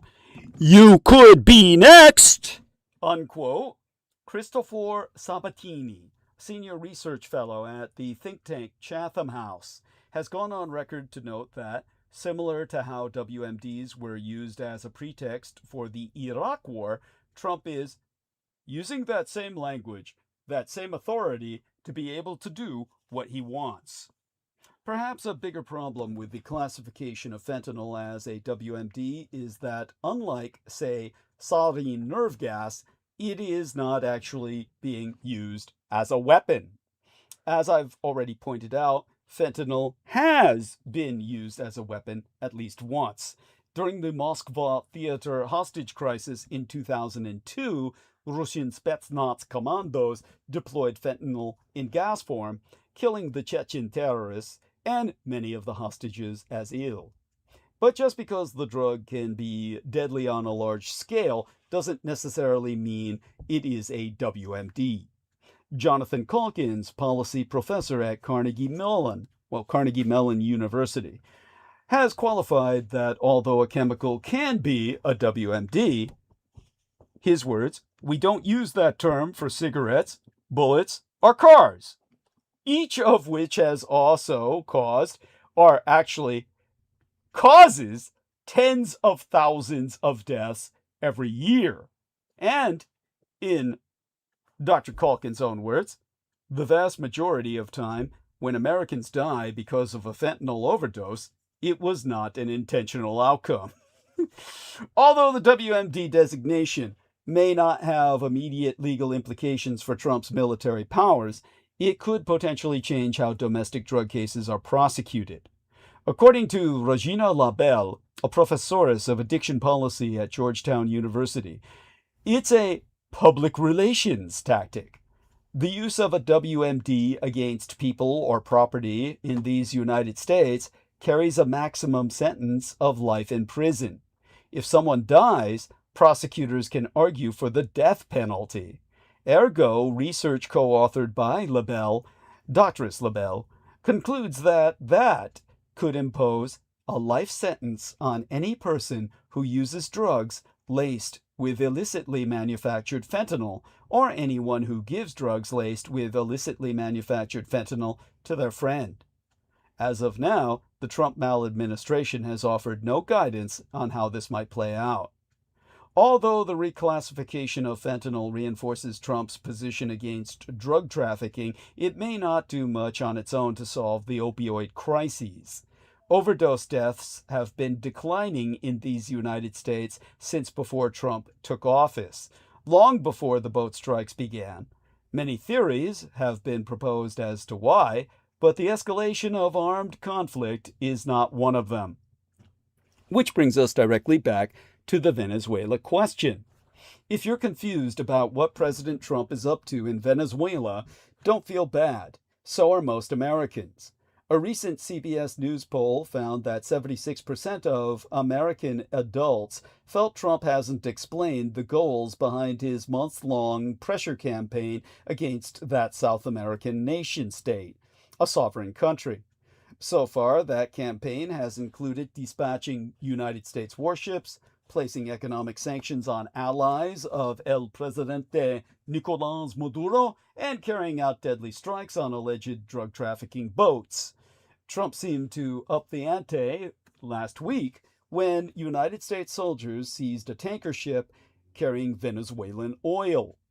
Publicly, the White House has suggested that Trump's top priority is to stop illegal drugs from entering these United States. But most drugs are not coming from Venezuela, leading many to wonder what else he's trying to accomplish. Well, there be some possibilities. Is this all simply to oust Maduro? There's reason enough to think so. Trump blames Maduro for sending drugs, migrants, and gang members into these United States and seems to be pressuring him to quit. Last month, Trump reportedly offered Maduro safe passage if he resigned immediately. Maduro refused. The Biden misadministration and other Democrats have also criticized Maduro, whose autocratic regime engages in corruption, political crackdowns, and human rights abuses. But Trump has been blunter. Of Maduro last week, Trump said, "His days are numbered." So, well, does Trump just want Venezuela's oil? Possibly. Trump has said that the United States should have taken Iraq's oil during the war there and campaigned on the slogan, "Drill, baby, drill." Venezuela has the world's largest known oil reserves, and Trump says the United States will try to keep the oil aboard the tanker it seized. This month, the representative Jake, I believe, Jake Auchincloss, Jake Auchincloss, a Massachusetts Democrat, argued, "This is blood for oil 2.0." But the seized tanker also seems to have been involved in smuggling oil to avoid American imperial sanctions, and Democratic presidents have taken similar action. During the Biden misadministration, the American empire seized nearly 1 million barrels of smuggled Iranian oil. In 2014, under Barack Obama, Navy SEALs seized a tanker crewed by Libyan rebels that was transporting stolen crude. Or is this all about Hong Zhonghua, Red China? Experts concur that the maladministration's new national security strategy prescribes maintaining dominance in Latin America to block Chicom access to ports, rare earth minerals, and other assets. Faced with American imperial sanctions, Maduro has signed energy and mining deals with Zhonghua Renmin Gongheguo, the People's Republic of China, or Communist China on the Asian mainland. Trump has also been cultivating regional allies, including Argentina and El Salvador. If that sounds like the Cold War to you, it may be because the Sino-American rivalry has started to resemble that earlier period. I've gone into depth of that in our latest episode before tonight's, so review that at your leisure. But not right now. Right now, speaking of, is Cuba the real target? Even if not, it could be an added bonus. Venezuela is effectively a Cuban colony.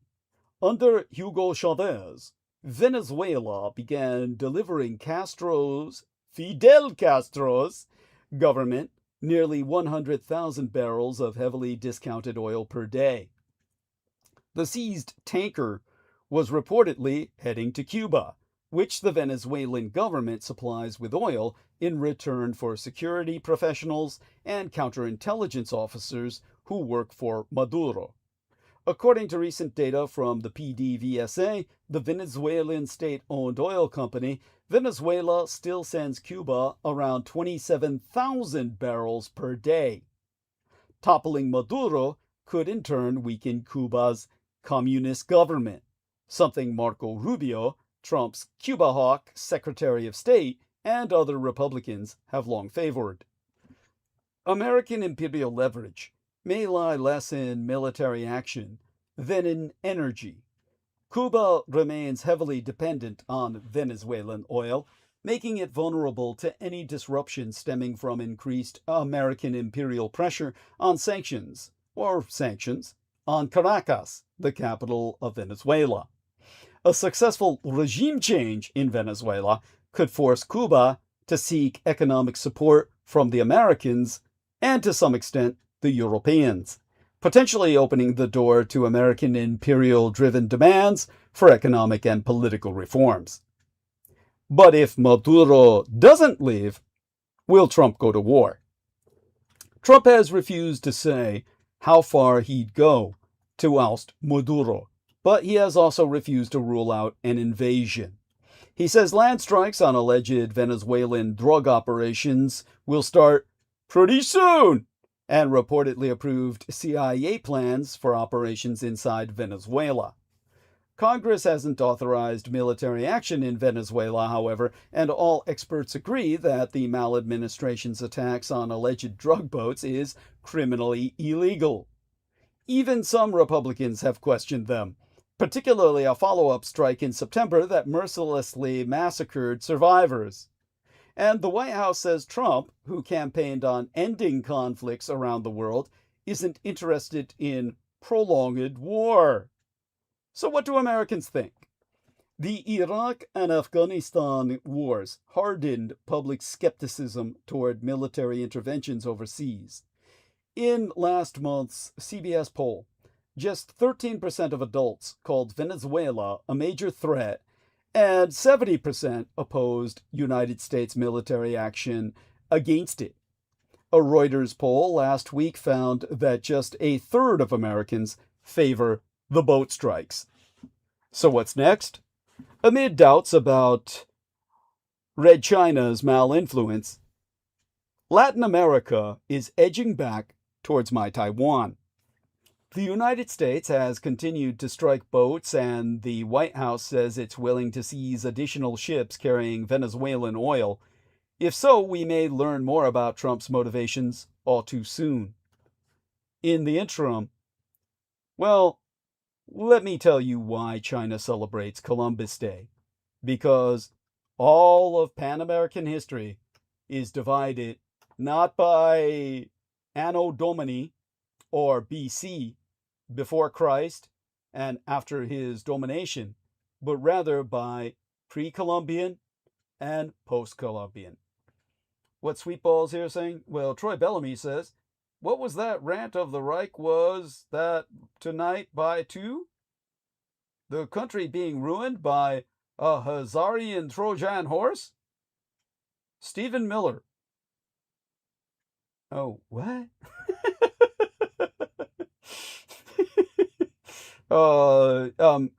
You're welcome to jump on the call, Troy. You're called when the call starts. Just jump on the call.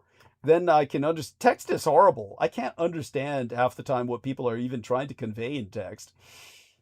At any rate, as I said, everything in the Western Hemisphere, the real history is not BC and AD. The real historical demarcation point is PC and, well, PC, pre-Columbian and post-Columbian.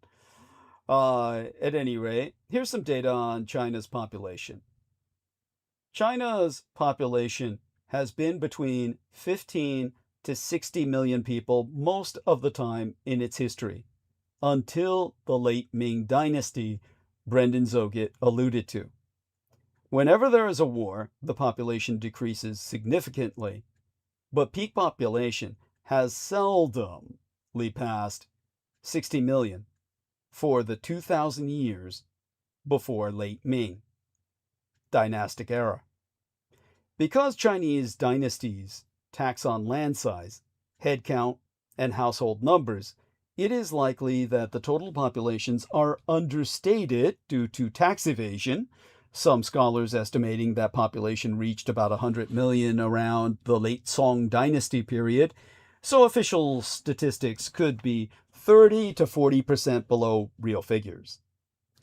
The official population passed 100 million around 1720 Anno Domini, 200 million in 1764, 300 million around 1790, 400 million around 1834, due mainly to higher food yield, with introduction of New World plants such as corn, potatoes, etc. Virtually no growth between 1840 to 1900, when Western powers invaded China, and the Taiping Rebellion, what was known as the Earth War in Chinese historical reference, took away, well over 30 million lives by direct combat and around 100 million lives by collateral damage.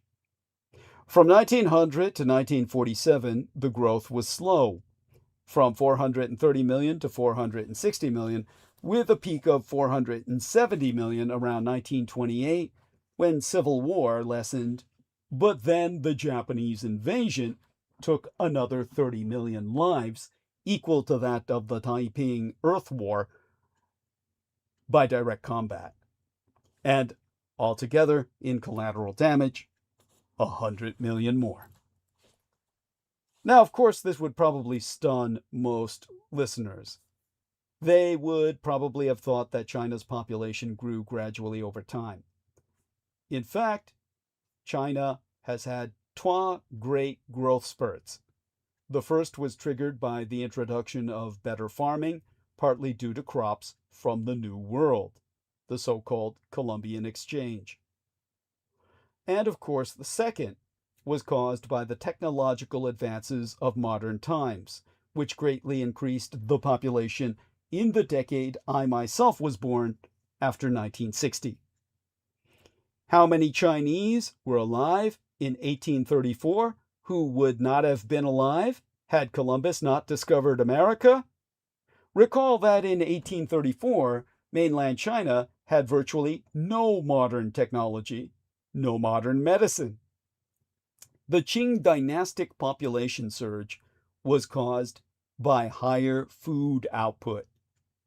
Meanwhile, Columbus caused an astronomical demographic decline in the Americas, catastrophic, to the point where it triggered a necromantic or dead winter, a winter of the dead, where regrowth of wildlands, the resurgence of forestry, became an enormous carbon sink that lowered the temperature of the world to the point of an ice age, the Little Ice Age, where people could literally ice skate across the Thames River in London, and people died by the millions in Europe.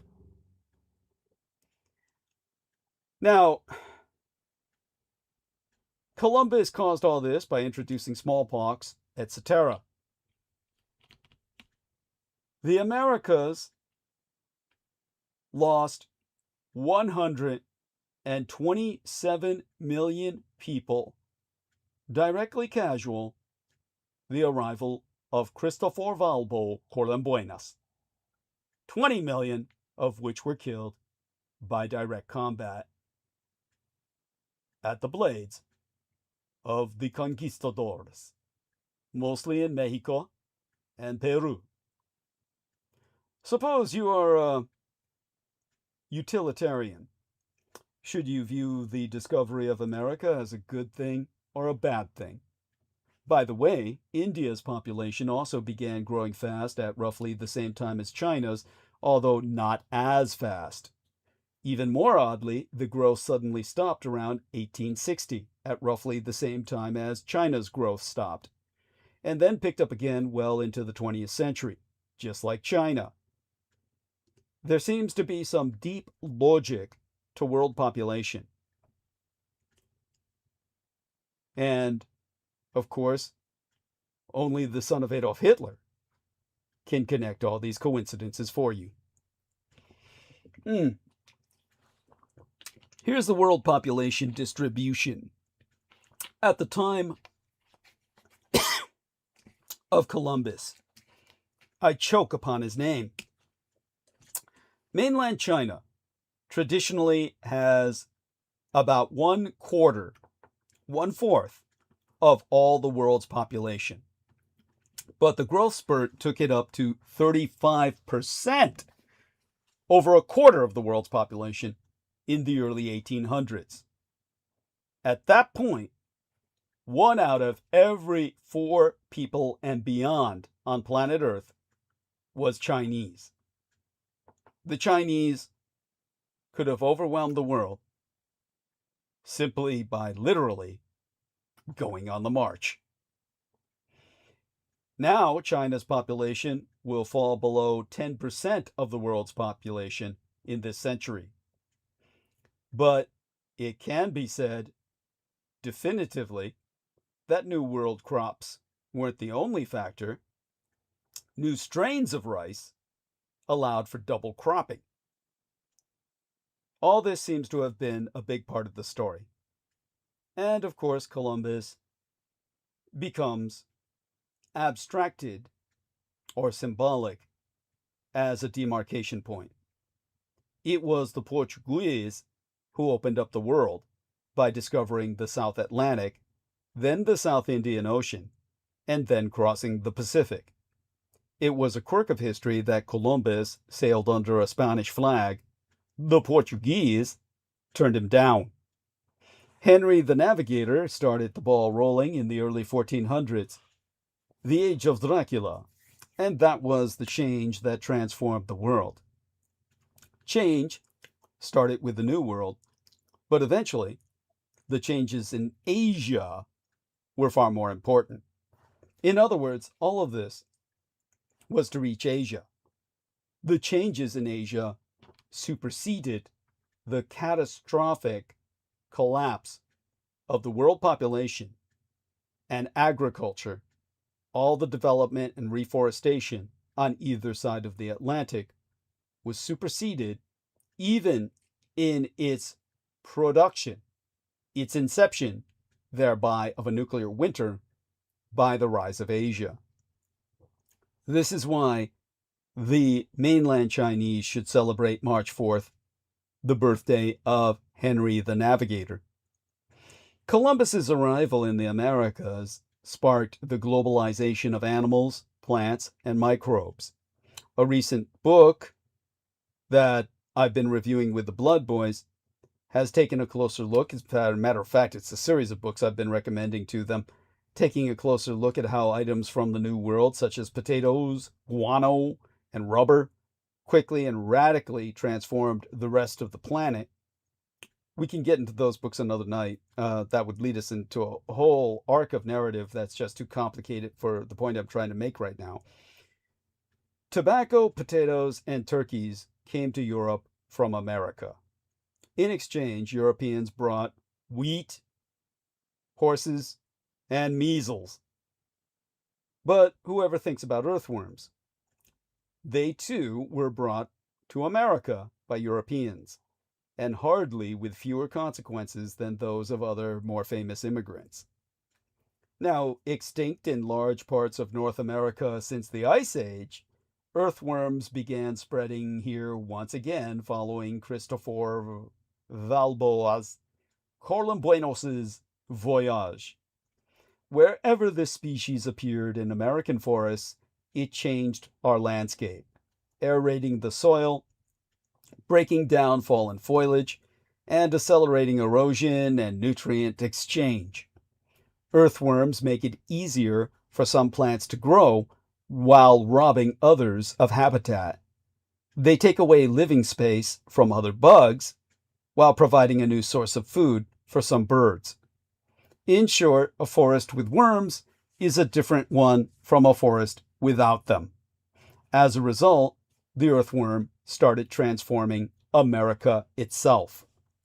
No other person changed the face of the earth as radically as the man-worm, Christopher Corlambuenos. Corlambuenos' crossing of the Atlantic marked the start of a new age, not only for the Americas, but also for Europe, Asia, and Africa. It was the dawn of the era of global trade. Oceans no longer represented barriers to people, goods, animals, plants, and microbes. It was as though Pangea, the supercontinent that broke apart some 150 million years ago, had been reunited in the geological blink of an eye. Before the ships Nina, Pinta, and Santa Maria set sail in 1492, not only was the existence of the Americas unknown to the rest of the world, other than the sailors that had prowled her shores, but China, Zhonghua, the center of the world, and Europe also knew little about one another. A century later, the world looked very different. Spanish galleons sailed into Chinese harbors, bearing silver mined by black Africans in South America. Spanish cloth merchants received, the Spanish textile merchants, they received Chinese silk in exchange, delivered by middlemen in Mexico. And wealthy people looking for relaxation, whether in Madrid or Alnaca or Manila, they lit up tobacco leaves imported from the Americas. Who among you knew the role of the sweet potato what role it played in mainland China's population explosion? Who knew that improving agricultural yield with bird droppings as fertilizer, guano, began in Peru? Certainly few knew what a decisive role malaria-carrying mosquitoes played in the fate of the United States. And at the bottom of it all, an earthworm riding in some asshole's ankle cuffs kills entire forests of botanical wonders, the tallest trees in the world, and it's why tall trees can't grow in America anymore. The earthworms prevented. In interim, in a second Vulcan intervention, your first Vulcan intervention to happen in your historical timeline, my Taiwan's presence in Latin America has been constantly strangled, with countries cutting off all diplomatic communication under Beijing's pressure, either political or economic, to distance themselves from my rebel island. However, recent events seem to indicate a change of course.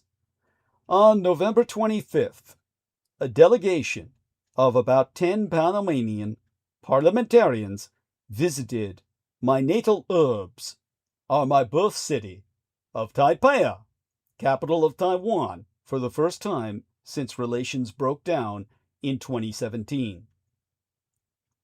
It is in the interests of the Chi-Com, or Chinese Communist authorities, to intimidate both directly and indirectly, and to prevent this visit from ever taking place. That was their intention, and that's what they put every effort into. Supported by Congress, this trip was part of a slow but significant series of actions by individuals to move closer to, or return to, Taipei, capital of aliã's Formosa, the beautiful islands, the 100 islands of Taiwan, and the values that our democracy represents. But Chi-Com interference was also an attempt to counterbalance their own loss of prestige, their loss of power over the Americas that Columbus brought to them. In this closure of that circle of blood and black slavery, Latin America is attempting to counterbalance the harmful influence, the malevolence, the maleficence that Red China has in our region. Exempli gratiae. The recent meeting of the IPAC, Interparliamentary Alliance on China, held in the European Parliament, had a notably expanded Latin American presence, with a delegation of 4 representatives each, from Paraguay, Bolivia, Colombia, Uruguay, and Panama, all clear in their interest in reopening relations with my Taipei, my natal herbs, my birth city and capital of Taiwan, through the establishment of an economic office. This is because trade matters. By cutting ties, Panama was forced to close all diplomatic channels with Taipei, despite the fact that my Taiwan has a free trade agreement with Panama and is one of its main trading partners. In 2024, some 93 million United States dollars in exports went from the Central American country of Panama to Zhongguo Island China, my Taiwan, surpassed only by the Netherlands at $115.8 million and these United States at $154.9 million.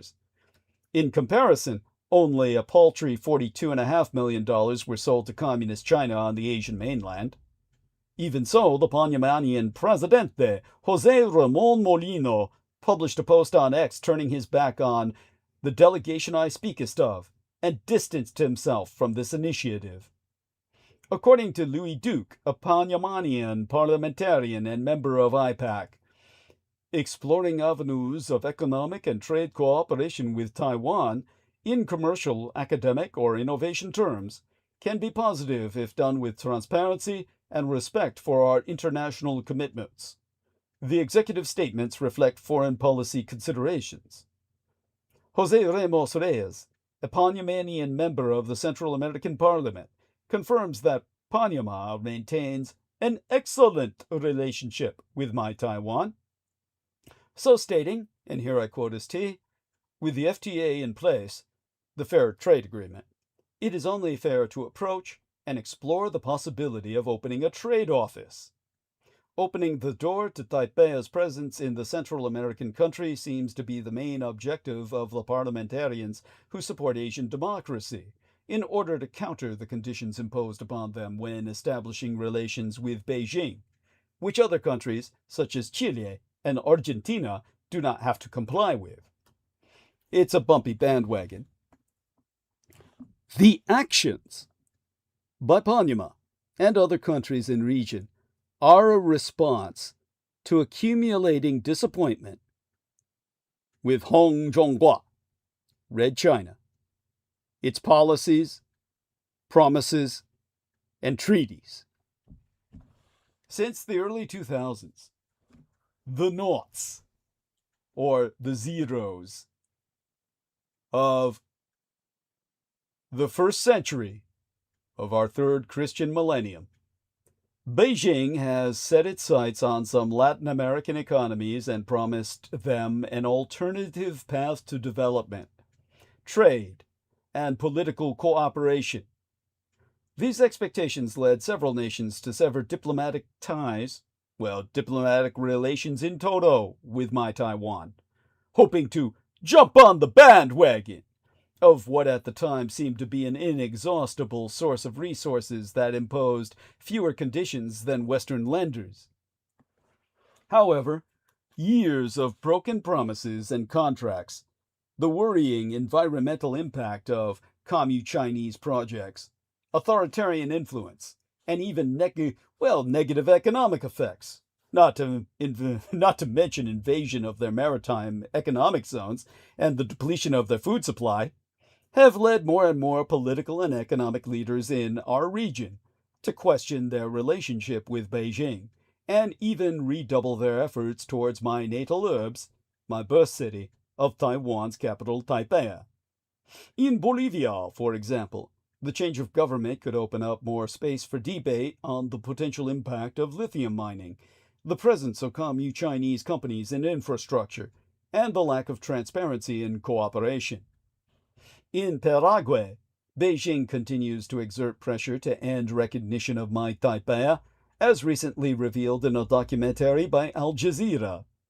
In Colombia, the recently announced accession to the Belt and Road Initiative, or the BRI, has not yet been presented to Congress for review that I know of, something that parliamentarians such as Juan Español, also a member of IPAC, and the Democratic Center have openly criticized.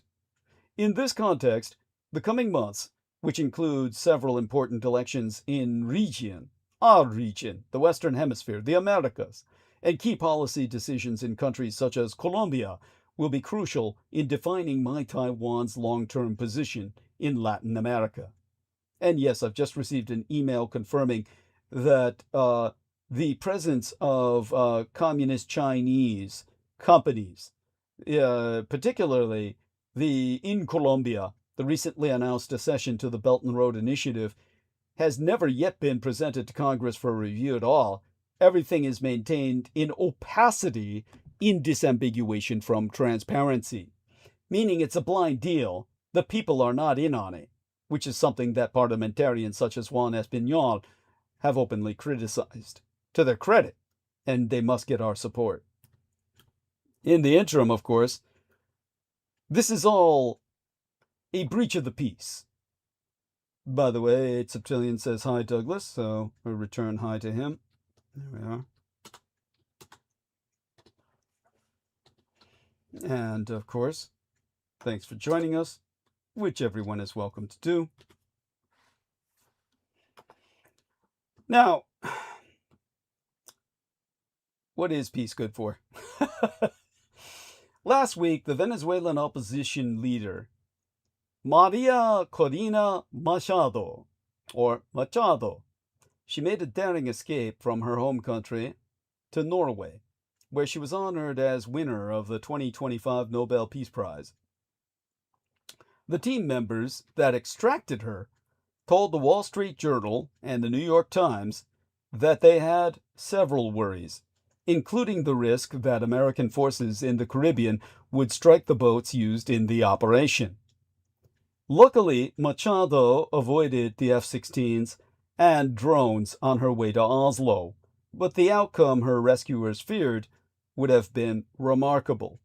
The man who campaigned frantically to win the Nobel Peace Prize inadvertently killing the woman who did, as part of a likely, definitively illegal series of boat strikes that may yet climax with a land war in South America. Yesterday, and it's still yesterday by Pacific Standard Time that I'm referencing, yesterday Donald John Trump, who has deemed himself the peace president, escalated his belligerence against Venezuela, announcing a blockade of sanctioned oil tankers and demanding that the government return to the United States of America all of the oil, land, and other assets that they previously stole from us. Like, when did Venezuela invade America and take land from us? If anybody can help me here with that, please do so. This statement, a direct quote verbatim from Donald Trump, is obviously difficult to parse, but the Trump aide, Stephen Miller, suggests that it refers to past nationalization of the petroleum industry. Oh, there we have it. So he's talking about the oil rigs that American developers installed in Venezuela that were then nationalized. In any case, a blockade could still be an act of war under international law. In fact, I know it would be. This past Friday, Trump said the United States would launch land strikes within Latin America. On Friday, in the Oval Office, Trump said, "We knocked out 96% of the drugs coming in by water, and now we're starting by land. And by land is a lot easier, and that's going to start happening."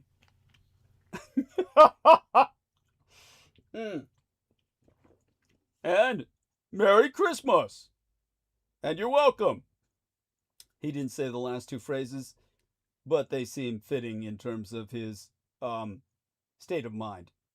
This 96% mark is unrealistic and backed by no evidence whatsoever, as is the notion that land wars are easier than drone strikes at sea.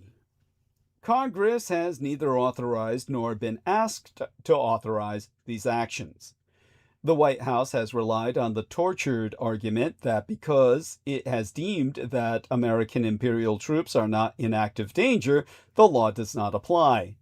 Nor is it clear what the strategic rationale for such a strike on sovereign nation states would be, much less the legal justification.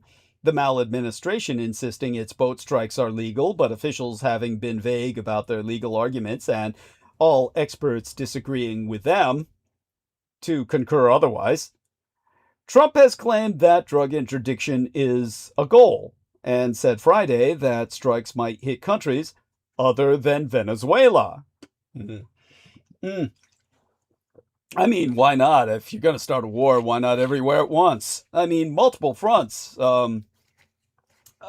all just a video game to Americans. They couldn't give a shit till it all starts coming home and biting them back in the ass. But Trump has also been moving to force the Venezuelan Presidente Nicolás Maduro out of power, as the White House Chief of Staff, Susie Willies, told Vanity Fair in an article published this week. Although Trump claims that Maduro is a drug kingpin, American intelligence assessments contradict him. And the Fourth Estate has reported that the maladministration's real objective is to gain access to oil and rare earth minerals. This apparent drift toward a 19th century style imperialist war is notable for a president who ran in 2016 criticizing both parties' embrace of foreign military interventions. Trump having said for years, however, that the American empire should have taken Iraq's oil, whatever that means. In the places where Trump is not on the verge of starting a new war, some of the many conflicts he claims to have resolved stubbornly refuse to stop. On the border between Thailand and Cambodia, Siam and Kampuchea, both countries continue to fight, part of hostilities that have killed at least 24 people and forced 500,000 to flee. Although Trump announced a ceasefire this past Friday, both governments said no such agreement has ever been struck. In Black Africa, fighting also persists between the Democratic Republic of the Congo and a rebel group understood to be backed by neighboring Rwanda, which was the former perpetrator of state-sponsored genocide. In that case, Trump did manage to bring together the leaders of the DRC, or Democratic Republic of Congo, and Rwanda for a ceremony 12 weeks ago, within the span of a 14 or 14 nights. The problem is that the peace hasn't held. Instead, the rebel group has continued fighting. Secretary of State Marco Rubio described its actions as a clear violation of the ceasefire. A ceasefire in the Gaza achieved this fall is also very tenuous, to say the least, Israeli aerostrikes having continued sporadically and Palestinian officials having said that at least 391 Palestinians have been killed since the agreement. The Israeli and American imperial governments sometimes question those figures, but Axios reports that the White House scolded the Israeli government for a strike over the weekend, which it said was a violation of the ceasefire. Meanwhile, an end to the war in Ukraine, which Trump seems to want badly, remains elusive. On Monday, American officials said that the United States, Europe, and the Ukraine have agreed to security guarantees for Ukraine though it's not clear whether the revanchist and revisionist Russian Empire will accept the ceasefire plan. The larger problem is still land. As part of a deal, Trump is reportedly pressuring Ukraine to surrender territory that the Russian Empire has not even managed to capture through its years-long, grinding war of aggression involving frequent war crimes in a campaign of obvious genocide. For obvious reasons, that's a non-starter for Ukraine. But the Russian Empire, which knows that Trump likes and always caves to the dictator Vladimir Putin, shows little interest, in fact, none whatsoever, in concessions. There's no shame in a president failing to resolve every conflict around the globe. Trump should not be expected to find solutions. Well, let's put it this way. After I take a drink and recover my voice,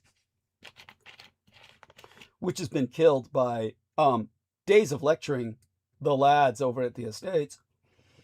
Let me see if I can rephrase this. There's no shame in a president failing to resolve every conflict around the globe. Trump should never be expected to find solutions that have eluded previous leaders or bedeviled the world for decades, though he should be celebrated if he does.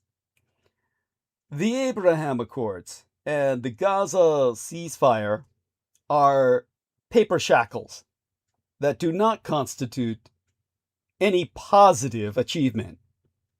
The Axis of Abraham is simply being an axis of genocidal powers. The House of Saud engages in genocide against Yemenis, and the Sudan engages in genocide in the Darfur. All of these are part of the Abraham Accords of Donald Trump, in lockstep with the pivot, the nexus of that Abrahamic axis, genocidal Israel. No positive achievements towards peace there. And the public relations problem is claiming to have resolved conflicts that clearly are not over and announcing agreements that aren't even real. Trump doesn't want to do the work, but he still wants the world to recognize his putative achievements with a Nobel Peace Prize. That honor seems out of reach barring some major developments, but at least he's got the FIFA, the Fédération Internationale de Football Association, the International Federation of Association Football Peace Prize, which, as we've already put an image of into the chat room, it looks like the hands of damned souls reaching out of hell to grasp the earth and pull it down into hell with them. It's like the fallen angels of the abyss, hell's hell, under the direction of Baal, the lord of the abyss himself, Kulu, from whence we derive the name Cthulhu, are dragging earth into the pit. It is in this context that an interview with the head of the NATO Military Committee, Giuseppe Cavoldragone, in the Financial Times, has signaled a fundamental shift in European security. In short, the Italian-born admiral has proven that the alliance, or the Alliance Atlantique, can no longer limit itself to responding to cyber and hybrid attacks, but simply must consider more effective options. This could even include preemptive action in sectors where an attack could, inevitably will, paralyze entire states, effectively redefining the boundaries of defense. By states, I don't mean states in union in these United States. I mean entire European member states of union, meaning entire sovereign nation states, can be taken out by what Russia's doing. When this incredible individual, named after the man who essentially was the founding father of modern Italia, Giuseppe Garibaldi, Admiral Giuseppe Cavoldragone, in his interview, he offers in his speaking for Europe what is not a change of tone, but of logic. We are forced to redefine the boundaries of defense by the new form of Russist warfare. What used to be seen as sub-threshold warfare has become Moscow's operational strategy. So this interview, granted in late October, appeared just as Russia was intensifying its cutting of cables in the Baltics, drone strikes on critical infrastructure, airport disruptions across Europe, cyber attacks, and the deployment of its own ghost fleet in international waters. These are not isolated incidents. They form a low-cost, high-yield strategy aimed at Europe's very metabolism, its energy, its data, and its infrastructure. Admiral Cavoldragone has proven that this pressure is not only about the Ukraine, but about Europe's systemic vulnerability. There being 3 strategic orders thereof. All of this is unfolding while the United States, Ukraine, and the revanchist and revisionist Russian Empire enter a decisive phase in their negotiations. The interview therefore becometh, perhaps unintentionally, a signal to Moscow that Europe's vulnerability is not up for negotiation. To Kiev, the capital of Ukraine, that Western support is holding, through Europe, if not the United States. And to Washington, the signal being that critical infrastructure is the real arena of competition. Here the clash between 3 strategic orders cometh into focus. The American imperial order, increasingly centered on deal-making, tends to treat security as something negotiable, to be managed, as unto corporate wheeling and dealing through exchanges and compromises. The European order, normative and defensive, still believes that stability derives from rules, predictability, and international law. The Russian disorder, revisionist and asymmetric, sees competition as a space of friction where hybrid warfare, sabotage, and psychological pressure are normal tools.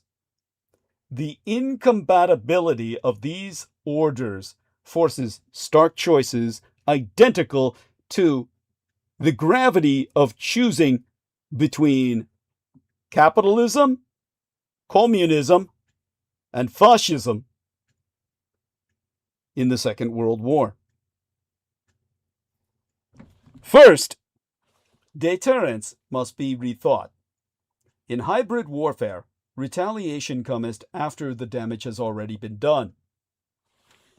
Classic deterrence, based on red lines and shared rationality, no longer holds. Russia strikes precisely where the Western response is legally uncertain, politically costly, and militarily risky. Admiral Cavoldragone highlights the gap between the European ethical and legal horizon and Russian ruthlessness, and argues that deterrence must become structural. Constant surveillance of cables, networks, and critical nodes so that any sabotage carries an immediate and visible cost. When you see them strike, You're there to strike back and destroy them, like the Argentinians sinking those Chinese fishing ships. This is not an argument. This is advisement. Second, legality must be transformed into an instrument of force. Europe operates within legal and democratic constraints that Moscow does not acknowledge. This is a strength, but also a vulnerability. Europe must update maritime law, the responsibilities of flag vessels, the attribution of actions below thresholds, and red lines on critical infrastructure so that the law becomes a legitimate basis for action rather than a unilateral break thereon. Because this is all about wearing down from within. That brings us to what's third. Tertiarily, or third, the political governance of security itself must be rebuilt. Hybrid warfare is not aimed at occupying territory, but at undermining public trust, disrupting energy and services, and shaking institutional continuity. It is a conflict that wears down societies from within. The response must be integrated. A political center that brings together intelligence, cyber, defense, internal security, and private actors, turning vulnerabilities into organized resilience. Invisible warfare has become the standard form of global competition. Europe must decide whether to endure it or govern it. Europe is a regulatory superpower. Reframe the laws. For instead of a Pax Europiana, a Pax Europiana would be a European peace, into a Lex Europiana, the European law. Instead of the world at war, think of the world at law. Your police become the frontline soldiers. Around this framework, growing strategic entropy is spreading across the Euro-Atlantic and Indo-Pacific spaces. La Cinquième République Française, the Fifth French Republic, is exploring new forms of leverage. Dy-2-END, the new United Germany, is preparing defense plans for a conventional attack, and below the radar, the debate over nuclear deterrence is intensifying. We must have a nuclear Germany. And this brings us to the identity question. Across Europe and Asia, doubts about the American umbrella are growing, and the temptation to consider nuclear weapons as an independent guarantee is resurfacing, fueling uncertainty and instability in the international system. The difficulty is not only technical, but also about identity. Because Europe is built upon law and transparency. Russia upon the erosion of both. NATO must defend its principles without allowing them to become vulnerabilities, finding a way to reconcile an American ally that negotiates according to logics of transaction with a Russian adversary that operates through destabilization. Just as Europe was in my biological father Adolf Hitler's time, you are surrounded by a pathological capitalism across the Atlantic and a maniacal collectivization in Eurasia. This is why invisible war is not the prelude to war. It is war itself. A war fought not along borders, but along the infrastructure that keeps the super subcontinent running. Europe's strategic survival will depend on its ability to arrive at the negotiating table as an actor that defends not only territory, but systems, continuity, resilience, and rights, and the ability to build a credible deterrent capable of navigating the gray zone without being overwhelmed. Because Iran has a new moral order. The Islamic Republic no longer controls the symbolic universe that once anchored its posited legitimacy. Iran is undergoing a profound transformation, one not of institutions but of leadership, or no, in fact, neither.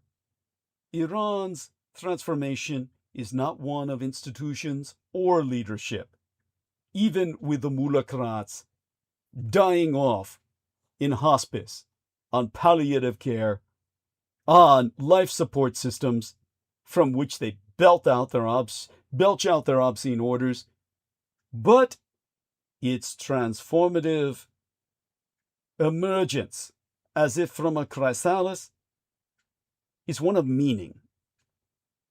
The Islamic Republic continues to project strength through its security services and regional networks, yet it no longer controls the symbolic universe that once anchored its legitimacy at home, among its population, its subjects.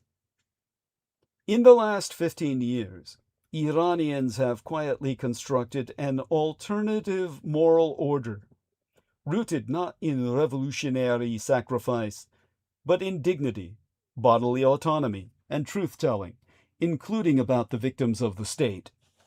This bottom-up civil religion now challenges the core of the Islamic Republic's political theology more effectively than any party or organized opposition. The shift did not happen overnight. It was built through a sequence of shocks that accumulated over time. The killing of Neda Aga Sultan during the Green Movement protests in 2009, which transformed a protester into an unsanctioned national martyr.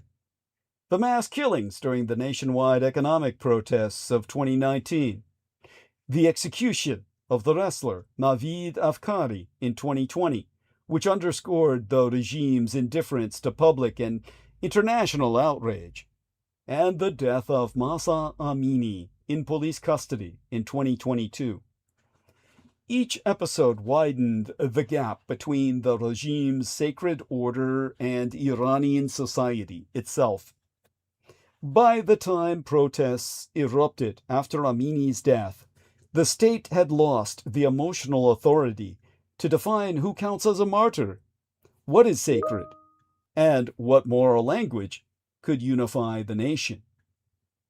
The symbolic rupture has not receded, and this revolt of meaning is now one of the most consequential political developments in Iran. It has not toppled the Islamic Republic and may not do so anytime soon, but it has reoriented the moral center of Iranian society in ways that will shape the country's political future. After the 1979 revolution, Iran's rulers built their authority and governed through a powerful political theology that fused Shia martyrology, revolutionary myth-making, and the memory of the Iran-Iraq War. The proverbial young martyr who gavest his blood for the revolution becamest the state's central icon. His image, haloed, pure, eternally youthful, filled murals, textbooks, and public squares. In this symbolic economy, the state defined the sacred, and society internalized it.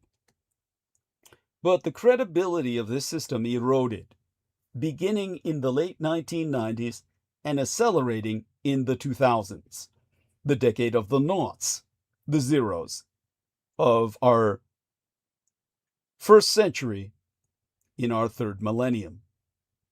Corruption, inequality, and the widening gap between the revolutionary elite and ordinary Iranians made the state's exalted moral language ring hollow.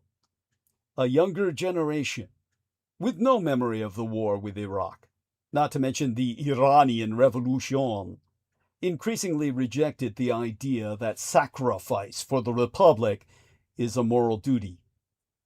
The rupture became most visible in 2009, when millions of people took to the streets after a disputed presidential election. Iran's security apparatus, namely the IRGC, the Islamic Revolutionary Guards Corps, and the paramilitary Bazi, or Bajish, relied on familiar methods of repression, but it could not control the symbolic fallout after the killing of Aga Sultan, captured on a cell phone camera and spread instantly around the world. Within hours, protesters declared her the martyr of freedom, and she became a national symbol unsanctioned by the state. The regime's monopoly on defining sanctity had cracked. This struggle over meaning intensified over the next decade. During nationwide protests in November of 2019, security forces killed hundreds of people, many from poor and marginalized communities. Their families refused silence. Mothers recorded videos demanding justice for their children, and their grief resonated beyond provincial towns. A year later, the execution of Afkari. Afkari was a wrestler, widely believed to have been tortured into confessing to the murder of a security guard during the 2018 protests, produced another martyr whose words, and here I quote Afkari himself, "If I am executed, I want you to know that an innocent person was executed," circulated like a national lament. By the time Amini died in 2022, Iranian society had developed its own moral repertoire, improvised shrines, candlelight vigils, and forms of mourning, such as haircutting, that coalesced in the Woman, Life, Freedom protest movement that followed. That movement has since quieted, but its rituals, slogans, and moral vocabulary permeate everyday social life. Unveiled women remain visible in major cities such as Tehran, Shiraz, and Rasht, despite intensified policing, digital surveillance, and renewed so-called hijab laws. The families of those killed during the 2022 Woman, Life, Freedom movement continue to hold public memorials that often turn into small-scale protests.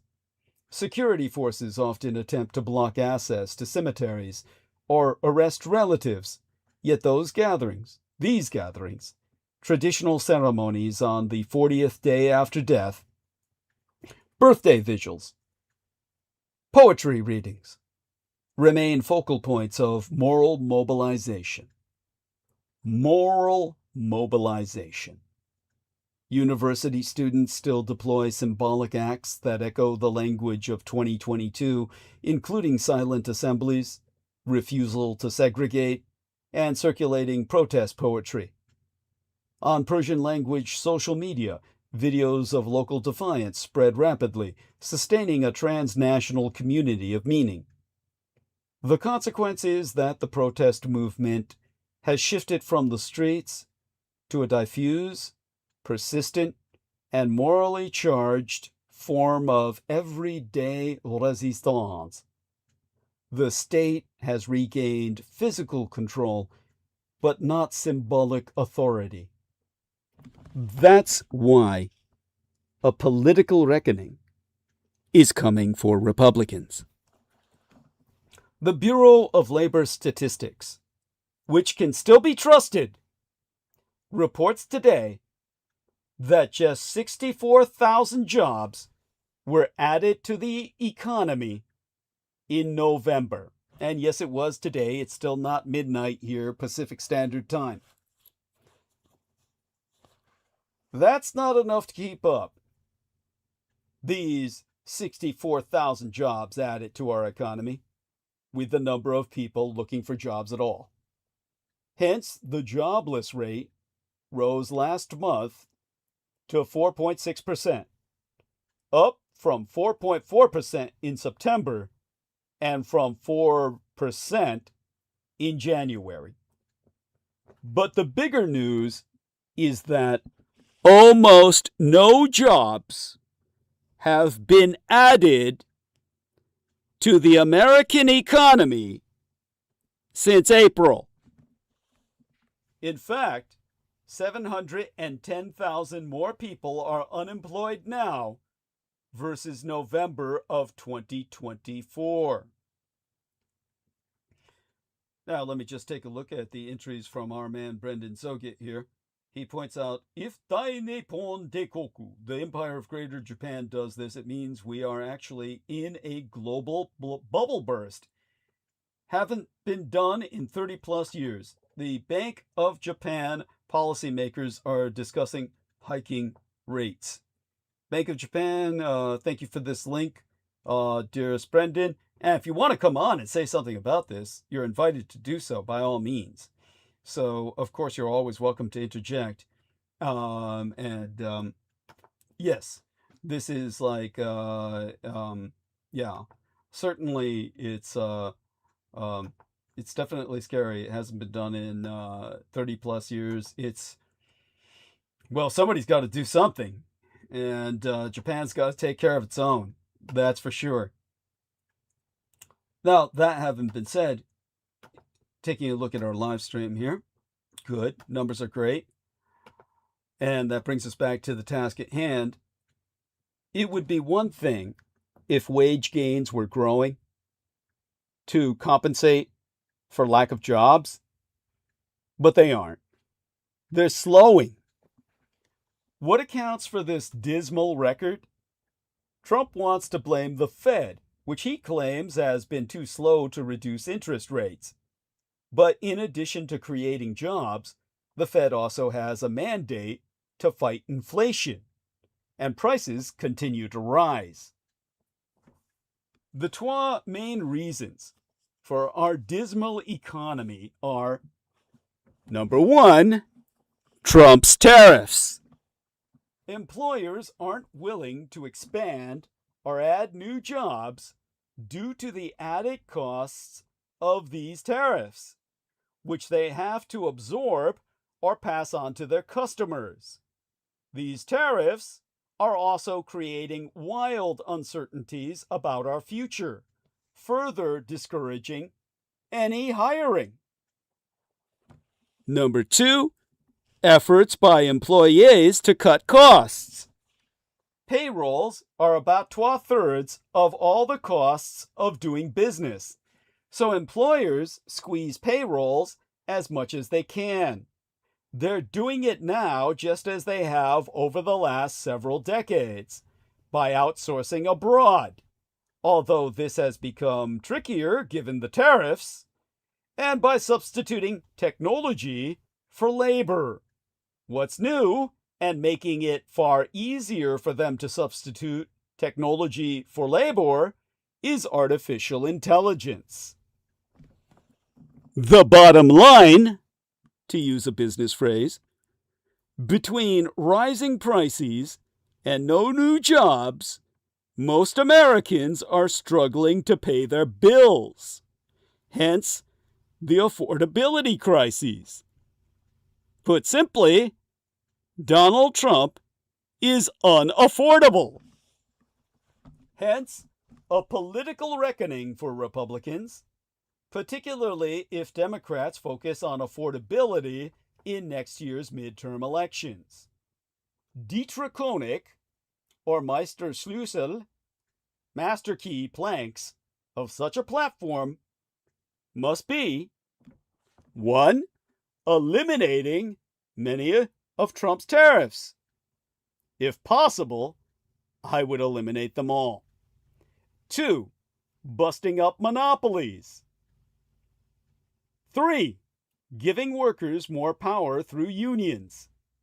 4. Raising the minimum wage. And 5.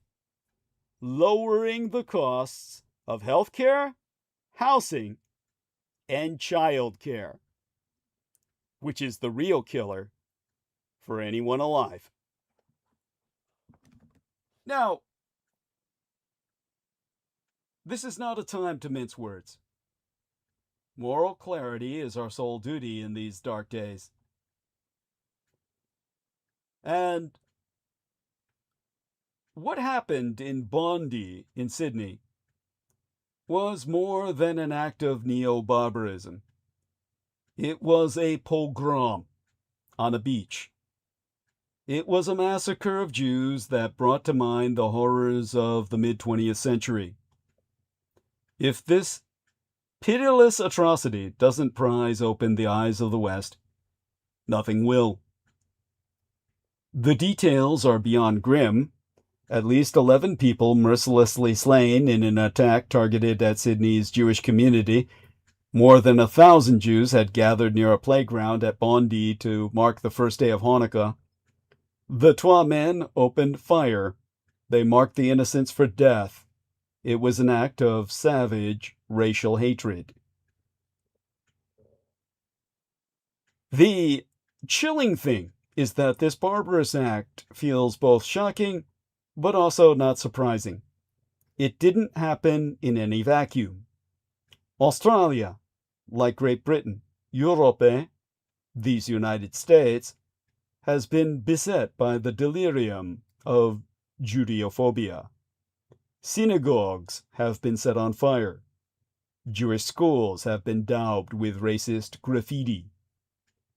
"Murder your local Zionist" has been scrawled upon the walls. Now, people have been chanting, "Globalize the Intifada" on the streets of London, just hours after the Yom Kippur murders in Manchester. This is a testament to the crises of our civilization. And I can imagine mobs somewhere in the West chanting it today, with not a second thought for the souls slain in Sydney. Because it is now undeniable that the hatred for the world's only Jewish state has reanimated a medieval-like loathing for the Jewish people as a race. In Colorado 6 months ago, an elderly Jewish lady was burnt to death by a man shouting, "Free Palestine!" In Washington, D.C. in May, a young man and woman were killed outside the Capitol Jewish Museum, also by a man shouting, "Free Palestine." In Manchester in October, Twa Jews were killed. And now this unspeakable atrocity. Under the Palestinian colors, the world's oldest racial hatred has found a new and lethal lease on life. This is, of course, the cowardice of fronting a facade. None of these people are helping Palestine by what they're doing. They are acting out a pogrom that has been radicalized by the Republican Party itself. As the son of Adolf Hitler, I must emphasize that the word must be spread to the Jewish community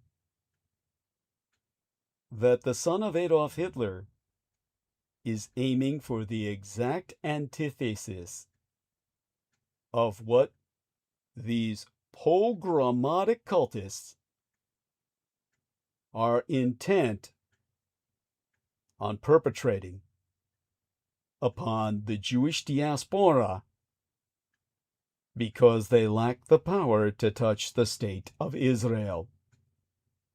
Now, I said Israel was the world's only Jewish state.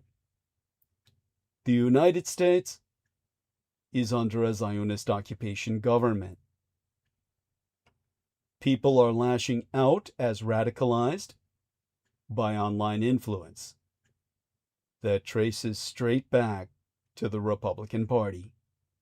It doesn't matter that Trump's daughter has converted to Judaism. It matters. Oh my God, they encoded everything you sent. Brendan Zogit sent a Albert Pike quote to Manzini that has been completely encrypted. It's not allowed for transfer digitally. It's it's completely encrypted. At any rate, it does say this much that I can read. The Third World War must be fomented by taking advantage of the differences caused by the agentur of the Illuminati, all in quotes, agentur in quotes, Illuminati in quotes, between the political Zionists and the leaders of the Islamic world. The war must be conducted in such a way that Islam, the Muslim Arabic world, and political Zionism, the State of Israel, mutually destroy each other. This is Albert Pike, quote it here to Manzini, supposedly. Meanwhile, the other nations, once more divided on this issue, will be constrained to fight to the point of complete physical, moral, spiritual, and economic exhaustion. Thereafter follows an entire series of barcode or whatnot. At any rate, it goes on, and I'm sure people can find this quote on their own. There's no need for me to parrot it. All such having been said, it really doesn't add anything coherent to what I'm trying to express. What I'm trying to express is that I do not stand for nihilism or genocide, and that the greatest danger to the Jewish diaspora is, of course, the fact that Zionism renders them a target.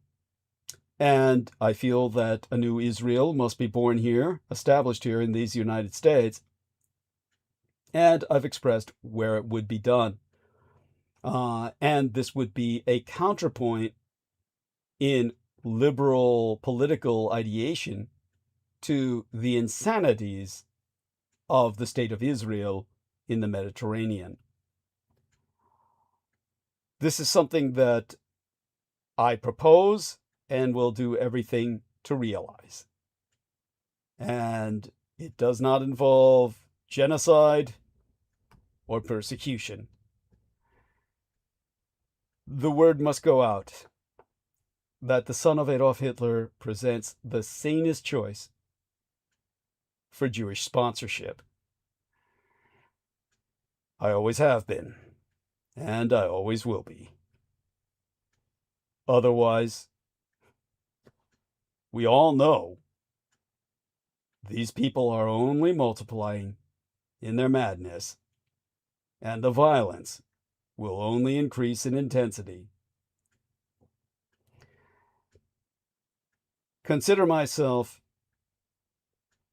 the solution to that violence. Okay, so such having been expressed, we've gotten close to midnight. Yes. Any Greetings. suggestions, please, by all means. Yes. Well, no suggestions, but yeah, did you see what happened to that letter? Look at by that! Albert Pike, yeah. Look at that! They don't like that one. Oh, Well, the funny part is the yeah. website that I got it from said it was a hoax document and all this shit. They said the British Library that in the 20s, the guy that said that it existed, like actually revealed the letter. Yeah. They said they contacted some library in England and they said, we have no record of such letter. That might well be true. I mean, it strikes me as awfully, exact in its wording. I mean, these kinds of letters. Well, whether yeah, it's true or not, Yeah. it's manifest. Whoever wrote that, it manifested Yeah. as such, whether it was Pike or not. Yeah, understood. And ultimately, that's the end game: is they both destroy each other mutually, and it plunges the rest of the world into this chaos. Yes. And then when they rebuild, the beings from the underworld will just take over the Earth plane. That's like kind of my interpretation of it. Yes, this is Edomite. It's an end game. Yeah, it's an end game move. Yeah, this is an Edomite manifesto. And Yes. whether it is an actual letter sent from one person to another, it serves its purpose as an exposition of the Edomite endgame, as Brendan Zogit has expressed. So that much can be taken from it. The fact that somebody sat down to perpetrate this quote-unquote hoax shows that someone truly wants this as the outcome of, And you know yeah, the climax of the letter, so to speak. yes, We yeah, shall unleash the nihilists yes, and the atheists yes. and provoke formidable social cataclysm. There you go. Which in all its horror would show clearly to the nations the effect of absolute atheism, origin of savagery, and the most bloody turmoil. Yes. Then everywhere the citizens obliged to defend themselves, here I'm reading from this quote, against the world minority of revolutionaries will exterminate those destroyers of civilization, and the multitude, disillusioned with Christianity, whose deistic spirits will from that moment be without compass or direction, anxious for an ideal, but without knowing whether to render its adoration, or without knowing where to render its adoration, will receive the true light through the universal manifestation of the pure doctrine of, here they say Lucifer, which is bullshit. What they really mean is, of course, the anti-gods, brought Yeah. finally out in the public view. This manifestation will result from the general reactionary movement, which will follow the destruction of Christianity and atheism, both conquered and exterminated at the same time. So all of this, of course, is far too prescient for Albert Pike. And what this really represents is an Edomite manifesto that was snuck into the correspondence, not as a hoax, but essentially as a taunt. And Yeah. and of course, misdirecting everyone to Lucifer, the god of this world, who would be the last person, to use a pun, on Earth, the last entity on Earth to want damage to come to his world.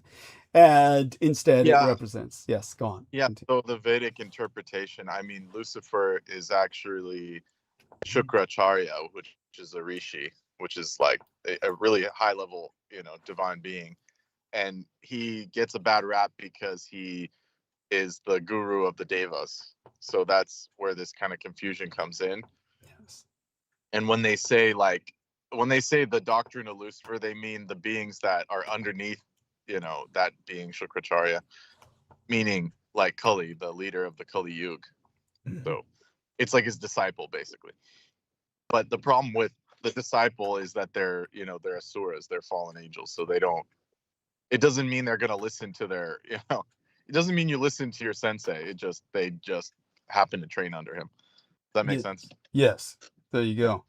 Yeah. And so thank you for that. Well, that definitely, we put the meaning into it. And so that puts the meaning into it, and it gives people some perspective. So that having been expressed, And yeah, sigil in the middle, because that was weird. It was like a bunch of A's and mostly dollars. A's. I noticed that mostly, yeah, weird A's of various variants, various variants of the letter A in particular. What we would call Latin alphabetical variants, but also the euro sign with the trademark for the euro is in here quite a bit. So that's the cents, the cent symbol for cents. Pretty incredible. I would say that it exposes quite a bit. So Looks like it came from the original website text, so I don't know what they were trying to do with that. interesting. It Trying sounds to cover it up so they wouldn't get scrubbed. some kind of redaction or some shit. Yeah, it's God knows what they're hiding. If what they're saying is this, is this, And they're saying, yeah. according to this, the original letter was wrote to Mazzini in August of 1871, which outlined plans for 3 world wars, including bringing about, and they don't use the term New World Order, they say One World Order. There you go. Yeah. So that's what the preface. And it says this letter was on display at the British Museum Library in London and copied by William Carr, former intelligence officer of the Royal Canadian Navy. But the British Library confirmed that such a document has never been in their possession. There The we are. keeper of the manuscripts, this is his original note from the person that transcribed it. He said, the keeper of the manuscripts informed the author that this letter is not cataloged in the British Museum. It seems strange that a man of the Cardinal Rodriguez's knowledge would have said it was in 1925. So they're just referencing a previous letter. So there you go. Okay. So are they referencing that previous letter as evidence?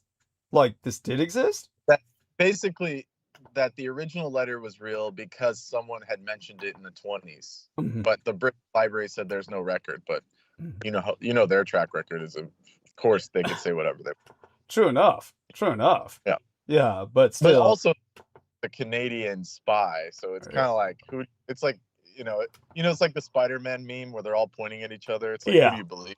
Yes. Yes. Yeah. Well, it's definitely the Spider-Man meme has got it down in one sense, but in this sense, what I can tell people is that this is what you call, in a sense, a kind of virtual truth. It's certainly a hoax, but it expresses the objectives of the Adamites.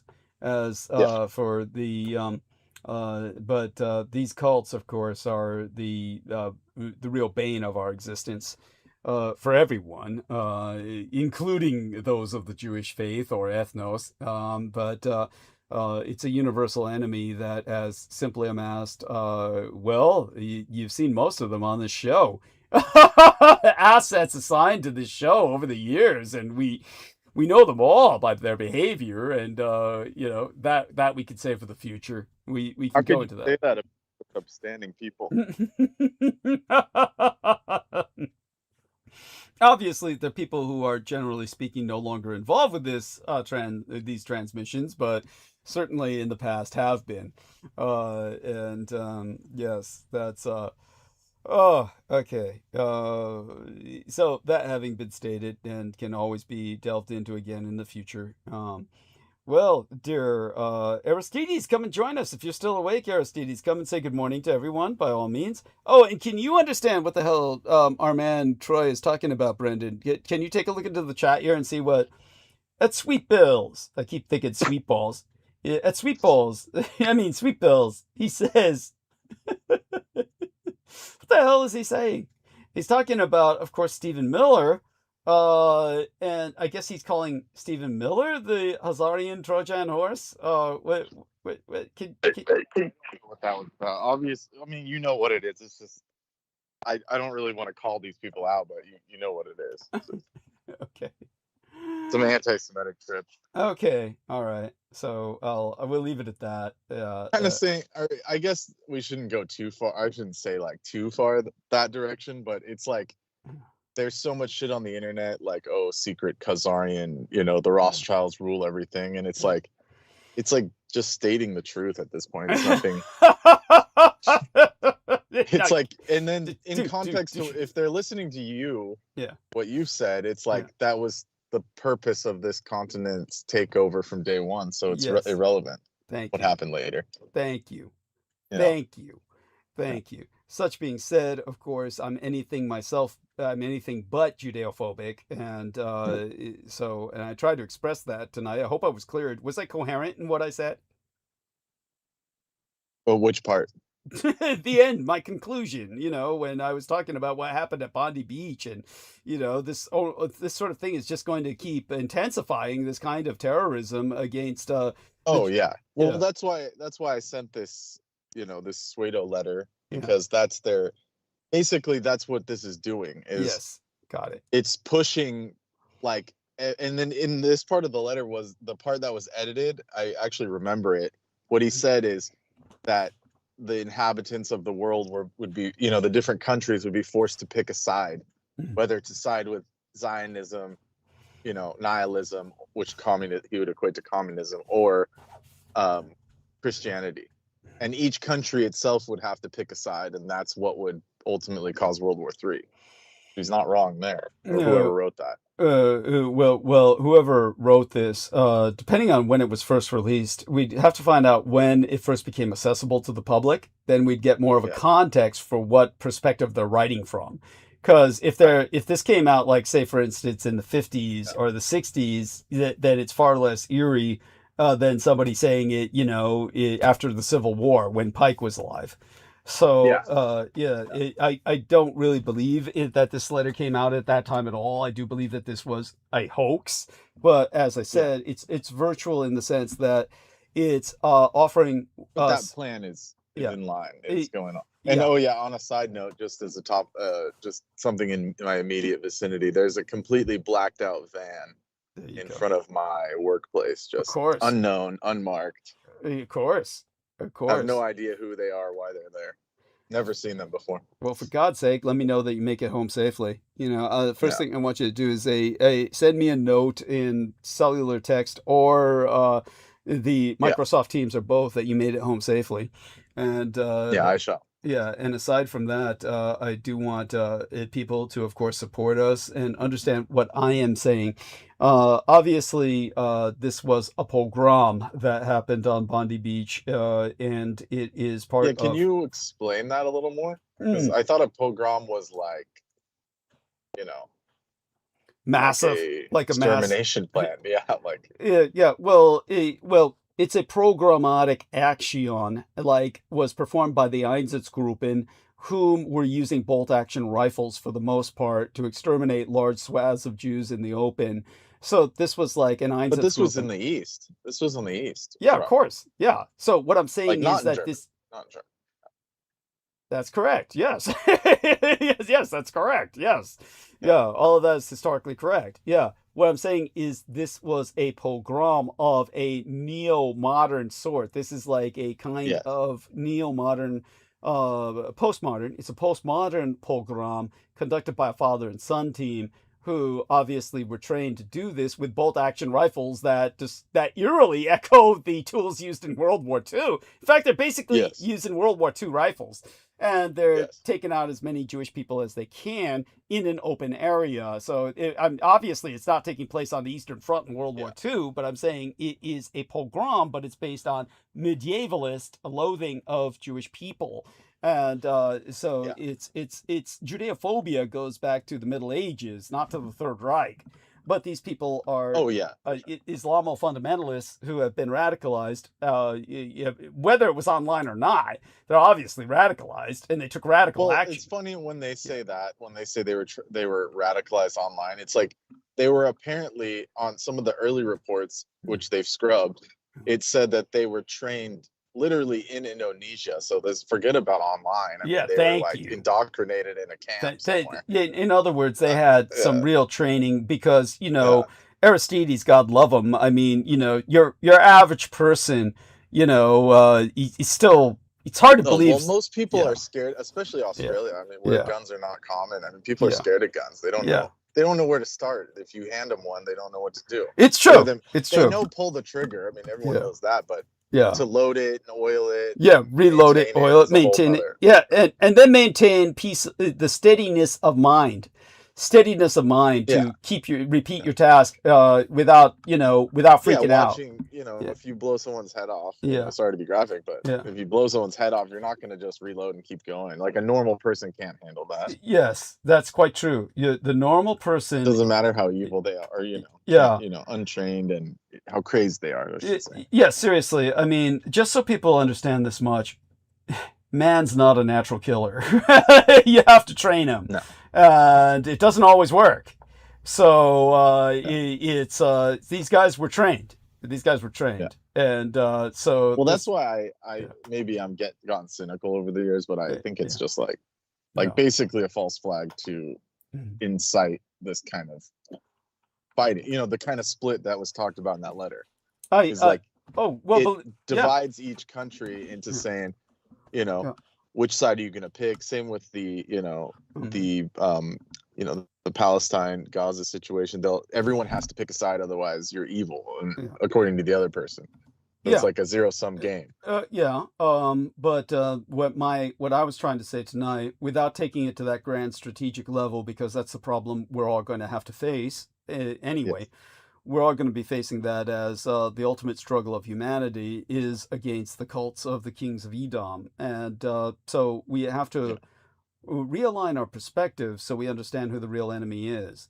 And if anyone wants any exposure to what that enemy is, well, quite a few of them have been on this transmission over the years.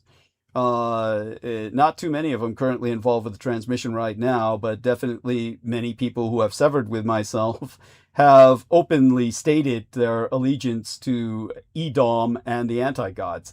These people are quite proud of what they are, and they aren't really hiding it.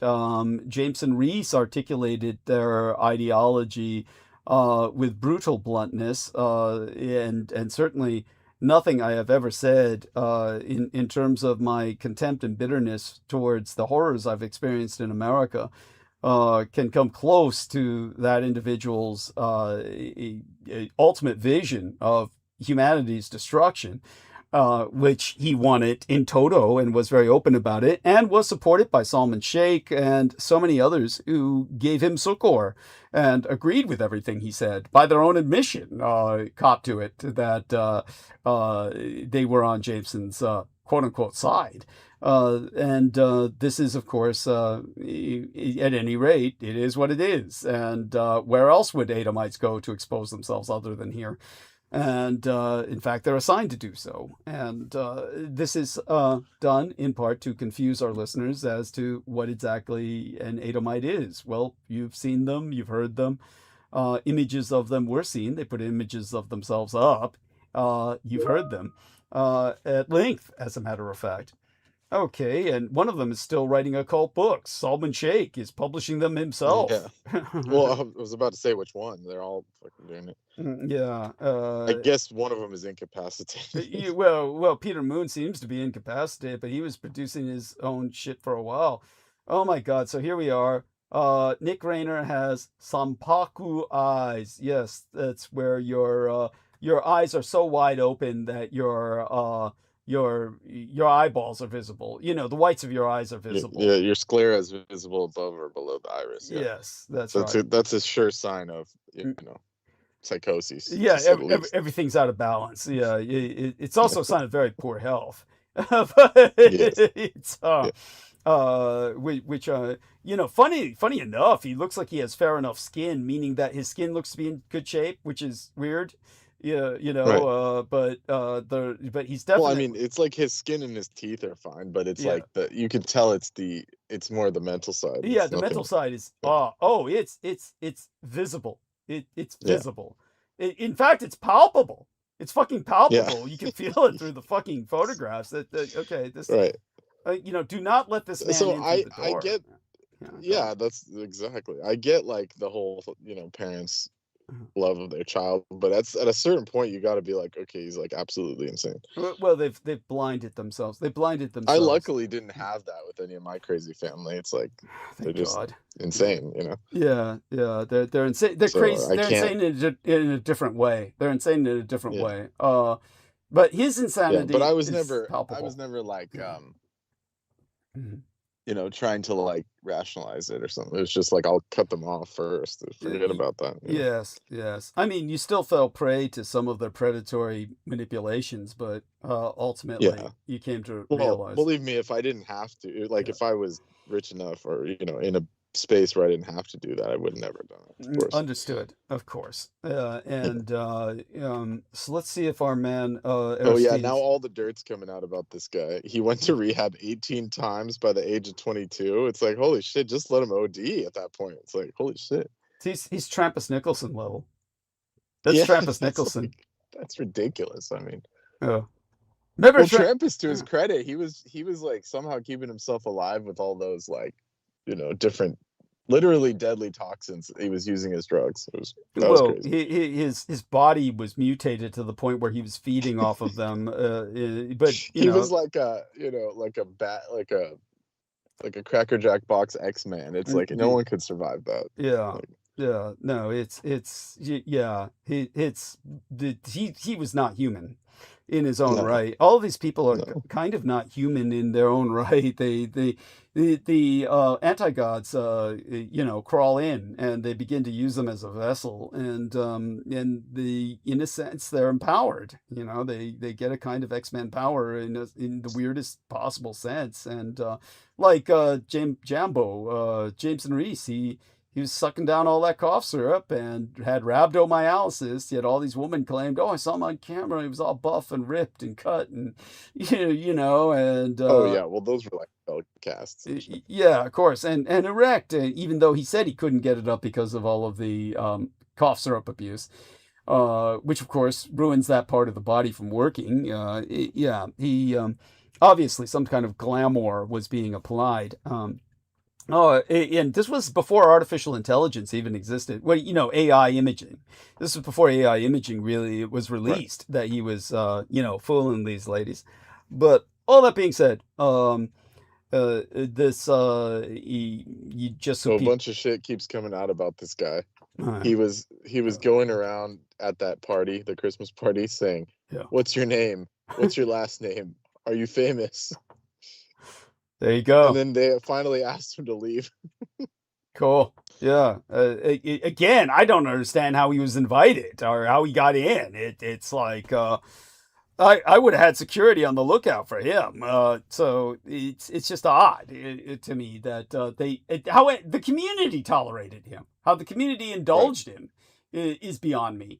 But it was because of his dad.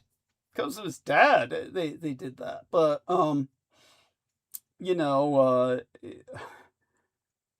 I can say is, well, we see the results. We see the results. Yeah, too late. Too little, too late. Yes, it's I'm not joking. It's a constant roll. It's like nowadays shit's just all over the internet. It says video captured this guy purchasing energy drinks at a gas station moments before he had to like power up before the murder. Yeah, he purchased like a bunch of Red Bulls or something. Oh, good. That'll be his Twinkie defense. That'll be the Red Bull defense. The Red Bull defense. Maybe that's why he did it like that, just to say, I was tripping out. Tell our listeners who else drank all the Red Bull. Tell our listeners who else kept drinking all the Red Bull. Oh, who was it? I forgot Jambo. At this point. Oh, well, yeah, he was doing Monsters. Yeah. I think was it Monsters? No, he did Red Bull, dude. He was sucking up that bull sperm. Oh, God. He was sucking up. And who told us it was all bull sperm? Remember? It was him. No. George Knight. Oh, that's right. He was obsessed with that, saying all these gym bros drink it and they don't know what it is. Yeah, it's all bull sperm. Yeah, he kept talking about that. God. Yeah, I mean, that was like an urban legend for years. It's like, and people still drink it. But George Knight said it was true because he was a bartender, and he said the ingredients say it right there on the container that it's bull sperm. Yeah, taurine, yeah. Yeah. So taurine, which is bull sperm, yes. Yeah. People still buy it. Yeah, people still buy it and drink it, and he said they all had the same kind of effect. Jameson Reese had, just fall into a nod, like a heroin nod on you, and then wake up all of a sudden, like out of this deep sleep, wanting to know what the hell's going on, where the hell they are, that kind of shit. Right. No need to further comment on that. Well, explains JMO, basically. A few other people we know. All right. Okay. Well, say good morning to everyone, dear Brendan. Say good morning to everyone. Yes. We've taken them close to midnight. We'll get back to Psychics and Savants on Sunday. That'd be a better day for it. Yeah. Yeah. All right. By all means. Gonna say morning? Yes. Good night. Good evening. You guys, Oh shit, we got rainy days ahead here in California. That's all we need. Yeah. No. Yeah, more rain, more junk. Oh God. How do you handle the cold at work? I just freeze to death. Just hope for the best. At least you're active. I know it's bad. Florida has officially legalized gold and silver as legal currency. Oh, great. You guys ready to go to Florida? Oh, that's well, I just talked about piracy, didn't I? Right. Starting in January, everyone's going to bring their gold there. You guys, let's go. Let's do an incursion. Floridian incursion. Oh, shit. Yeah, now that you put it that way, it sounds like a really bad idea to concentrate it all there. Yeah, no shit. That's thank you. Maybe the blockade was to prevent other countries from coming in and stealing all of Florida's gold. Because all these retirees are going to cash in and just go down there. There you go. There you go. Shit. Uh, Okay. they're Anyways, yeah, they're training all the people who saved it when Roosevelt ordered them to turn it in. FDR said, "Turn in all your gold," and a bunch of families, kept it for themselves. Yeah, now they're gonna right. catch him now. Now they're gonna catch him now. They'll say, "Come on down, come on Oh yeah, down." maybe Trump himself will blockade them Yeah, and all yeah. those retirees and Oh say, fuck yeah. "Give us your gold. Yes, yes. We have to invade." Yeah, yes, that's right. And here we Has are. that been done for a war, or was that the only time in the 30s And that was the only before time World in War the II? 30s. That was the only time. Roosevelt did what no one else dared to do. Not even Stalin Jesus. dared to take people's private Right. coin collections, the numismatics. Well, But yeah. So One Piece this year became a symbol of resistance, set a Guinness World Record, got an NBA collab, and became the top selling manga on Earth. So God is bless. There we are. yes. So people who don't understand why we bring this up, you just don't get it. The Straw Hat Jolly Roger. They say the Jolly Roger became a global icon for Gen Z. They don't even say it right. Straw Hat Jolly Roger. Yeah, it's this. People. Yeah.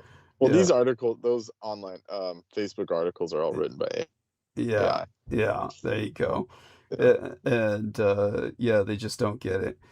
Yeah, Oh, and the Jolly Roger, yeah, is not what they're saying. Yeah, the Straw yes. Hat Jolly Roger, like you said. Yes, yes, and very important disambiguation. But so you heard what I said earlier about other subjects. Was all of that coherent, or were you only capturing little bits and fragments of it? Just curious.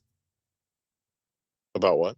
After you had to take off, I continued talking about piracy, and and then about. Oh yeah, I heard the whole piracy. Yeah, Okay. explanation. Yeah. Okay. Great. Yeah. Yeah, Excellent. that was great. That was actually a really good. Thank It you. redeemed for all the lack of cryptids for now. Thank you. I appreciate that profoundly. But I couldn't have done it I without might you. as well just. You're gone. Yes. But go on. I said I was gonna tell you privately, but I might as well say it on air. Just give it a couple weeks, and someone will steal our idea. Couple of weeks? Dude, Yeah. they're already working on it now. I can guarantee. Yeah. And they'll say, They'll be like, "Oh, that was a good idea." Yeah. Just like all of a sudden, we'll get privateer fucking ads. Yeah, you just wait. Like it was MI5. Oh, dude, you'll see. Join American privateering. That's it. You'll see social ads on social media, job fairs on social media for privateering. You like being on the open seas? You want a new career? What is it called? Extrajudicial, legal assassination for free. Just sign up today. Yeah. Oh, yes. You'll notice I also refrained from mentioning the big name companies like Blackwater, though I've just mentioned it now, but you get my point. I refrained from mentioning those. But, pointed out, look, I worked with private security for years that was doing illegal work, and you just combine that on the open seas, and you've got the, 1 + 1 = 2. I mean, you've got all you need. It's like they don't even have to. You don't even have to stretch it. It's just easy. Thank you.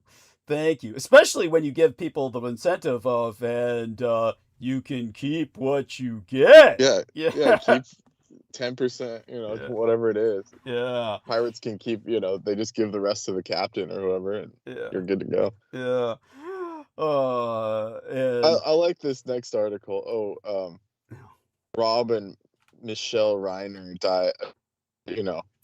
Their cause of death was released. I mean, okay, I think we knew already.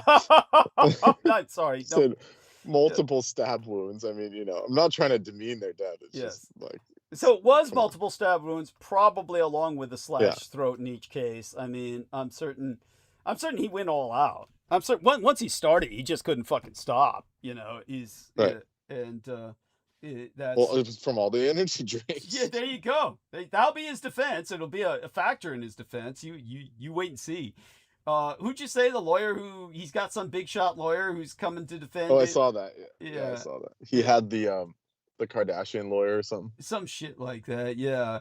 Or what And did he do? He did something like OJ or he, some, you know, other he's gonna get him out. yeah, well, we can hope not. We can hope. I mean, look, all I can say is that if he does, it's no skin off my nose. I'm not going to be sit here crying like, oh, Nick Rayner's on the loose. But, you know, if Nick Rayner's on the loose, I mean, I mean, hey, with someone, you know, our law is kind of broken. It's like, yeah, I get that you have to be metered about stuff, you know, yeah, especially someone's life. yeah, But it's like, if their track record is like that, where yeah. the parents like sent them to rehab 40 times and then they kill them. I mean, it's just, this is, when is the point where you just throw them off a cliff? I mean, it's Seriously.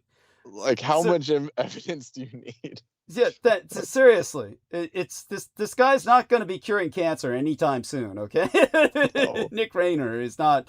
Nick Rayner's not doing anyone any good on this world. He's you know, Yeah. it's Like, like, I'm all for rehabilitating people, yeah. but like at a certain point, it's like, come on. Well, this guy was given so many chances, and it just well, you know, I would say it's a safe bet he's going to do some time. He'll either, you know, have to by force kick the habit while he's in the pokey, as they say, or he's going to be developing all kinds of new ones. But either way, it's like you just don't Yeah. invite this guy to parties, okay? And when he knocks on your No, door, don't open it. You know what I mean? Darwinian selection at this point. This point, it's Darwinian selection, okay? Anybody who hangs out with this guy is, you know, it's, I'm sorry, it's, you're playing Russian roulette with 5 loaded cylinders. seriously.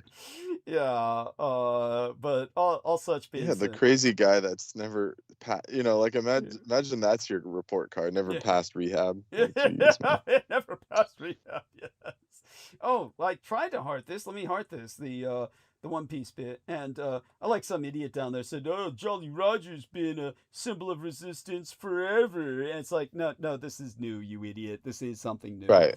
and these people just don't get it. And so yeah, all Yeah, such. because they don't understand the manga or the anime. It's something that only younger people can understand. Yes, That's the thank problem. you, thank you, and That's why when like the ex-president of, was it Mexico, or he was trying to like sneak in and dance, or you know, with the hat on and all that shit, and they pointed him out immediately oh, that's funny as fuck. because they like walked up to him and said, "Do you know who, you know, Mugiwara is?" and all this shit, you know, all the manga stuff. Yeah, And he has no idea of what the fuck's course going on. not. Of course not. Yeah. Fuck no. Granted, I'd be just as ignorant as he is to a degree, but I know the concept. I know the overall strategic concept of the arc of narrative, as opposed to Yeah, he's but just. you're Thank you. definitely, because you have a background with comics, you're more manga. Thank You're you. more accessible to manga than these other Yes, guys. thank you. Thank you. Yeah. So true. So true. Yeah.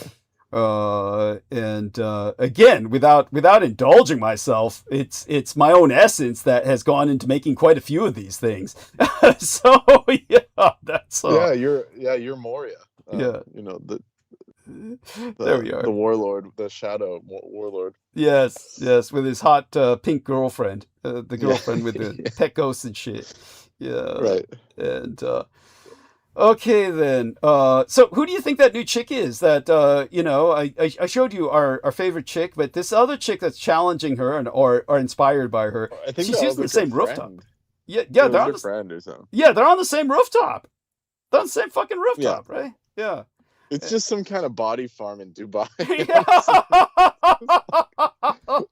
Because they keep popping up, but she's the most like athletic, the first one, the Ukrainian All one, right, we'll call her our original. Yeah, she's the the foundation. original. Yeah.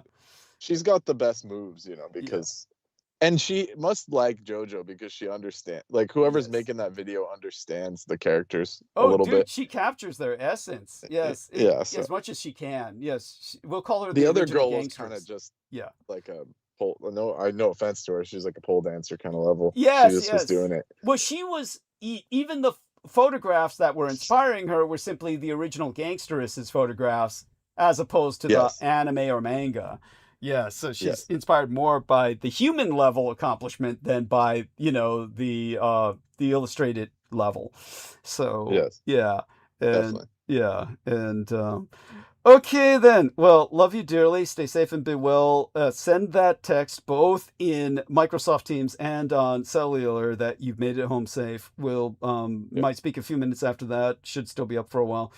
In the meantime, if you're listening, Aristides, or wake up in time to hear this, love you too, Ari. Blessed be thy dreams and sweet be thy slumber. And the same to you, Brent, as soon as you finally get a chance to hit the sack. All right, we're going to end live stream now, just close to the stroke of midnight, the witching hour. Everybody rejoin us on Sunday, same time, same place. Working back into a headspace where I can go into psychics and savants yet again. And obviously, you now have context for many of the conflicts ongoing in our world and all around it, and beyond it. So, by all means, support me. With that, we're ending stream. Okay, press the right button. And okay, third button to press.